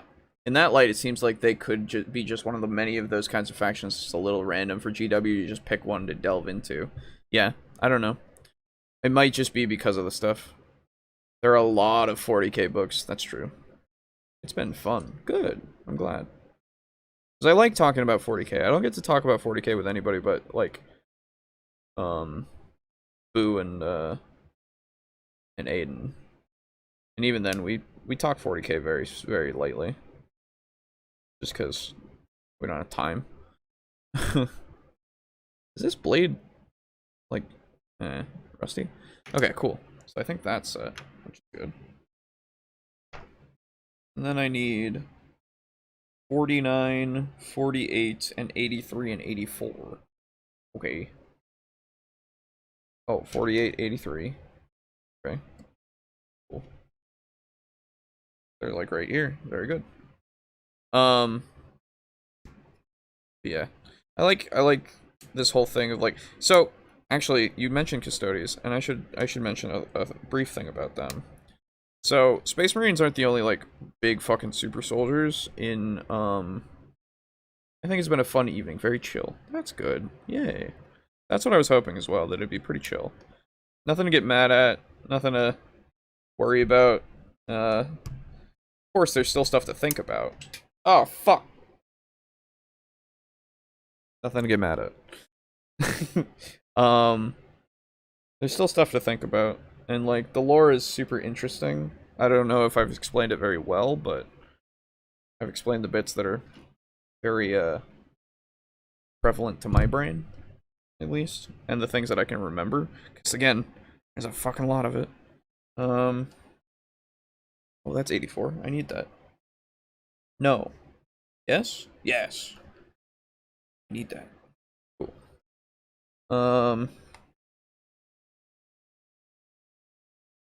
But yeah, I was gonna say, so there isn't just, of course, your good old Space Marine boys, in the galaxy of the Imperium, or in the Imperium itself. I mean, oh, there's the other one. Before, or I guess while making, the Primarchs, actually after making the Primarchs, I believe, the Emperor made his Adeptus Custodes, which are the custodes, people referred to.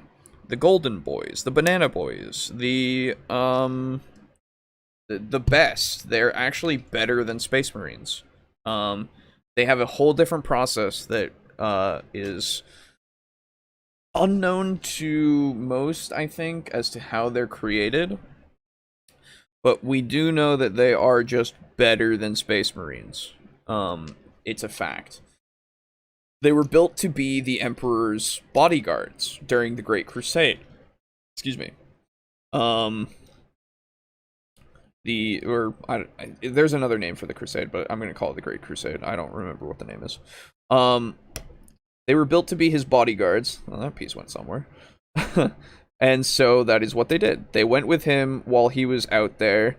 They returned with him when he left the front lines. And they are clad in the gold armor of the Banana Boys, and they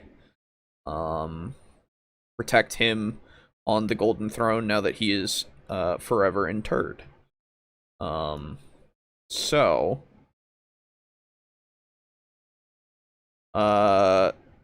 Some interesting things about them. One thing they do to keep themselves pretty much up to par with being like the best is they do something called the Blood Games, I believe it's called. Which they are one of the custodes, I don't know, will take on the role of trying to be something that is trying to get into the Imperial Palace, the place where the Emperor is, and kill the Emperor. So it's a drill, basically, in a way. They go away from Terra, and they come back and try to get in to kill the Emperor, quote unquote. And so the others at the palace are to guard him, and try to stop the custode from doing it.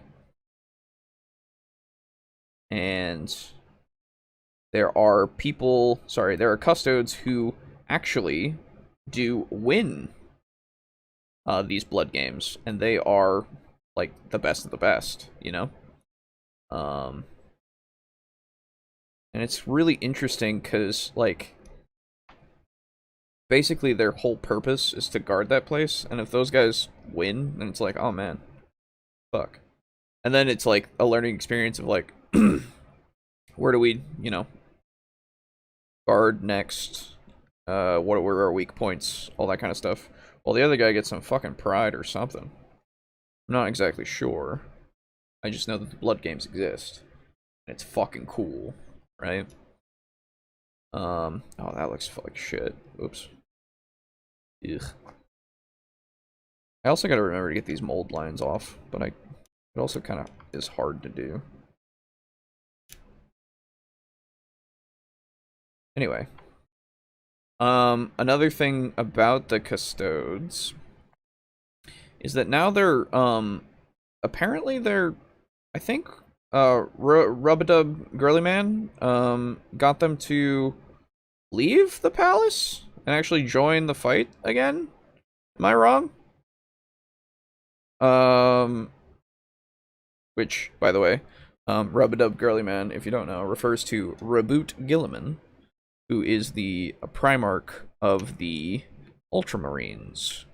The boys in blue. The typical Space Marines you see plastered everywhere. They are, the ones who are super about their Codex Astartes, usually. You know, they're the poster boys. And Reboot came back from the dead, so you know, now that he's leading them and he's like in charge of the Imperium now, I believe. Is that right? I'm not so up to date with the lore. I do know a couple of things about current day stuff, like Rub-a-Dub is leading everybody now, I believe.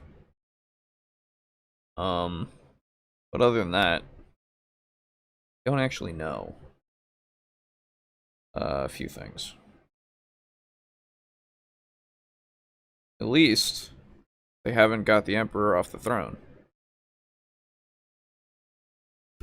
Because that would suck. But I also don't know about this whole bringing back Primarchs thing, because it's kind of cool. But at the same time, the models on the tabletop are fucking essential now, because they are so fucking good. And that's not great. It also makes me go, what are you going to do for the orcs? Are we going to get a Prime Orc? Ooh. Which, Prime Orcs were, like, the biggest and the best orcs. And I think most of them are dead. But I think the Beast was a Prime Orc.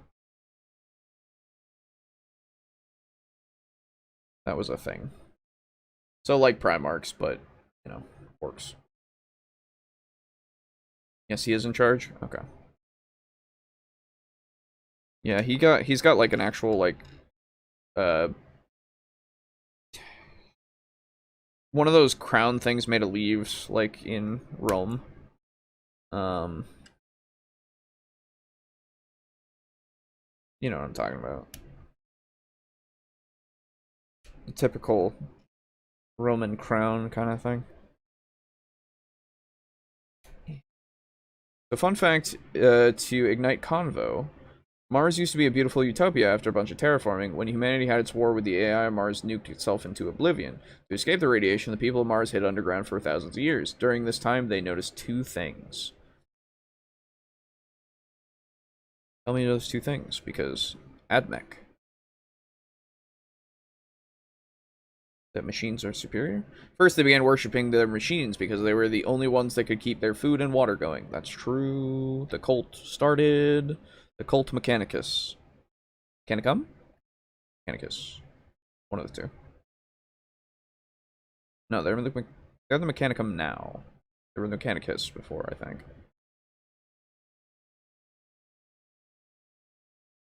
Okay, cool. Secondly, a shard of the Void Dragon, a fallen Satan, is at the center of Mars and messes with the machines, helping to create the Machine God. That is true. And another thing is when the Emperor came to Mars, they had an Imperial Knight that was wounded. Wounded. Laurels? Yes, Laurels is the one. Thank you. So an Imperial Knight was wounded, and the Emperor healed it, and they now consider him to be the Machine God himself, the Omnissiah. This becomes the cult of Mechanicus, who see to the seeking of knowledge as the highest of divine callings. It is heresy to make new knowledge, but divine to find the knowledge of the past. That is true. That is true. Why would you want new stuff? No, no, no, no. And yet, don't worry, Primaris exists. Primaris isn't new. Don't worry about that. What do you guys think about Primaris? Do you know much about it? They're like the Brotherhood of Steel from Fallout? Yeah, a little bit. Except way more religious and archaic, I would say. But not even archaic, sorry. They themselves are pretty forward thinking in a way. In a lot of ways.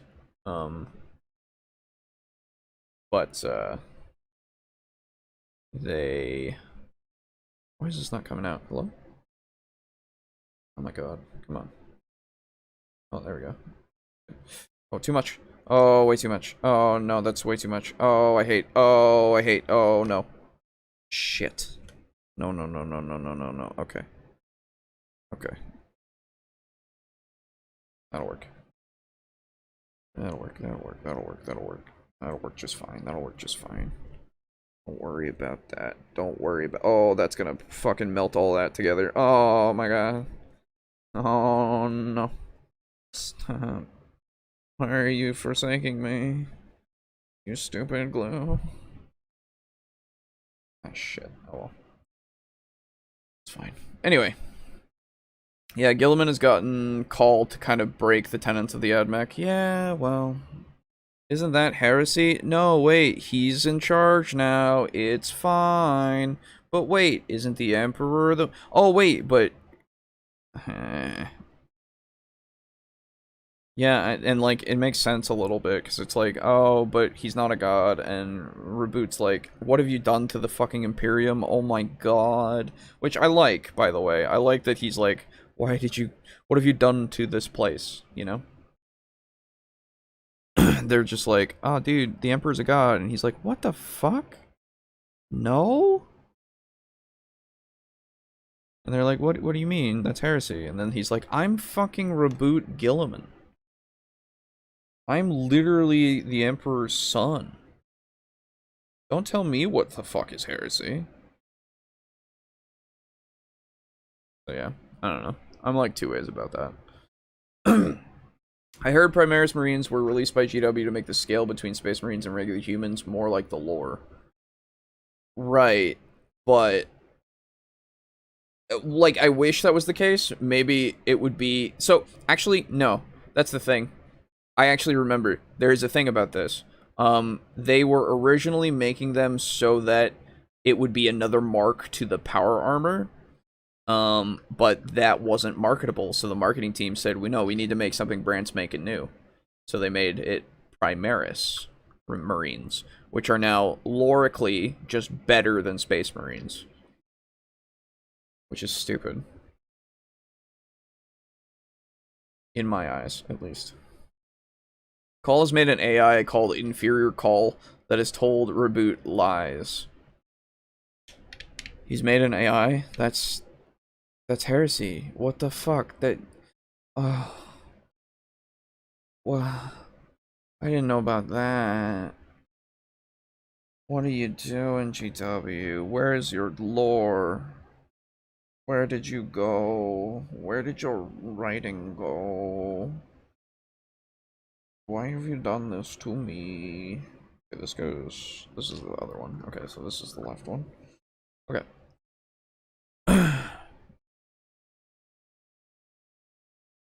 I wish, but yeah, I wish it was just like, yeah, let's just make Space Marines big. But it's not.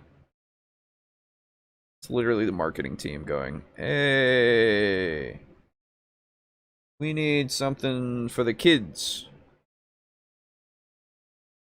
And so they made something for the kids.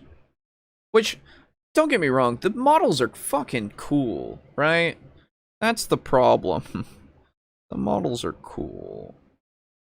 Maybe we make it so that the lore also is accurate to the models, though. Maybe we make it so that we don't go, oh, they're just better. Oh, they're just better than Primaris. I'm sorry, they're just better than regular Space Marines. Because, you know, maybe we don't do that. I don't know. Maybe we do, I guess. I think I fucked this up somehow, but we're okay. Cool. What did I say? Sorry. Paul doesn't give a fuck because he made the Primaris armor and was the one who brought Reboot back to life. That's true. Wait, I thought it was the Eldar that did that.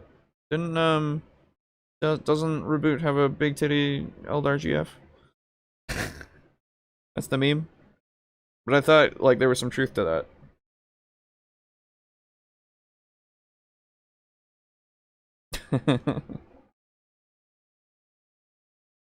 the other thing is like, I don't know, man. Again, they're just spitting in the face of the old lore. It just it doesn't feel right, you know? When you have something that is quite literally made in this setting to be a certain way, you can totally change things. That's fine. But you gotta make it make sense. Like, oh, Belisarius has been doing this for 10,000 years in the background. It's like, oh. Okay, so we can just start pulling shit out of our asses now, huh? That's just what we do now, huh? Why? Is that good writing? I don't know. I don't think so. I'm not entirely sure. I'm pretty sure we don't just pull stuff out of our asses. The problem is that it's plausible too. That could have happened, sure. But why not? I don't know. Why not just make it the new armor? People were gonna buy it. It doesn't matter.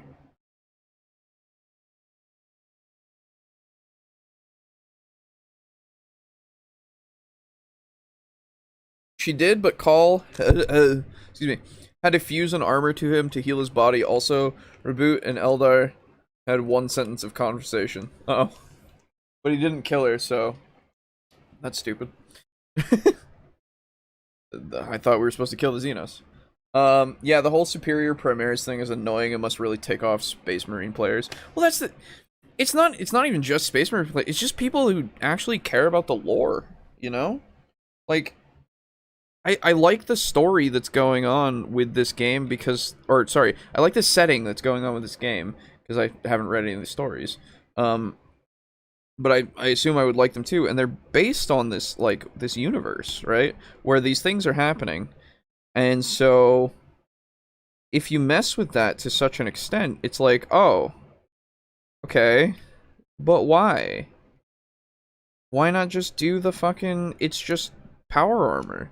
Why are we now making it so that they now have to be sorry, not intercessors. Wait, is it intercessors? I don't remember. They have new fucking battalion, or not battalion, but model, or sorry, no, fuck, units, I guess, is the best way to put it. And the old ones are gonna be phased the fuck out. And it's like, oh, why would I ever buy a regular Space Marine ever again then, you know? It just feels weird and wrong in a way. I mean, you can still use them, I bet. I don't know for certain, but I bet you can still use the old Marines. But it's like, why even bother? They're not as good. Like, in the lore or in the game. Technically.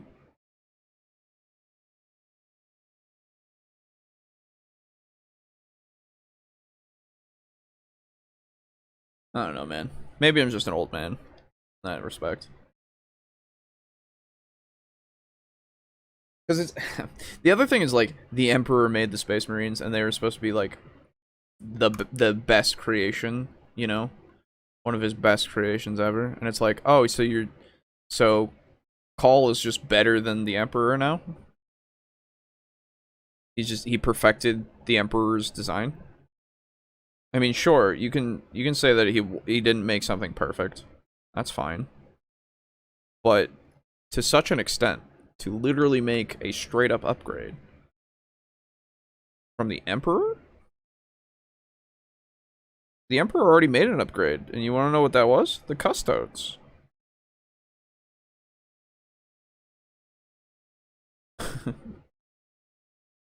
I don't know about Big Hammer, but Primaris and Kill Team got all the bottom places, so they aren't even good in the meta.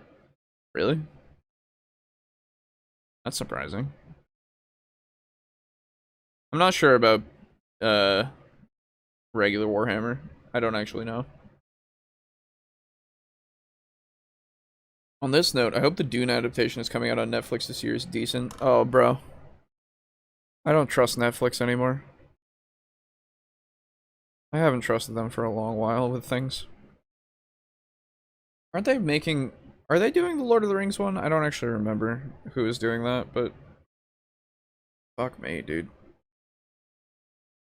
Can we just let things die? I was talking about this to another person, one of my friends, while I was taking them home from a get together that we did because we were all vaccinated. Get your vaccinations if you don't have them. And so we were talking about like just letting media die after a certain amount of time. There's no need to reboot it and all this shit. Like, we can just have things be good or bad and then stop. And that's fine. But we live in an age of, like, reboots and shit. Crazy. I know we're so far from Warhammer now, but I feel like it's something worth talking about. Fucking, like, this was spawned because we had a get together and we watched Cruella. Oh my god, that movie's a joke. The movie's a fucking joke. It's so fucking bad. The funniest part was, like, I wouldn't even be pointing out things, and other people would be picking up on them, who usually just don't do that. And they'd be making fun of it, and it was the best. It was so funny. But it's just a bad movie. It's the only reason why I've seen it is because of Friends. That's literally it. I would not watch that movie on my own. I would fucking walk out. My friend said the same thing, you know? Yeah, they're doing something they're calling Lord of the Rings, but it's set in the Second Age, so it's not really Lord of the Rings. Oh, cool. Okay. What? Have you heard the Avatar The Last Airbender live-action character descriptions? Aang has parents and goes to high school? Why? What's the point?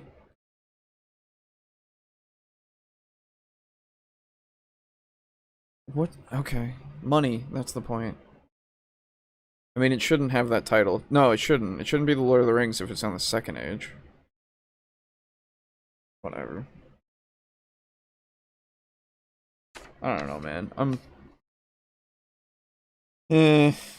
Things, stuff, you know. Shoulder plates now. 87 and 88. Okay. This is gonna fall over. So we're gonna use this to steady it. There we go. 87, 88. 87. 87. Down here. Nope. That's 35. Where is 87? Am I blind? I'm blind. I'm gonna have to fact check that thing about Aang. Oh, here. Oh, I am blind. They're literally right here. Okay.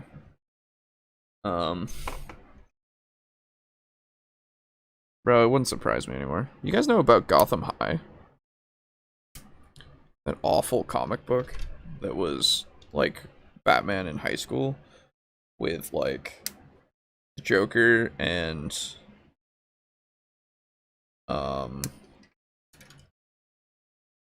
Catwoman, I think. But they're all in high school and it fucking sucks. It's just not written well. It's written like a fucking angsty teenager wrote it, or it's like some really shitty fanfic. Right. Tales of Middle Earth would have been a cooler title. Dude, yes! That's a great title! Fucking hire that man. That's what I heard, and after the Powerpuff script, I believe it. Oh, fuck, yeah. The Powerpuff Girl script was awful. Oh, what a joke. I'm so glad it never got made. Oh, what a joke.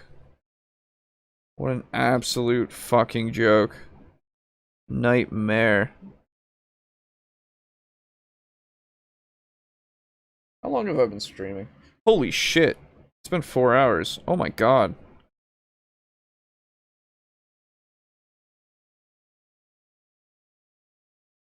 What's our longest episode? Like 6 hours, I think? I don't actually remember. fuck? And most of this is just me. Oh no. Oh no.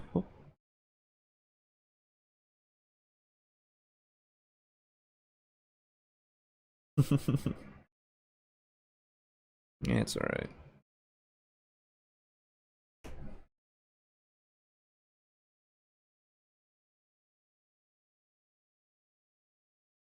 By the way, this part of this was like because of the Warhammer TTRPG. There's like several things from Fantasy Flight that they made into TTRPG stuff. But this is just to get the basis, like to have people understand that a little bit more, so that when we talk about it at some point, because we will, it will be something that people understand. I do know DeMartino and Konietzko left that project a while back over creative differences, so I hadn't exactly had high hopes for it since then. We talking about the, which one? I don't remember. Yo, just got done watching Blade Runner for the first time. Bro, that's a good movie. That's a good movie. Blade Runner's great.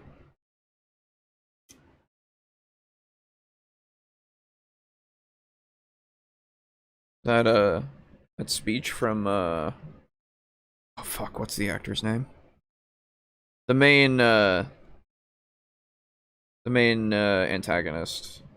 Fuck, what was his name? That whole ad-lib speech was so good. God. Barely believe it. That it's ad-libbed, actually.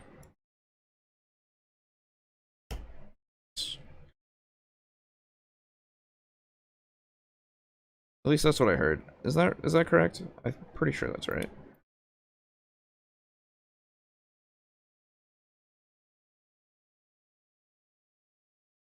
And apparently the newer one is... Yeah, the speech on the roof. Yeah, that one. It's apparently all ad-libbed, as far as I remember being told. So good. It really shows you, like, what that character is feeling at the end. Just everything. Ugh. God, so good. Tears in the Rain speech? Yes. Yes.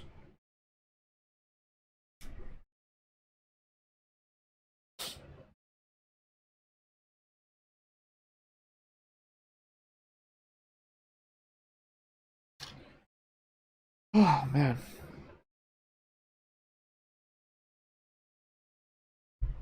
Okay. This goes... Huh?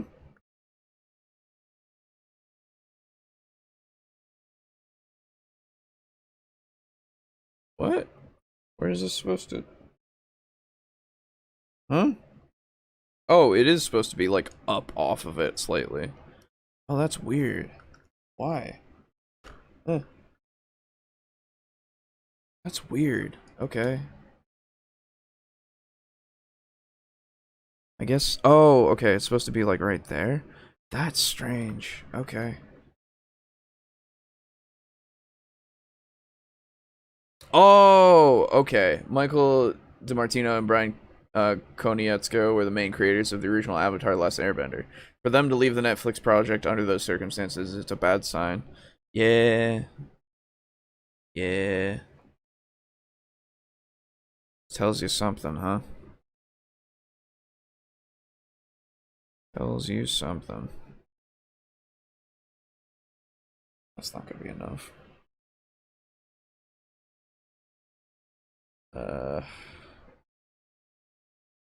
Ooh, a little too much. Ooh, okay. Ooh. Just gonna dab some glue. See about that. Okay.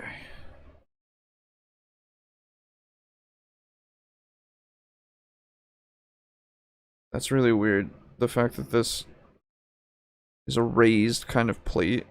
Man. That is strange.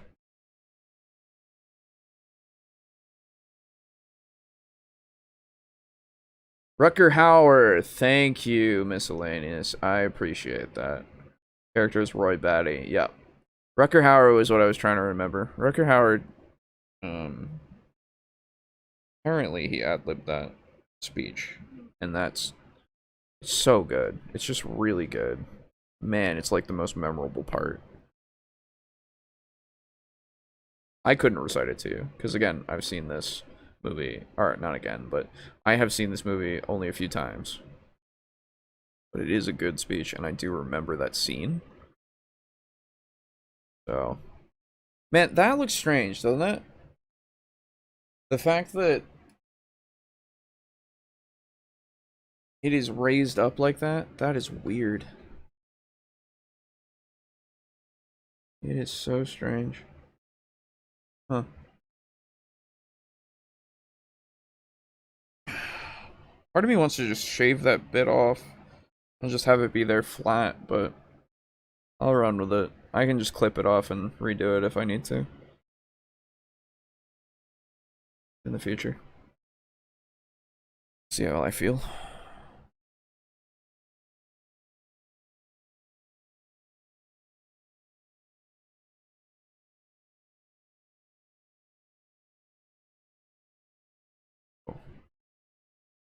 Alright.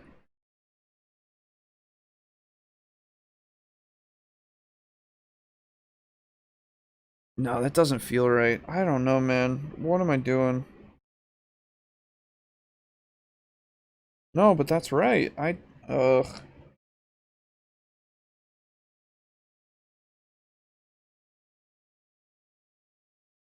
Yeah, it feels like if I just touch these, it'll just explode off.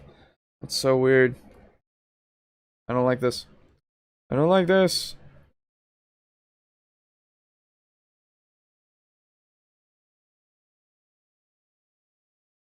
Oh well. We'll deal. So. Dude, by the way, I don't know, we didn't talk about this at all. But, Astartes. You guys remember Astartes? Remember the whole, like, they got bought up by Games Workshop? Isn't that cool? Kinda sick, actually. Honestly. Oh, now it's time for the face. Yeah, FaceTime. Sick. Okay. I need 65.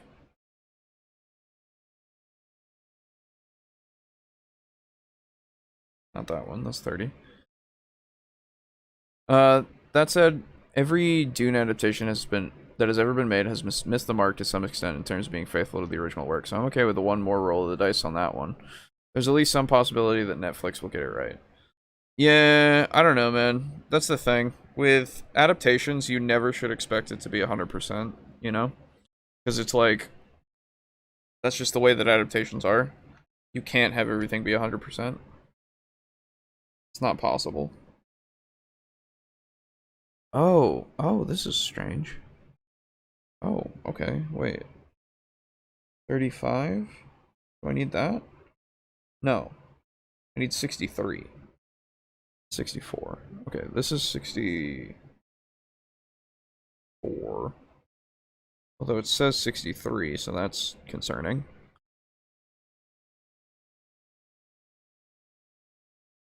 I found the character descriptions. Oh no. I watched an interview a guy had with one of the writers of Star Trek Discovery, then when the question why are there episodes that go against previous established lore? Oh no, what did he say? They stated, well, we don't want to be constrained in a box. We want new and creative stories and rehash old stuff. This is, I felt, shows that newer writers would rather create their own work. Yeah. So, Star Trek sucks now. it's no it's no lie. It's just ugh, it sucks now. Sting's character in Dune should be cast as Ed Sheeran. I will take your word for that. Posting it in general. Alright, I'll read it right now. Hold on. Okay.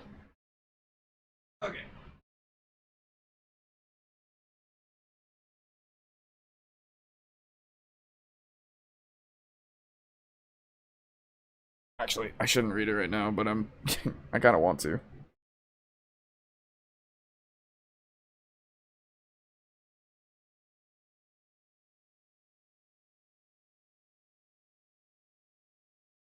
What I should do is finish up this fucking thing. If I don't finish it, I'm not going to, probably.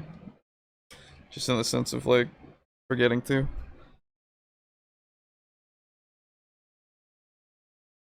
Just the crazy ginger hair, duh. Gotcha. I don't know the book, so I don't actually know. So.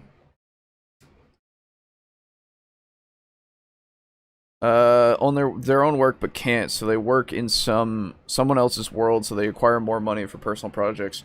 If you viewed it in this lens, explains a lot of the terrible media in 20 years. Sorry, still at typing. Bad at typing. No worries. No worries. You're right. Sucks. They should try instead of not trying. That's the thing. Apparently, we're just praising laziness at this point. But don't worry about it. It's great. It's all stunning and new and bold and all that shit. Oh, 59 is this one? Oh, there we go. Okay, cool.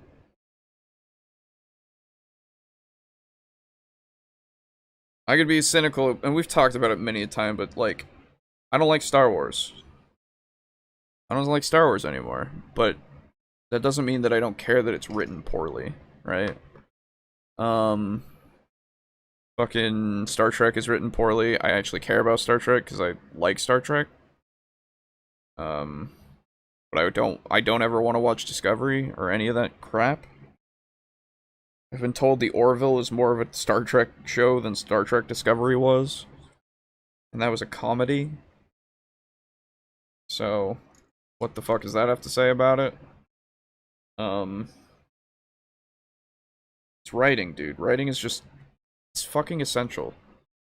And it seems like people seem to forget that that's the case. Somehow. I need 63 and 25, yet I don't see 63 or 25. What the fuck? Aang is a typical 12-year-old boy, a bit goofy, a bit nerdy, restless in school, always eager to join his friends for fun and games. He's nimble, energetic, and quick in the schoolyard. It's so bad. I mean... So just from that description, it just tells me that it's a typical high school thing. In which case, I don't care. Why does it have to be Avatar? Oh, I need those. Sick, I found some more things that I needed. Yes. Why does it have to be Avatar, you know? Why can't it just be a story about a boy? Oh, because you need the name in order to get people to watch? I see. Same thing with Cruella, dude. Same thing with all the Disney remake shit that they're doing.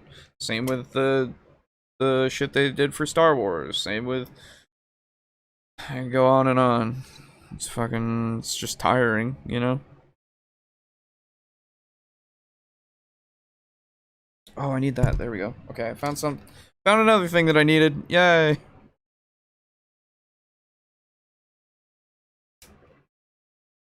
Yeah, it's just fucking... It's depressing, you know? Because you're watching creativity die. And you're watching people get praised for it. And then you've got good stuff that just gets thrown under the bus because it's not the same thing that I watched 30 years ago. Or, sorry, it's not named the same thing that I watched 30 years ago, so... Let's just not pay attention to it. I think I need this, but it's not... Yeah, I think... This is 63? It's just got a 3, maybe? No, it looks like an 8. But there is no 8 here. Am I... Hello? Instructions? Do I need an 8 later? Hold up. We gotta figure this out. Because if that is the piece that I need, then fucking, I don't know, man. Because money, true. Aang had also been gifted with an incredible mystical power. He doesn't really understand it. Why must you hurt me actively?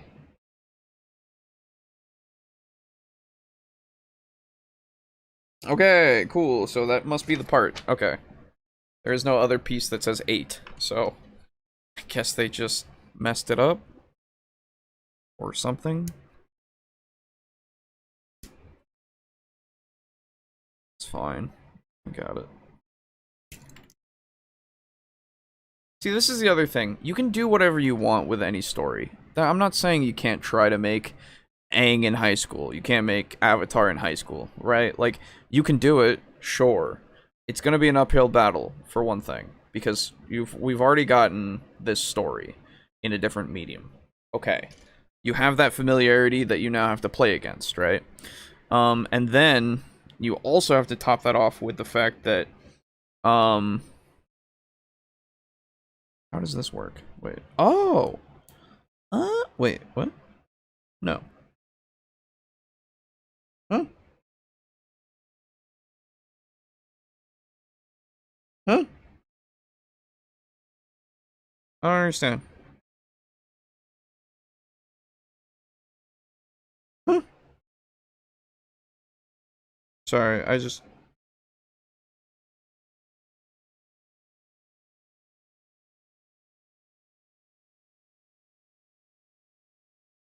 Why would I do the other thing then, too? That's literally just what I need to do. What?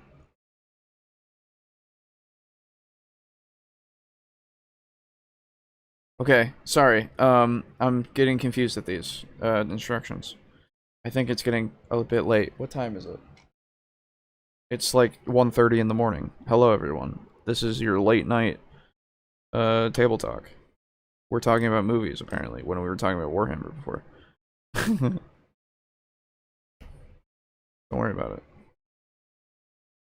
Movies and TV and all that stuff. You're in the late night hour, bitch. Hope you're here for it. We're gonna talk about writing. You know, actually, this was something that I wanted to ask before, and now that we're, like, closer to the fucking 5-hour mark, we're probably gonna get only the most devoted of listeners and viewers. Hey, you got something that you want to share with the class? And by that I mean you got some custom stuff that you wanna show off, you know? Who's hyped for Avatar 2, 3, 4, and 5? They're never gonna come out, dude.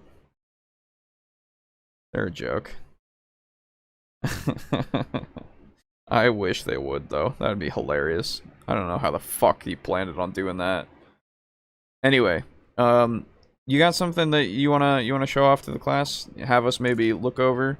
You got some custom thing that you made for a TTRPG, or some writing for your setting that you think you would want to have us look over, you should send it to us, and we will look into it, and in fact go, hey, that's pretty good, or hey, maybe you should change some things, or dude, you know?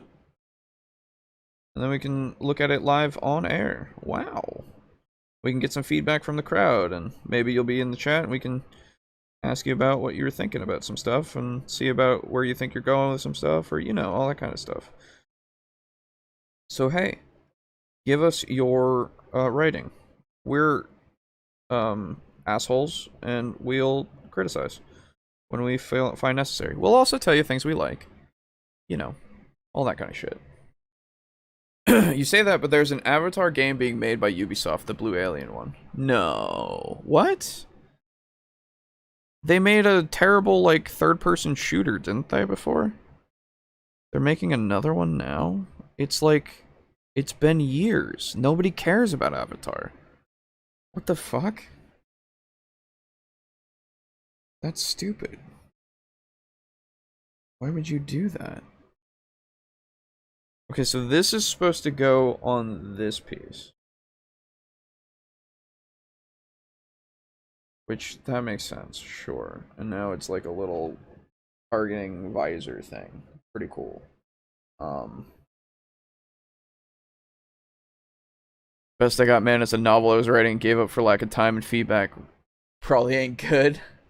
You never know. I was writing something for a while, and it was more for therapeutic value. But I can understand. They're making a Vertigo video game? I don't even know what that means. What's Vertigo? Is that something that I should remember? Am I young or old?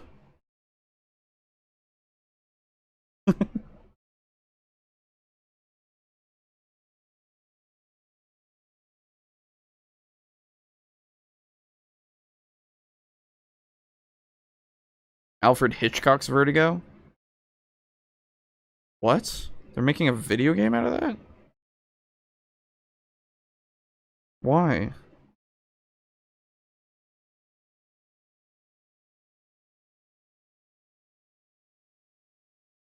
Why would you do that? Why would you say that? Doesn't sound like it needs to happen. Okay, what do you guys think? You know what? Let's get some feedback here. You guys think we should go with this one? I hope it's a game about Vertigo from Primal Rage. Hell yeah. I'm sure it's not, but I want it to be. So we thinking about this kind of like targeting face thing right here? Or are we thinking about a more simplistic faceplate that just has a single targeting eye in it like this? What do you think?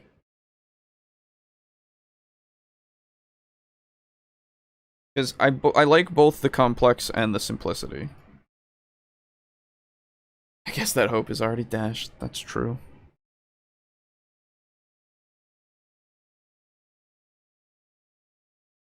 Well, you guys, if you guys have any opinions. There we go. To be fair, there have been some really good movie to game adaptations. Oh, yeah, no, that's true. Peter Jackson's King Kong is a time. I don't know if it's good, actually. I never played it. But I hear that it's good. I like Double Eyes. Yeah, Double Eyes are pretty cool.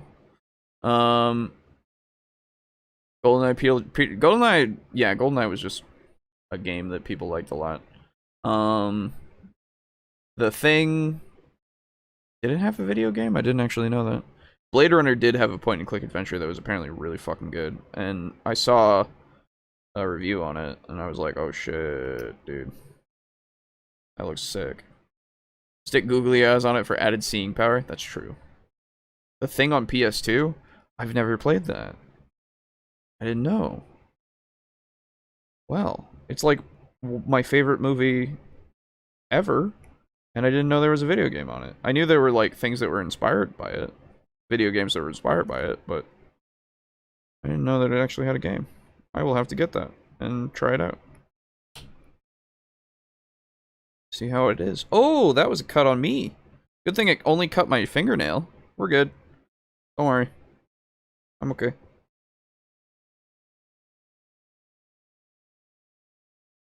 That was gonna go right through. Jesus. Double eyes, I guess. Alright, cool. That's 2 for double eyes. He gets double eyes now.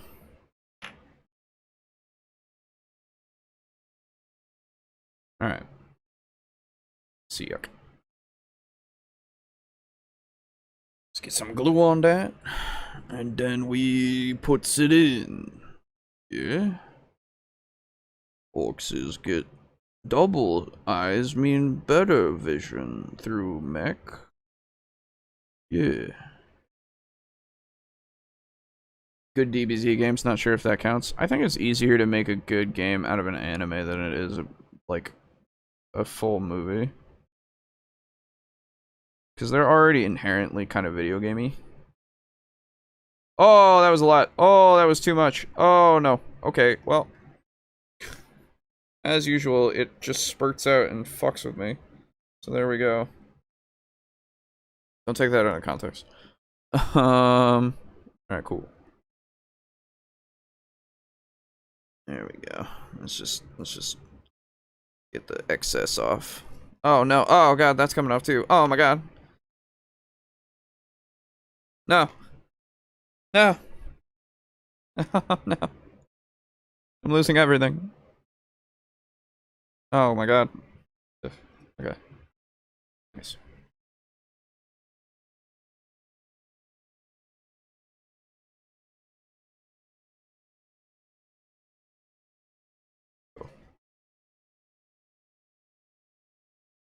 my god. I'm so sorry. Anyway. Is it really a stream without blood? No. The Thing game is the canonical sequel to the film and shows what happened to Childs and McCready. But I don't care though, because the ending was good. The ambiguity of it was like the best part. So that's a hard sell for me, dog. You're gonna have to... I guess I'll have to see. But it definitely doesn't give me some hope. I had a whole bunch of world building notes somewhere, but I'm not sure where I put them. Well, if you find them, if you want us to look them over, do it. I'm cool with it. I'd love to read some people's world building and stuff. And then we can maybe get inspired and shit. You know how it be. We have conversations due to it. Alright, so this and this can go over here, because they are just bits now. Cool. Now to make the jaw, I need the jaw. A novel concept, that.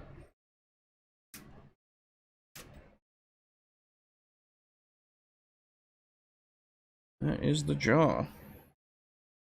Is it the right jaw? Yes.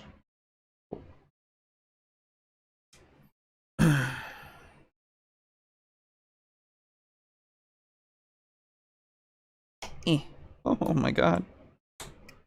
Bits of plastic are flying all over my room, by the way.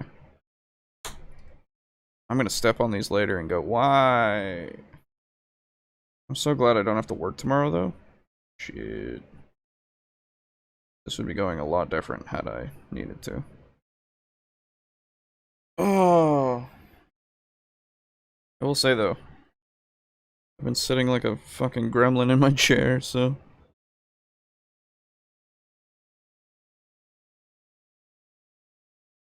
Here.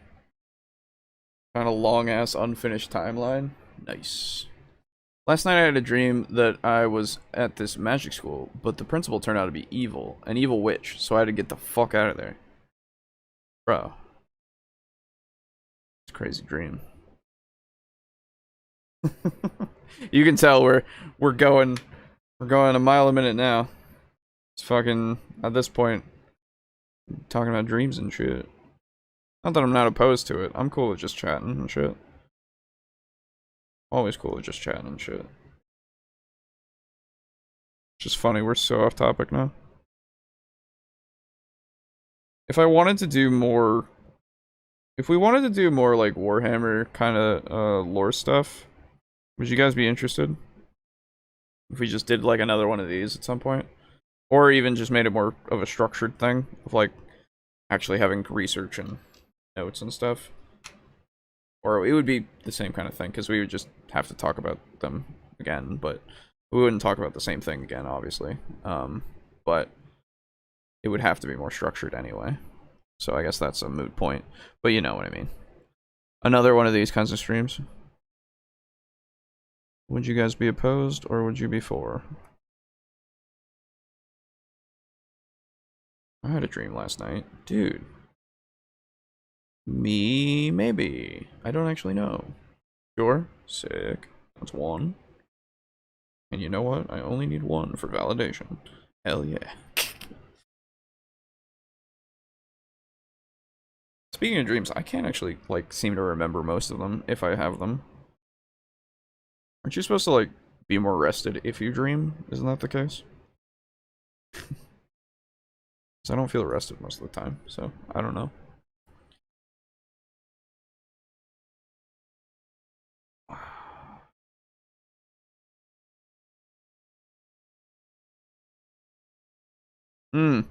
Another thing. I'll do another call to action. Hello. If you made it this far and you're on the VOD, hey. Thanks for sticking around. Aren't you a trooper? I appreciate you. And if you're in the chat right now still, fucking sick. Wonder why you don't feel rested? That's a great question. I have sleep issues. I don't know, man. I started drinking chamomile for bed for work, and it's been making me sleep, but it's, I mean, sometimes I feel rested, sometimes I don't. But yeah, call to action for those who are still around or still watching the VOD. What do you want to see us cover in the future for games? Because obviously there's D&D, there's Pathfinder, there's all those kinds of things. Call of Cthulhu. We haven't done too much for Call of Cthulhu because there's not much to cover really that's controversial or anything. But you know, but think maybe there's something specific that you would want to see, and we can put it in our notes for future talks. See what we got. Couldn't possibly be this model. What, 1:30 in the morning? You think I won't feel rested when I go to sleep? What do you think? That's crazy. I've never heard of such a thing. Okay, cool. So I can just do that. Oh, I can kind of just snap this in, and it kind of just works. Oh, bro. Oh, I love that. Anyway. I wouldn't be opposed, but I will have to go back to just commenting on the VOD after this week since I'll be back to work. Oh, dude. That's fair enough, dude. I appreciate you coming out, though. I appreciate that, you know, you've come out on your day off, basically. Real cool of you. You didn't have to do that, and so I appreciate you. And I appreciate every time you comment. You got some good shit. So, I appreciate anybody who fucking comments. It's great. A rule stream for Shadowrun would be awesome. Never fully got my head around it. Fair, fair. Shadowrun would be cool.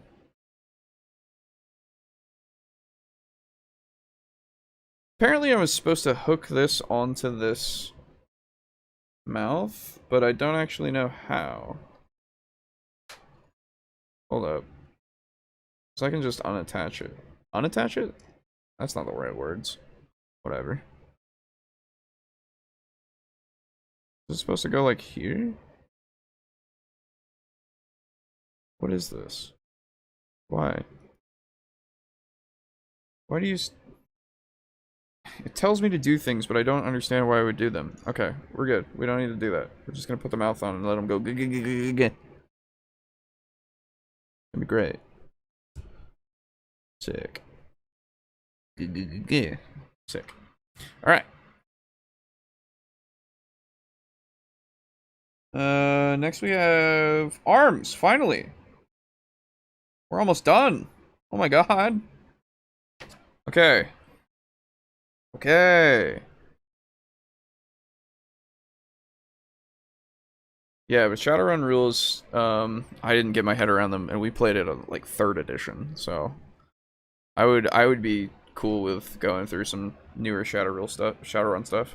Honestly, I know Indigo, when we talk about Shadowrun, he says that the new stuff isn't good, so I would love to see it. The day Garibay releases an RPG is the I will have inner peace. Don't fucking blight the world with that. Find inner peace. Yeah, don't blight the world. Why would you do this?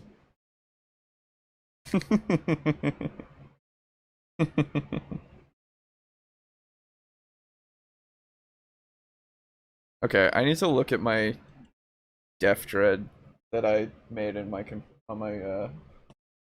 my thing. Let's see.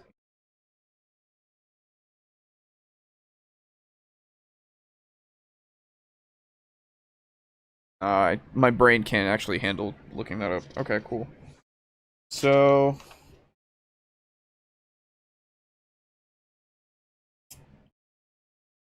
we've got 4 arms. Let's make the arms for now, and then we can figure out the actual weapons that we want. All right, getting there.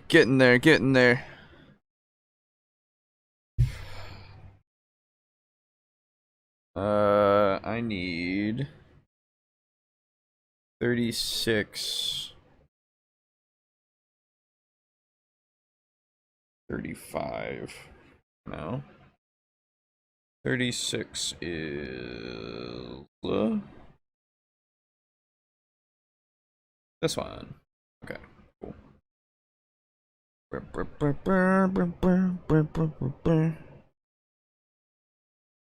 Nice. I think that cut.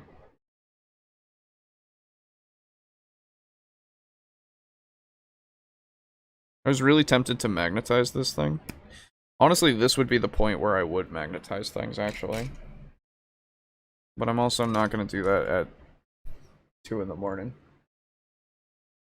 So, you know. Because it would make sense for weapons, right? Guess I want something else. But no, I'll just buy another Death Dread. Fuck it. I won't do that. Oh my god, I won't do that. I promise, though, when I do paint these, I will put them in the Discord. It might take me a year, but I will paint them. It will happen. I promise.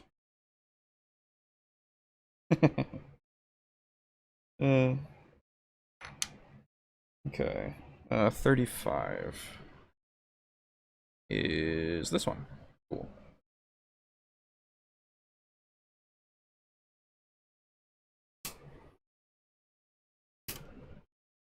Hell, I might even, dare I say, put them on the Instagram. By the way, do any of you follow the Instagram account?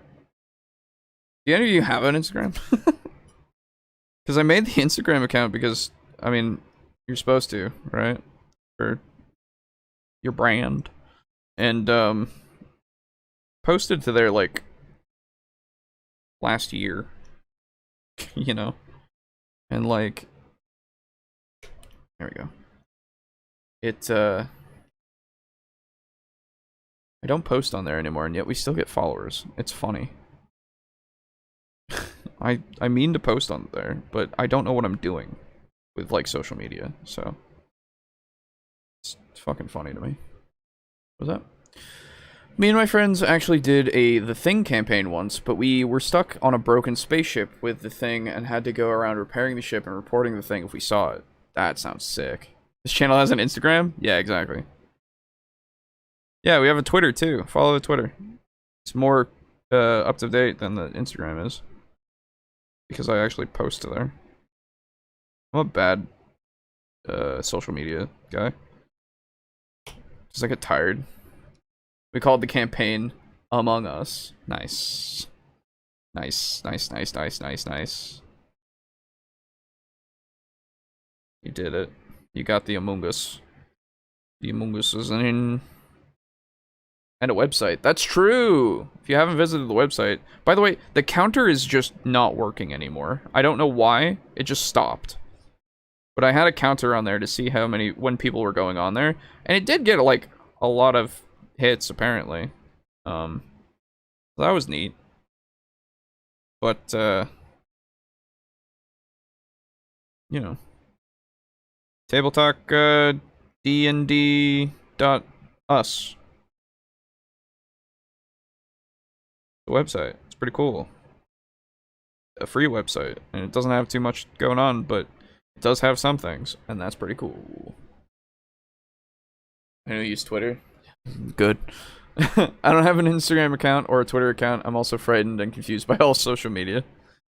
Yeah, well. You have a YouTube page, so, or a YouTube account, so that's social media. Good job. You played into their hand. Social media is gonna come get you now.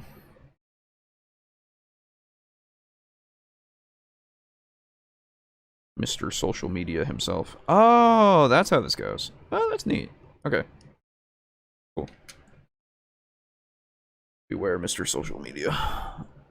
He is a fickle god.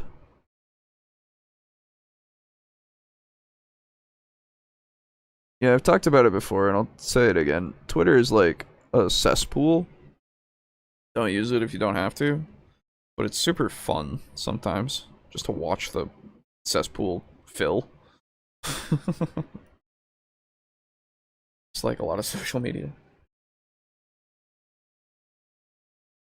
But Bramble, who's been around in the chat and has some stuff that he posts in the Discord and stuff. Bramble would he showed me how to do it, and I started to, and then I immediately fell off because I had to go to work. So I don't have time to like post things. I could schedule things, but I'm tired. Social media makes me tired. Excuse me. Goodness. Cool. My chat isn't showing up. That's fun. Oh, my phone is almost fully charged though, so I can stop being in that mode, so I can actually just look at chat. Hello! I can see you guys again. Okay. Like I was in late high school / college when Twitter came out, so I'm too old. Fair. I was thinking that we don't really realize it when we watch a kaiju movie, but imagine how scary it'd be if you walked outside and saw a giant monster, especially if it was a humanoid kaiju. Like, what would you do? I would die. That's, you know, that's the thing. Those kinds of movies are fun and great, and I love them. But I would fucking die. Squish me. Bad. Uh-oh.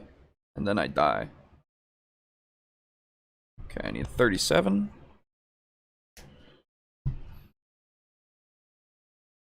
I would love to play a campaign, though, that I was a kaiju, or there were kaiju going on, and we had to deal with it. That would be fun. That would be super fun. 34 I need now. Okay, hear me out. Create an OnlyFans where you only post pictures of random tables you find in thrift stores. No. That'd be funny, though.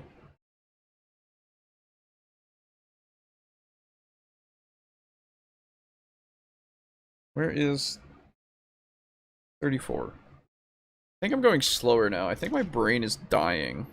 Hello? Help? Uh-oh. Where is 34? Oh no.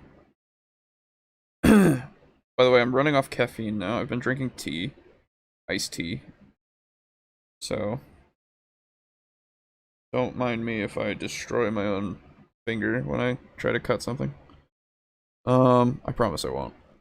I'm not that bad. Are those little, like, boxes of ammo? That's sick. Where is 34? Most action movie worlds would be scary to live in? That's true. Things explode for no damn reason when you touch them. Crazy.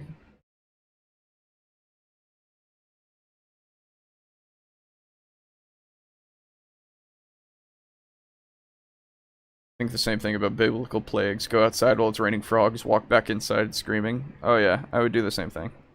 Just in general. Why am I... Hello? Uh-oh. Brain gone. I need to finish this, though. None of these look like the part I need. Oh my god. What is wrong with me? Am I gonna die? What? Am I missing a sprue? Hold on. One last look at this one. No, none of those. Am I missing a sprue? Did I fucking... Oh, these are... Whatever. Be not afraid. Sure.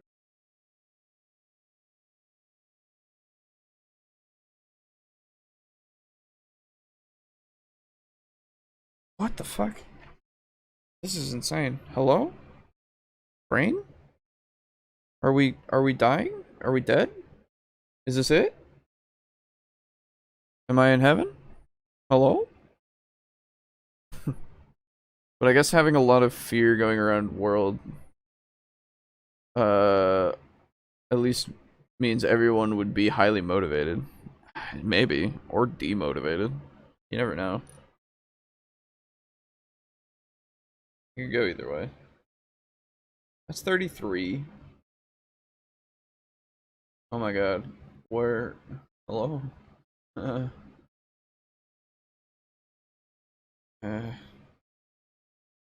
this is super weird.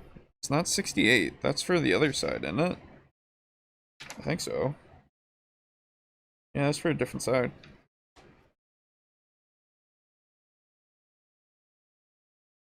I don't understand. It's gotta be right here. I must be missing it. Maybe I have to flip it around. These don't even have numbers on this side? Uh-oh. As a Florida man, I once woke up to alligators just chilling in my backyard. Oh my god. Yo, people tell me all the time they see bears in their yards. And I love bears. Bears are cool. I've never seen a bear in a yard or anywhere. I've never seen a real bear in real life, and it makes me sad. And I cry every time.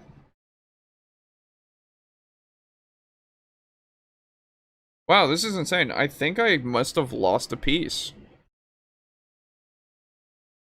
Huh.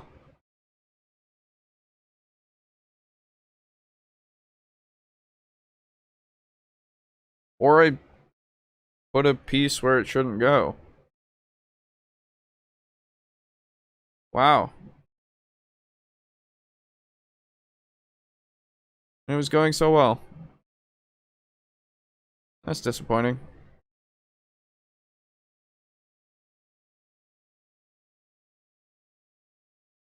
Well.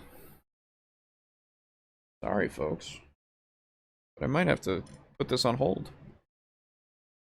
Because I think I'm either too tired to notice that I'm fucking it up somehow, or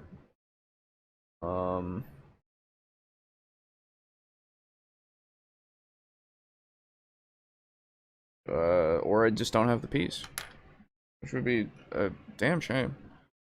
Now you reminded me of the dream where I had where I was stuck in my house because there was a polar bear in the yard. No, they're friendly. They'll just eat you, that's all. Because they actively hunt people because food. Motivated to run anyway. Well, that's true. Alright, one last look. I'm gonna go through every single part. I'm gonna touch them all. I'm gonna wonder. 58. Again, I'm looking for part 34. Okay. So, this is 33. This was 37. It's 85. 7. 33. You would think 34 would be near that, but they didn't put it there. 31 and 32 are over here, as long as 30 is there too.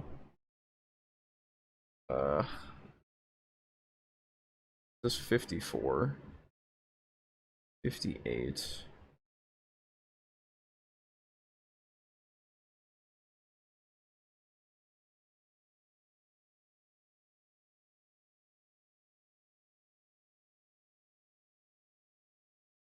Wow, really? Okay, we check the other sprue.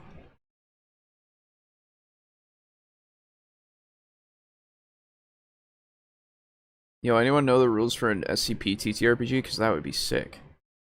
Isn't that one being made? I think I found it. No, it's 52. Wait. There it is! 34! Oh my god! I found it! Hey! I'm just incompetent. I apologize. Okay. We're good. Sorry. That took way longer than it should have. You can tell that I'm fucking tired. I didn't even turn that over. Dumb as hell. Wasn't there an TTRPG being made? Because if that's a thing, then that would be great. If not, then I would say Delta Green is pretty good for it. Delta Green's pretty cool. If giant monsters ever happen in real life and they're not packing mega schmeat, I will be highly disappointed. True. Guy did do a video on a creepypasta TTRPG. That's true as well, though that was more about like Ben the Killer and such, wasn't it? Like all those creepypastas, actual creepypastas, which is fine. Okay. Okay, cool. Yeah. Is that a Killer Claw? Gotta figure out which is which. I think that's Killer Claws, and that's a Kill Saw. Scary dream I usually have is one where I'm still in college. It's the end of the semester, and I suddenly realize there's a class I signed up for and forgot to ever go to. Oh, bro. That's too close to home. I'll be honest, I barely went to a single class, but I passed it with a D, I think. I'm not proud of it. I am, kinda.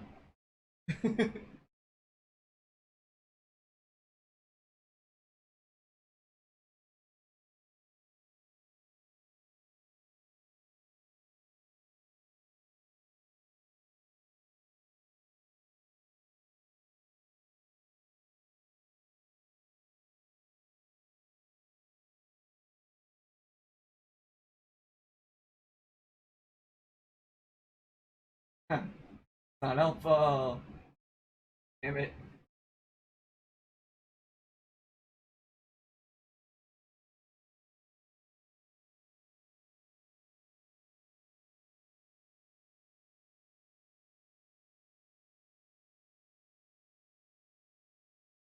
I just want to look at weapons. Oh.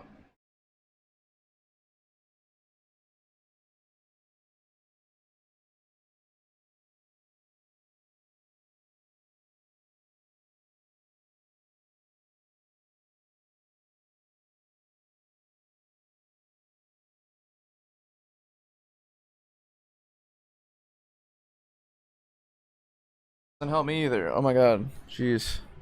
SCP writers writing an entry about a parking meter that causes the balls of everyone in 200 meters radius to explode. Yeah. That's an SCP. Gonna call it here. Gotta sleep in an hour so I can work tomorrow. Oh my god. Yeah, you should. Please do. I should be asleep right now. Anyone see the movie Dreamscape? It sounds familiar.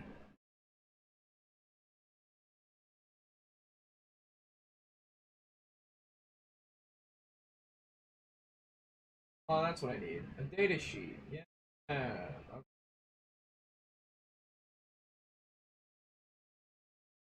Yes.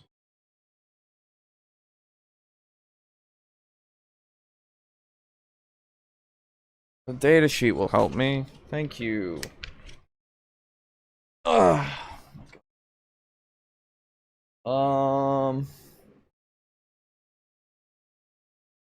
Right. I wanted 2 dread claws. What does a dread claw actually look like?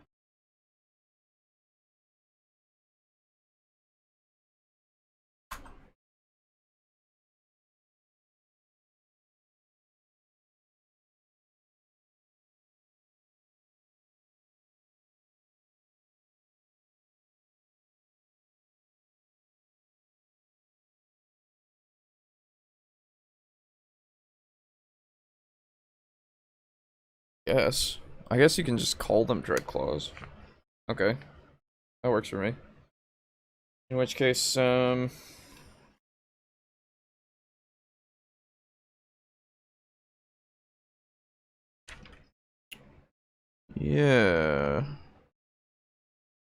Well, this is...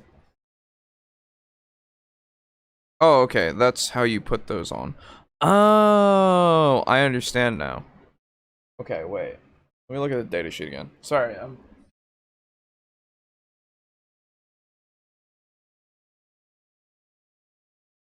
This is probably, like, the most silence that's been in an episode. And I apologize to those in the future who are at this point and going, oh my god, is he gonna end soon? I probably should. But, you know, I gotta finish this model, so, you know. Okay, so Dreadclaws are just any melee weapon that's that.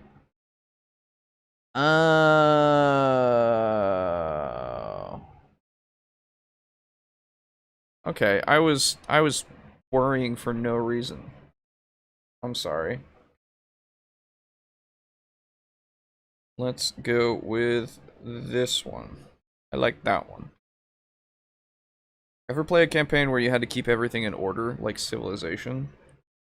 Not like Civ, no. I've not played a campaign like where you had to keep everything in order.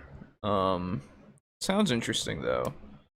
I've thought about a game like Populous, where you basically take the role of gods and then figure out how to make your worshippers do shit so that you can become more powerful.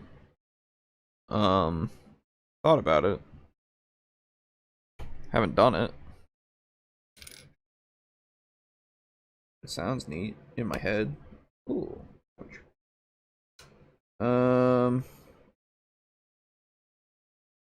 Populous is pretty cool. Yeah.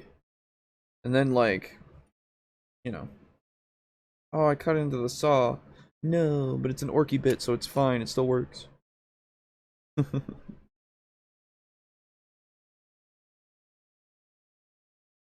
Okay. Cool.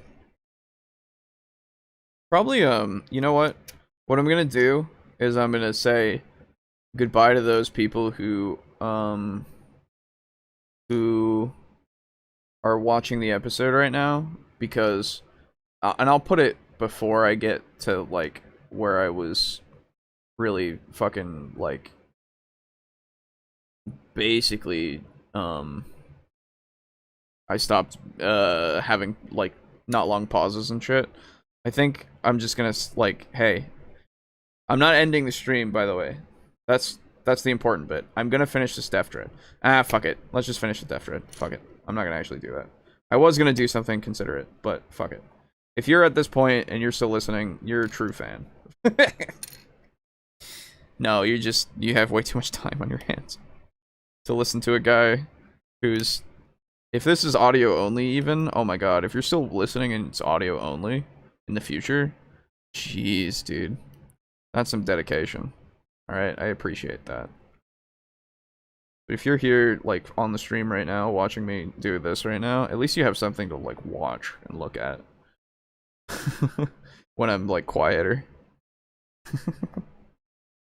Probably in the future, we're not gonna go this late. Probably in the future, we're also gonna have not just me. So, don't worry. It'll get better. I usually do this just for, like, or I haven't even done this for my own personal streams yet, of, like, going this long into the night. Jesus. I've attempted to create house rules for a campaign that gets into grand strategy, but you end up with a lot more work cut out for you than you might expect. I bet. That's the thing. That's what makes me, like, not want to do it. Because, like, I like managing things. That's fun to me.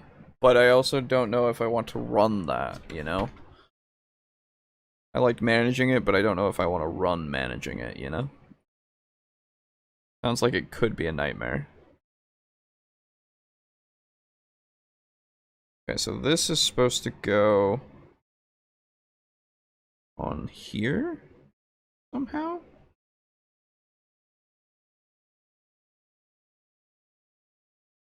Is this the right side? Uh-oh.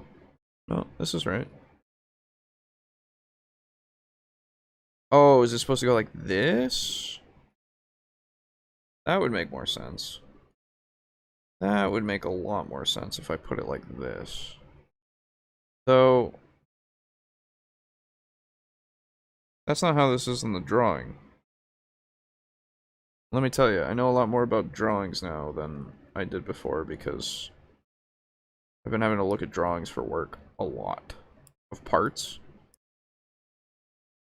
And I'm like, sheesh, dude. A lot of shit. Okay.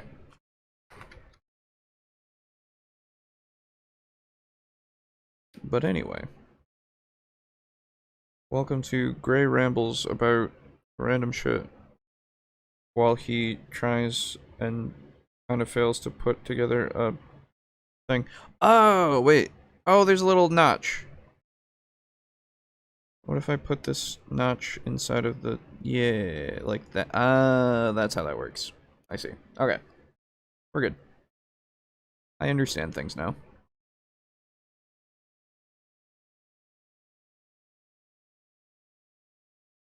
Okay. Give me a little bit of cement. There we go. That'll be enough like that. Very good. Uh-oh. Did I forget how this works? Kind of. It's like that. Yes. Yes, good. Okay. Not gonna lie, I tried getting out of my chair, losing my footing, and made a twisting motion with my ankle. Now I'm waiting for my foot to stop hurting so I can walk again. Oh my god, dude.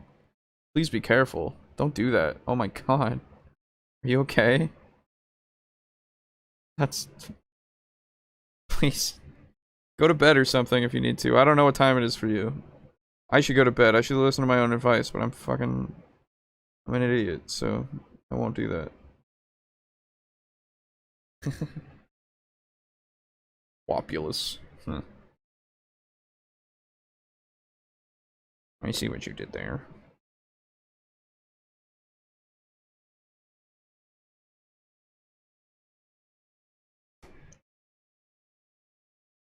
Oh shit, I'm supposed to put this part in. Oh. Oh, it just kind of fits. Oh, it just kind of fits in there. Okay, never mind. I thought this would seal it. But I can just do that. Okay.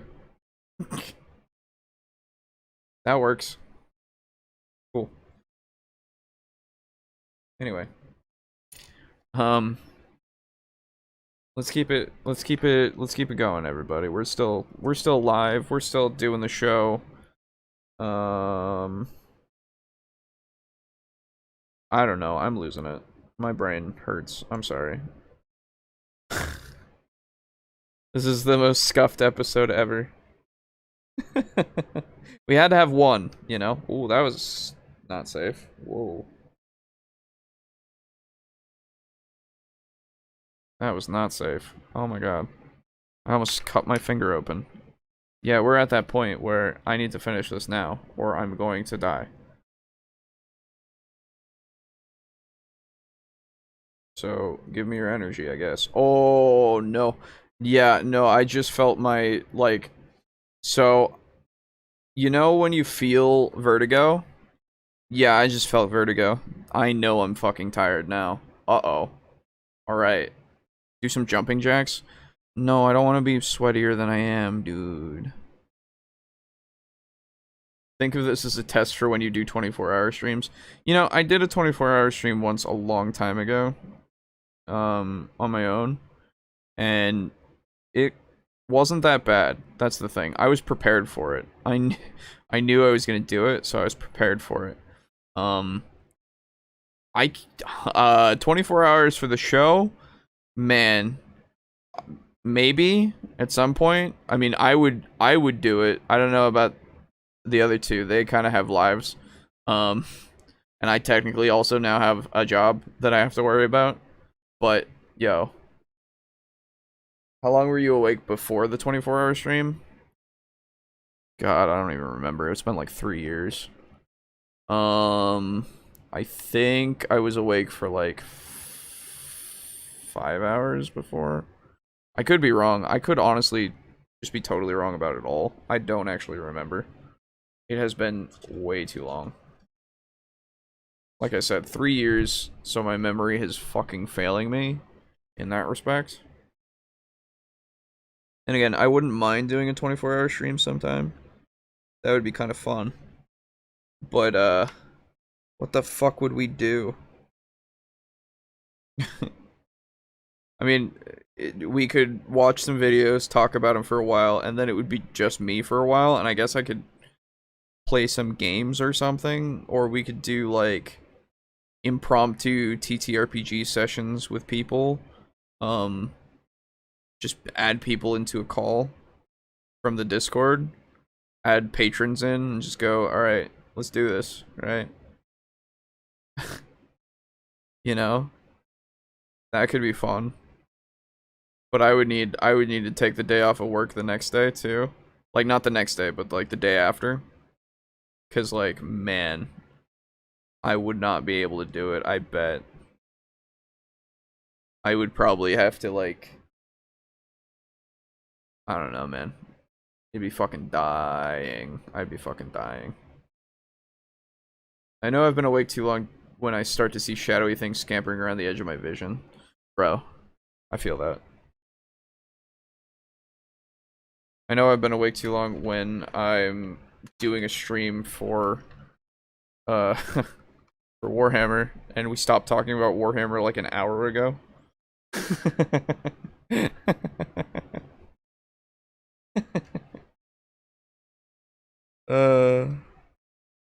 funny. It's funny. Apologies to those who are still here for the Warhammer. Like the actual lore and stuff. But, I've lost my mind. And thus, I cannot oblige. Just have each of you do 8 hours for the 24-hour stream? That's true. That would be the easiest way, but that's the thing. I kind of have to monitor the computer. Wow, look at this part, by the way. They fucked this up real bad. Real bad, real bad. If you want to be clickbaity, you could rate the ointment of TTRPG users, sort of like a tier list, only it's an alignment chart. Oh, alignment. Okay. Ointment, I see. Autocorrect. That's great. We can rate their ointment too, I guess. They just need to tell us what they use. But yeah. That's the thing. I talked about this actually to Brogan, No Nat Ones before. Tier lists are fine. I don't want to do a tier list for the channel. I really don't. Like, that seems so, like, because everyone's doing it, and it gets so many views, and I'm just like, I know it would be helpful. Don't get me wrong. I know it would be helpful, but I wouldn't want to do it. You know? It just feels like I'd be playing into that. And, like, don't get me wrong. Watching some tier lists are fun, but I don't know if I want to be a part of it, you know? It could be fun if it was like, you know, we try food or something like that. Something that's actually like a fun thing to do. But for what we do, I don't think there's a way for us to do a tier list that would be like super fun, you know, to watch. It would just be us going, yo. Yeah, that's why it's clickbaity. Yeah, I know. And, you know, I mean, I've said it before. I don't like clickbait. I don't like the feeling. I don't like doing that stuff. Hell, we would talk about in some of the videos that we covered before, it'd be like, man, that feels so clickbaity, because why? Why did you do that? You know? Thankfully, we haven't encountered that for a long while now, which is great. Because everything kind of talks about what they actually put in the title, which is good. Ow, that's an actual spike. And that feels bad on my skin. Shit. I'm not even taking the mold lines off now. That's how tired I am. I just want to get it done. Ow, fuck. This is actually spiky and it's hurting me. Ow. Ouch. Shit. Okay. I gotta get these pieces and fucking get this going. Okay, that's 52. I need that.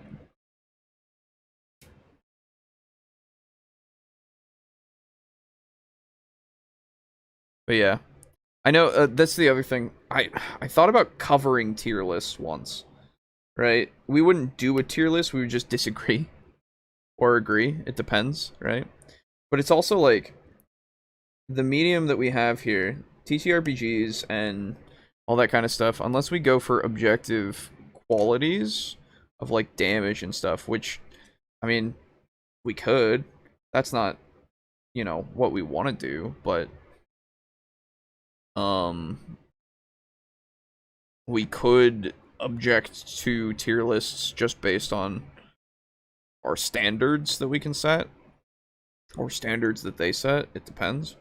But if it's something like usual tier lists of just it's subjective, of like, oh, I like this because I do, then what are we gonna do with that? You know, just go okay. I don't know, man.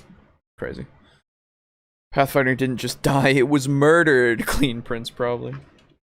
What, like, we talked about it for a second, and again, I gotta ask, what's with all the people that are trying so hard to, like, destroy, quote-unquote, Pathfinder?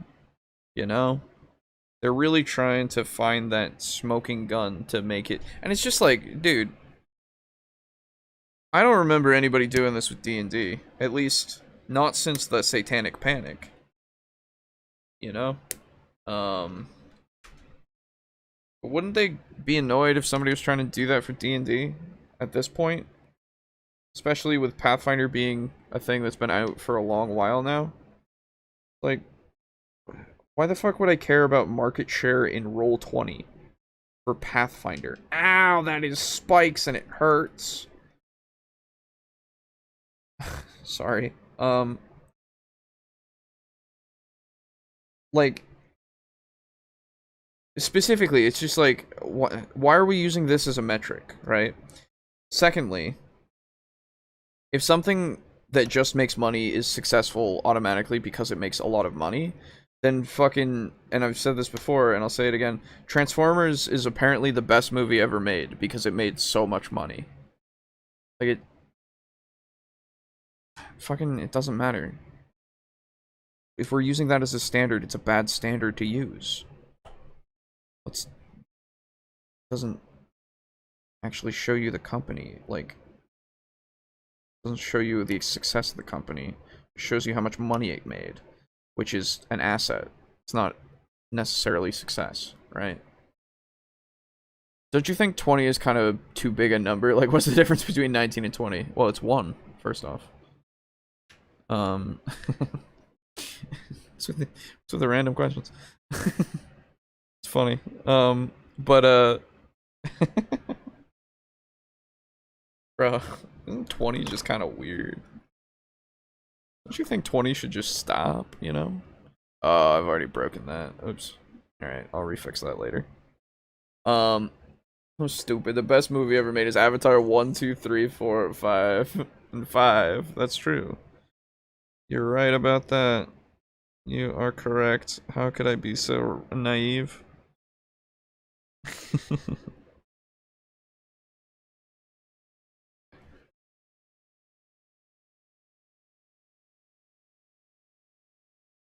Go.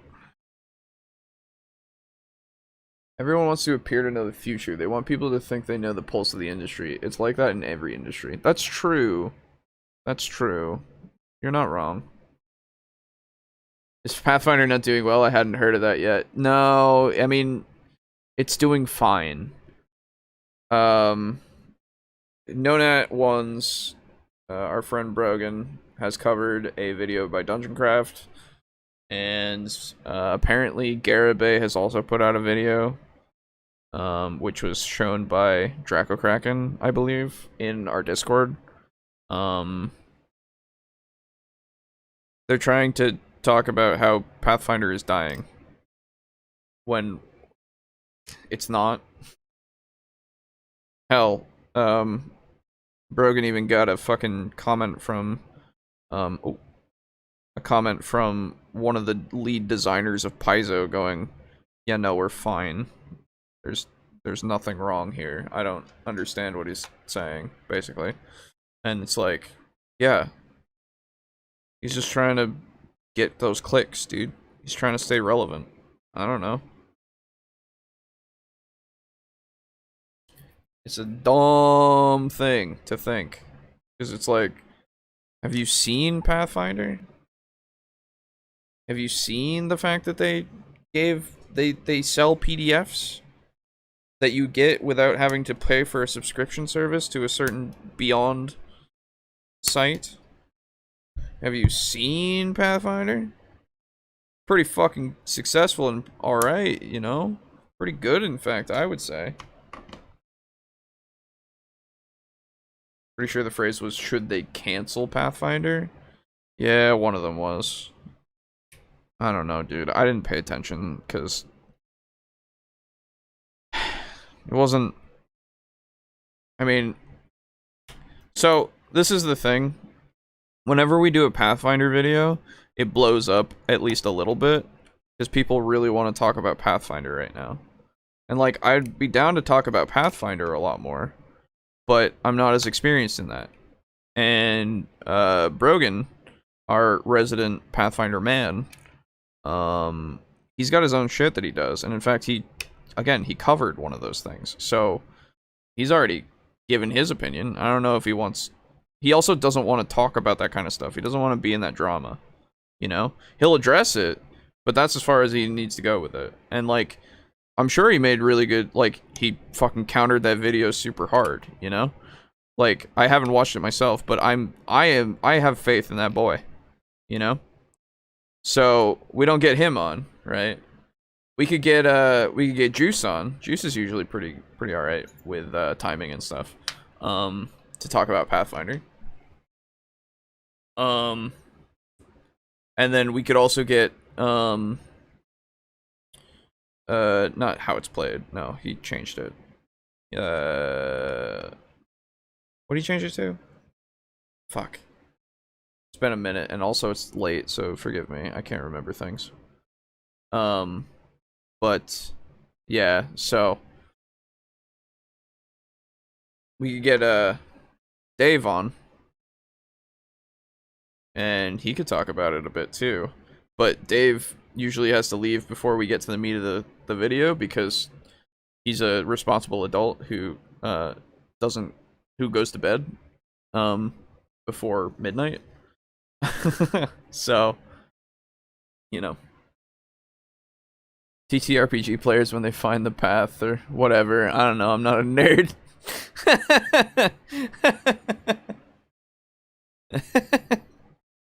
Bro, what's this nerd shit? I don't understand.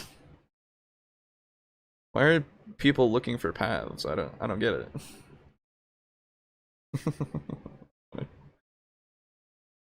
Oh, this is slightly off, and it's jelly now. Uh-oh. Okay, there we go. Better.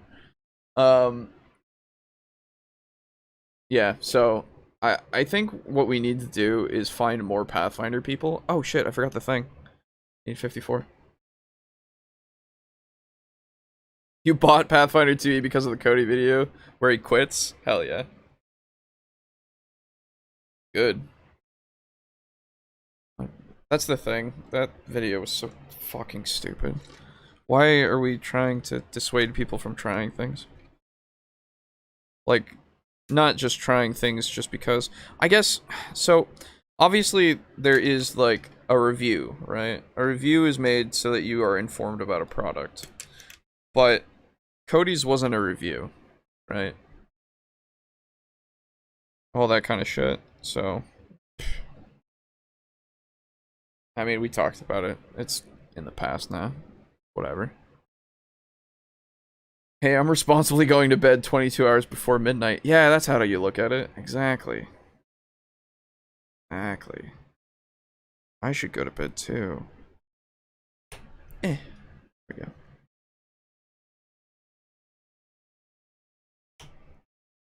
I'm almost done, so... And I got a kind of a third wind. I'll be honest. I, didn't think I would get this far.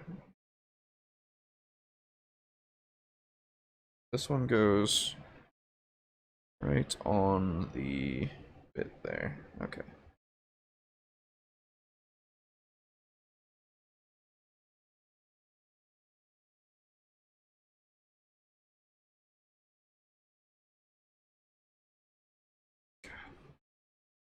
Okay, so it's gonna be kind of like this. I understand. Okay, cool. I haven't seen that video yet, but I should probably buy 2E anyway.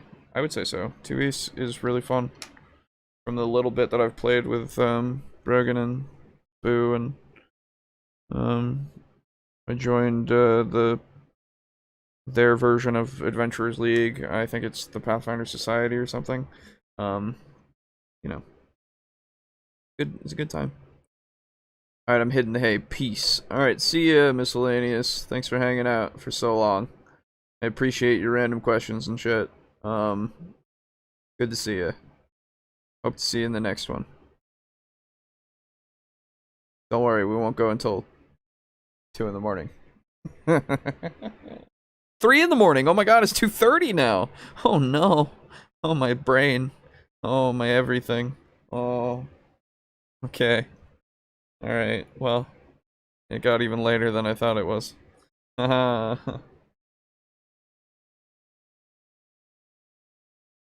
Thanks for sticking around, by the way, everybody. We're almost out. Almost over. I promise.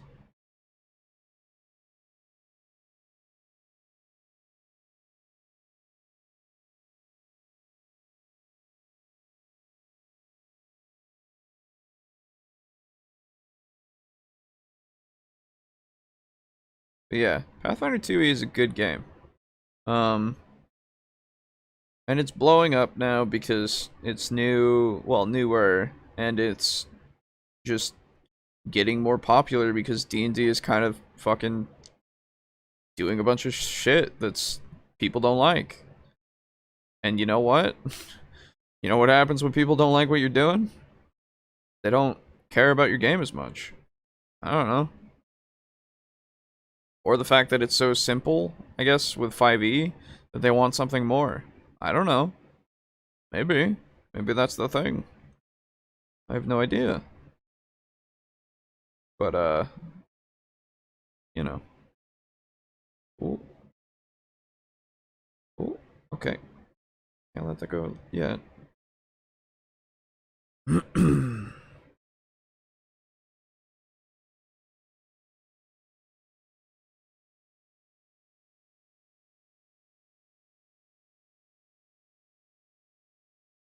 I don't like that that keeps moving. Why the fuck does that keep moving? I didn't put enough cement in there, huh?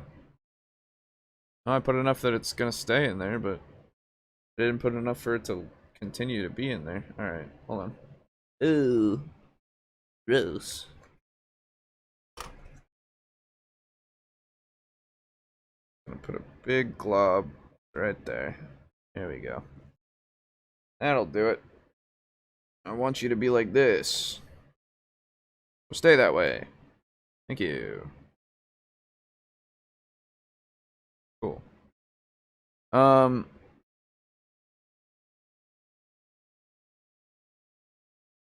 so glad I moved away from Florida. It's not all that late where I am.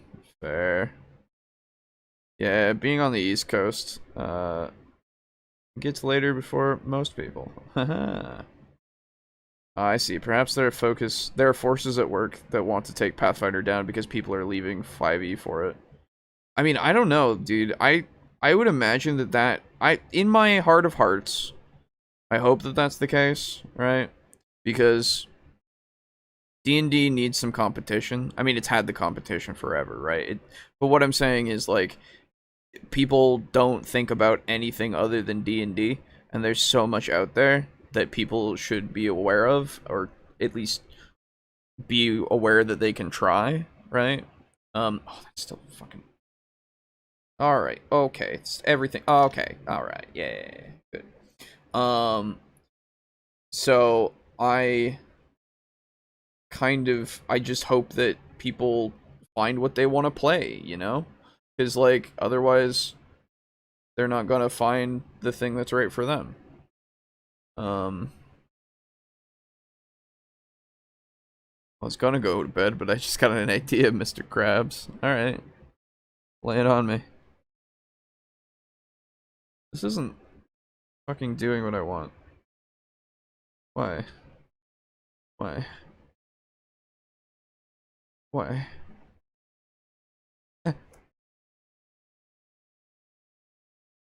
Look at his arm slowly go down.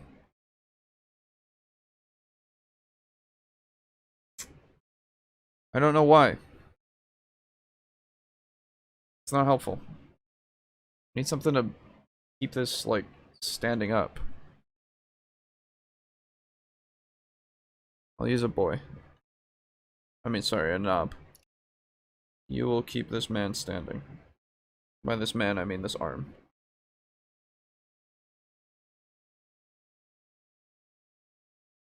Good. So, sorry, I hit the mic. Let's do the last bits. And that's adding guns. Because I need guns. A campaign where you are a messiah type figure and you have to convince people to gain followers. Yeah. That would be fun. I can see that. So you're basically just like, yeah, I'm gonna be bringing the you know, not the apocalypse, the other thing. The salvation of you and your people. So follow me? Question mark? Excuse me. Yeah, no, that'd be kind of sweet. I feel like that would be a fun time. Here's an Old Testament RPG. Oh my god. I had no idea.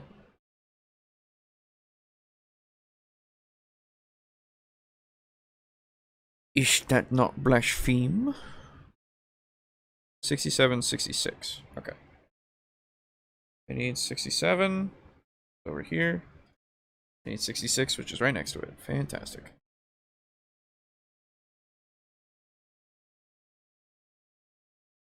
There we go.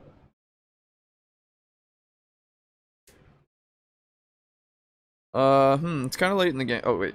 Like Ultima 4 somewhat. Oh, yeah. Oh, Ultima. I've never actually played Ultima, but I know of it. Pretty neat. Kind of late in the game. I've been kind of. Oh, I just moved everything. Oh no, you're good. Yay! The boy worked.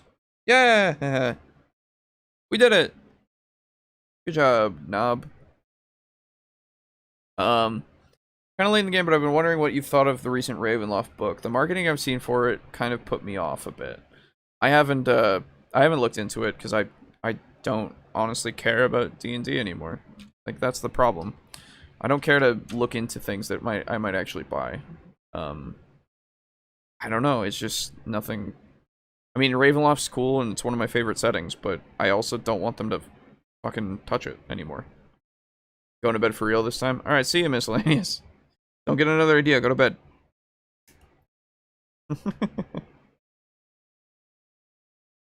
It's late. But yeah, I don't know, man. I wish I could be excited about it, you know? I haven't looked at it, like, at all. So, I'm at the point where it's like, I don't know if D&D 5e is my game anymore. I'll still play it, right? But I don't know if I'll actively go looking for, content for it. Unless something, like, super interesting comes out. Because, like, the investigation thing was kind of interesting. But at the same time, I was like, okay.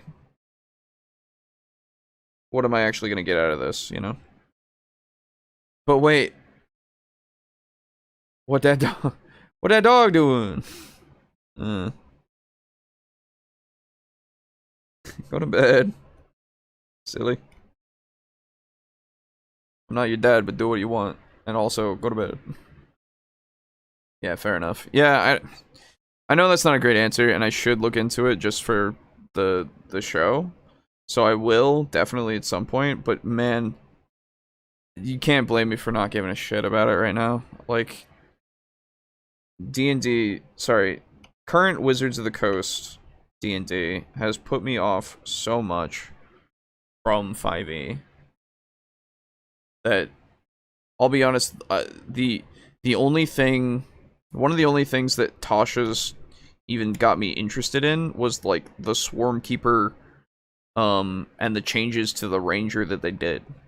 Swarm Keeper Ranger and the changes for Basic Ranger, right?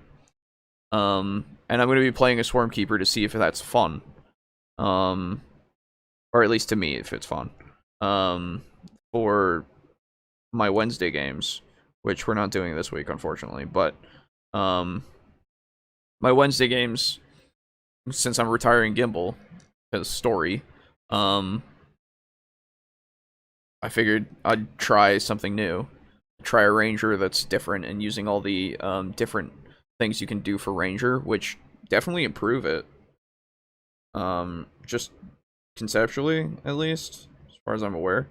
Oh, that's way too much. Whoops. Uh-oh. Well, that's okay. We're just gonna do one of these and just leave it the way it is. Cool. But yeah, so why would you do this? Okay. But yeah, that's the only thing that I got out of Tasha's, really. I don't remember much else that I cared for. The psionics is fine, but I don't know, I don't care. Improvements are better than the additions, as far as I'm aware, for that book. Though, again, the only reason that I would buy Tasha's or look at it is for the character stuff. That's it. Sorry, class stuff. And that's it, right?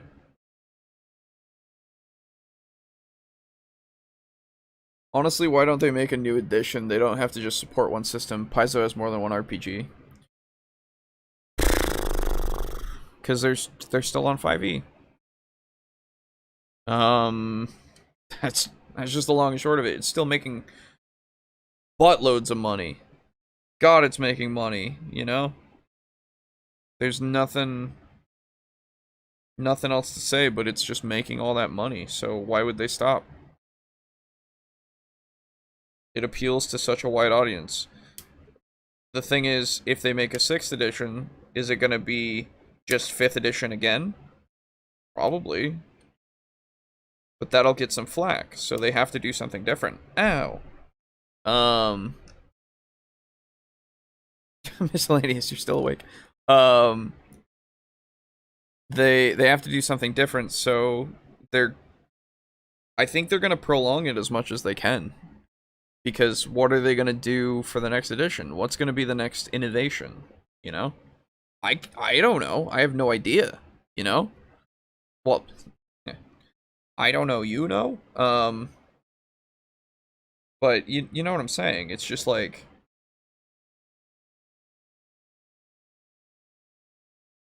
what are we to do? Got the stream on while making my bed. Oh, aren't you such a good lad?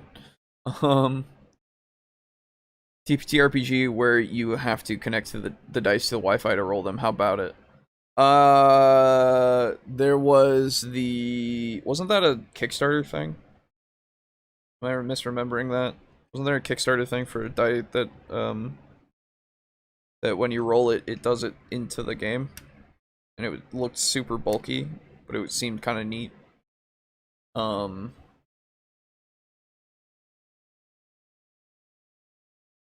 I don't think the technology is there yet. I think we're getting there. Oh, speaking of technology, I tried VR for the first time today. I mean, yesterday, technically. They had it at my work. They're using it to test training people into like safety and using tools and shit. Oh my god, it's great. It was an Oculus, and it was actually fucking great. I understand how to use a micrometer now. I'll probably forget how to use it later, but I kind of remember now. It's fucking cool. Anyway, that's a non sequitur. There was a Kickstarter for a Wi-Fi pepper shaker and a Wi-Fi cold press juicer. Pretty sure there was one for a Wi-Fi die as well. Pretty sure we looked at it, actually. I don't know if it was on the show or if it was just in our free time. It all blends together at a point. Yeah, but Paizo still supports Pathfinder 1e. Wizards doesn't have to stop selling 5e. Yeah, but that's not how Wizard do. You're right, they don't have to. But the way that D&D works, the way that the masses have always worked with it is like, oh, the new edition's out. Let's get all that stuff. That's what's important now, because they're going to stop supporting 5e if they do that. If they don't, then sure, okay, that's a different change, and maybe that would be for the better. But then they're competing with themselves. Paizo isn't competing with itself, technically. I mean, it is in a way, but it's a different system. It's using the same kind of rules, Starfinder and Pathfinder specifically, but they are two completely different games, just in the sense of setting. And so it's enough of a it's enough of a differentiation, in my mind at least, for me to go, okay, they're gonna be fine. You know, people are gonna gravitate towards one or the other, or both, but they're still gonna make the sales. Whereas with D&D, if they do a 6th edition and a 5th edition together, well, it's the same game twice. That's how it goes in my mind right now, at least, just thinking about it off the cuff.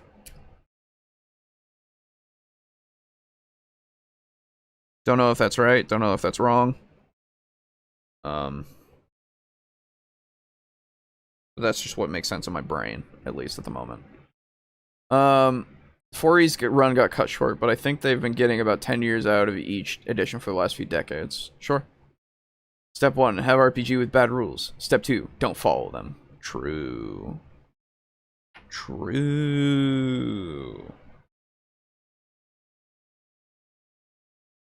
No more bad rules. True. Can't have bad rules if you don't follow rules. Taps forehead.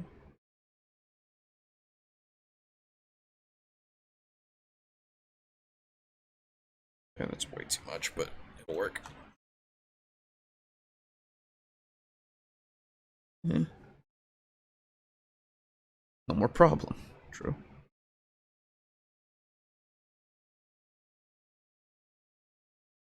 There we go.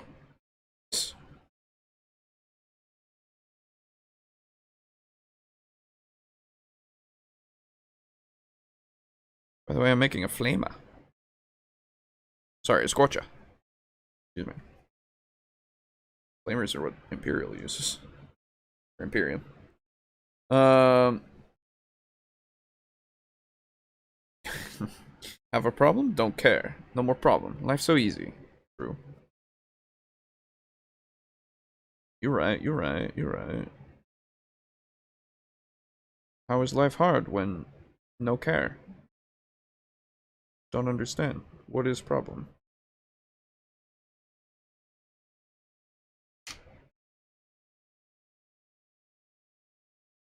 We're in the final stretch, boys. Don't you worry. I will go to bed soon. Uh-oh.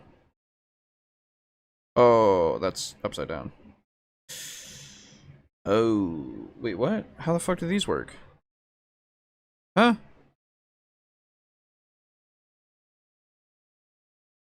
Damn it.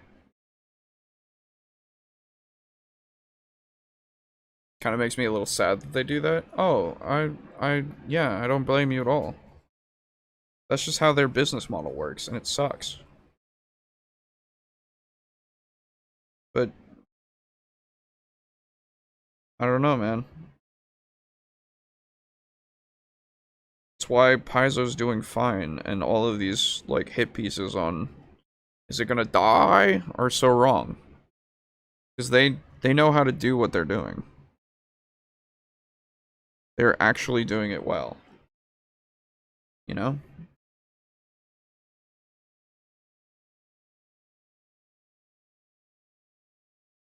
There we go.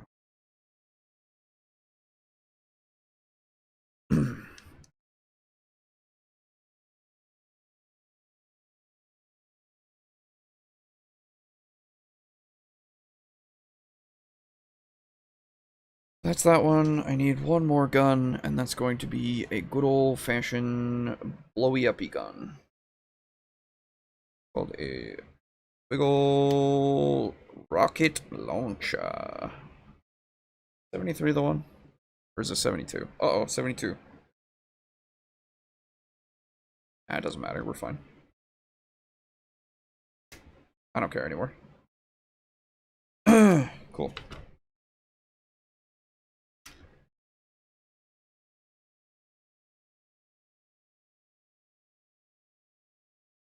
Real question, what's the legalities of just changing the rules up a bit until you can call it your own game? Look at 3.5 or 3 and Pathfinder. That's the legality. That's the distinction. I don't know it specifically, but they did it.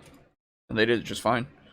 It's also, if you think about it, 3.0 and 3.5 had the open rule set license thing that they shut down immediately after, so that they couldn't do that anymore. Oh, there's a tiny bug in my room. Gross, it's dead now. But yeah, so that is my go-to example for that, I guess. I would say. But that's the thing. They took away that ability for 3.0, so, or sorry, 4.0, when it was a thing. So they didn't want it to happen again. And that makes sense, because fucking Paizo ran away with it. And have you seen how many fucking third-party things there are for 3.0? Oh my god.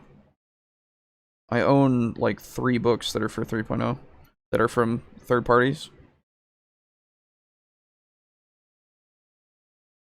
Table for RPG night. Alright, good night.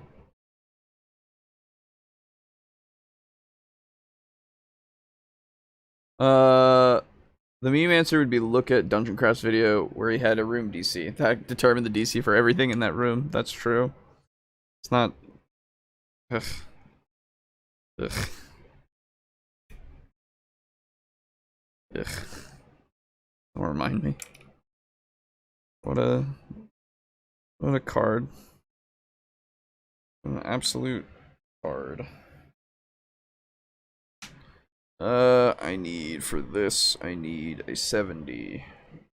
Where is 70? You can hear that I'm starting to lose it. Over here? What are these? 44, 45. No, you know what? We're gonna put one of those on, because it looks cooler. Although it'll be, oh, it won't be facing out, so never mind. It won't look as cool. There's a 70. Okay, I found it. Only like 3 more things to glue, boys. Then I'll let you leave. I'll let you go. I've been holding you hostage. Oh shit. Unless I lose a piece. Which I just have. In which case... Uh-oh. I'll try not to lose this one. Okay, I kinda did. Hold up.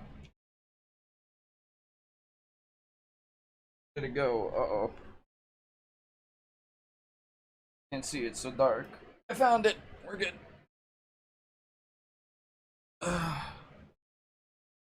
Okay.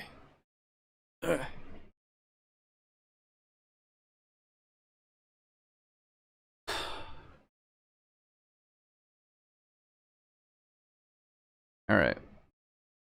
You're almost free, everyone. Nice.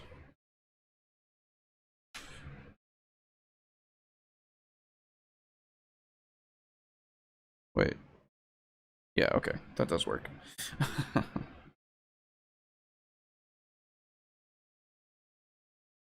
You guys even see what I'm doing anymore? Okay, you can. Kind of.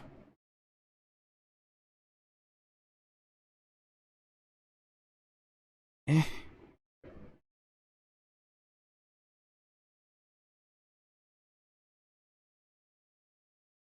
Oh my god. Good.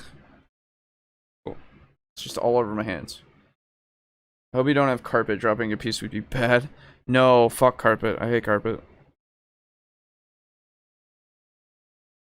It's so dusty. gross. I hate it. Also, this is just sticking to my hands. I think I'm made of plastic now. I think I'm going to meld into my plastic. Uh-oh. Anyway. I do feel like there's been a common thread in Wizards of the Coast marketing where they will change the way they do things and then come out and say the way everything was done before was wrong. Well, that's the new thing now, right? Like, you're supposed to, you know, throw away everything else that you used to do because now it's bad for every reason, even though context is important and intentions are important, and it's just, yeah. Yeah, it's not great. I think you're right. It sucks. It sucks that you're right. But I think you're right. But that's, I don't know. Some things about the world are just gonna change that way now. And like, that's fine. It's good when it's for good things. You know? I mean, hot take, but I'm all for good things. Things that will be helpful. Absolutely. No matter what that is. But, well, not no matter what, but you know what I mean. But some things are just a little over the top, I think. Just a tad. Just a tad. Ugh.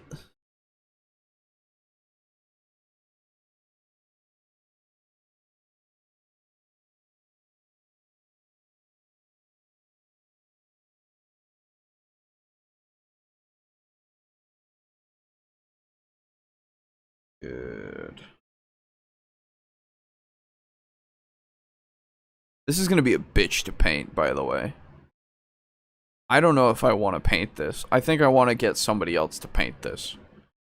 Because this is gonna be a fucking nightmare. I actually just have realized what I have done to myself. Oh my god. I'm so dumb. I'm so dumb.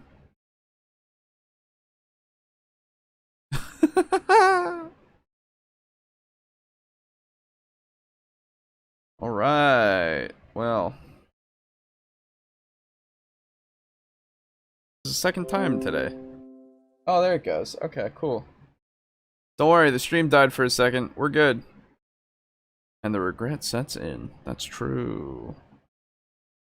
That's true. Don't worry, everybody. The stream almost fucking died forever. But I will finish this on stream. It will happen.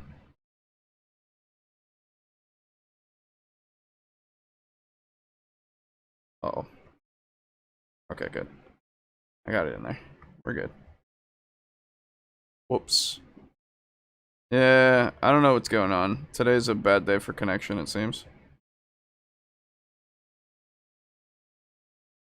Alright. That's it, boys. We did it.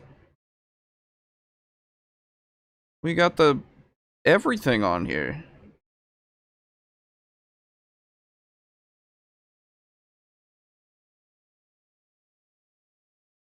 It's done.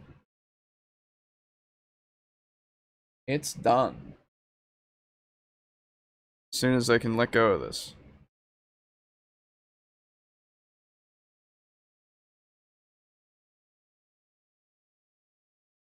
Yeah. That's gonna be a nightmare to paint. Fuck. What have I done to myself?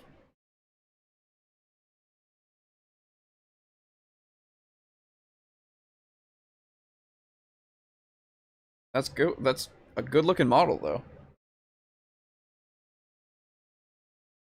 That's a great looking model. I'll be fucking honest. 500 XP. Hell yeah, dude. I'm gonna level up, dude. I'm gonna level up. Alright. Fuck. It's 3 in the morning. It's 3:01. Oh my god. Well. Hey. Thanks for hanging out with me, throughout this 6-hour stream. I appreciate it. Sorry again that there was no painting, actually. But hey, we did a lot of assembly, and honestly, this was the big one. This was the one that was going to take the most time, so we did it. I'll probably assemble more boys and stuff and actually base them and shit, in the future. And I'll try to paint, and I'll post the things in the Discord and on the Instagram probably. But yeah, that's gonna be it for me for tonight. So again, I appreciate you guys coming out and hanging out and tuning into this experimental chill stream.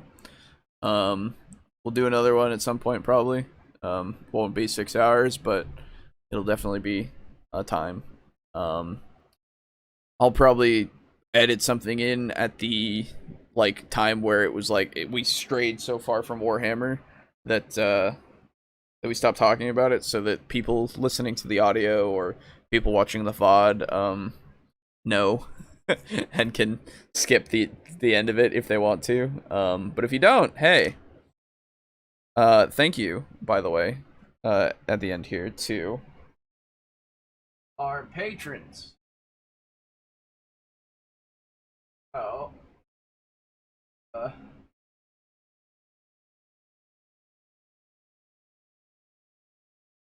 So, to all our patrons, thank you. That is Draco Kraken, Mog Zero, Slazer, Steely, Drake Cross, Chris, Frozen Spaghetti, Kill Chrono, Polyhedral. Really appreciate your support, and thank you to Steely again, because he donated this stream, so thank you again for that. If you don't want to support us in monetarily, don't have to, don't think you have to, don't feel like you have to.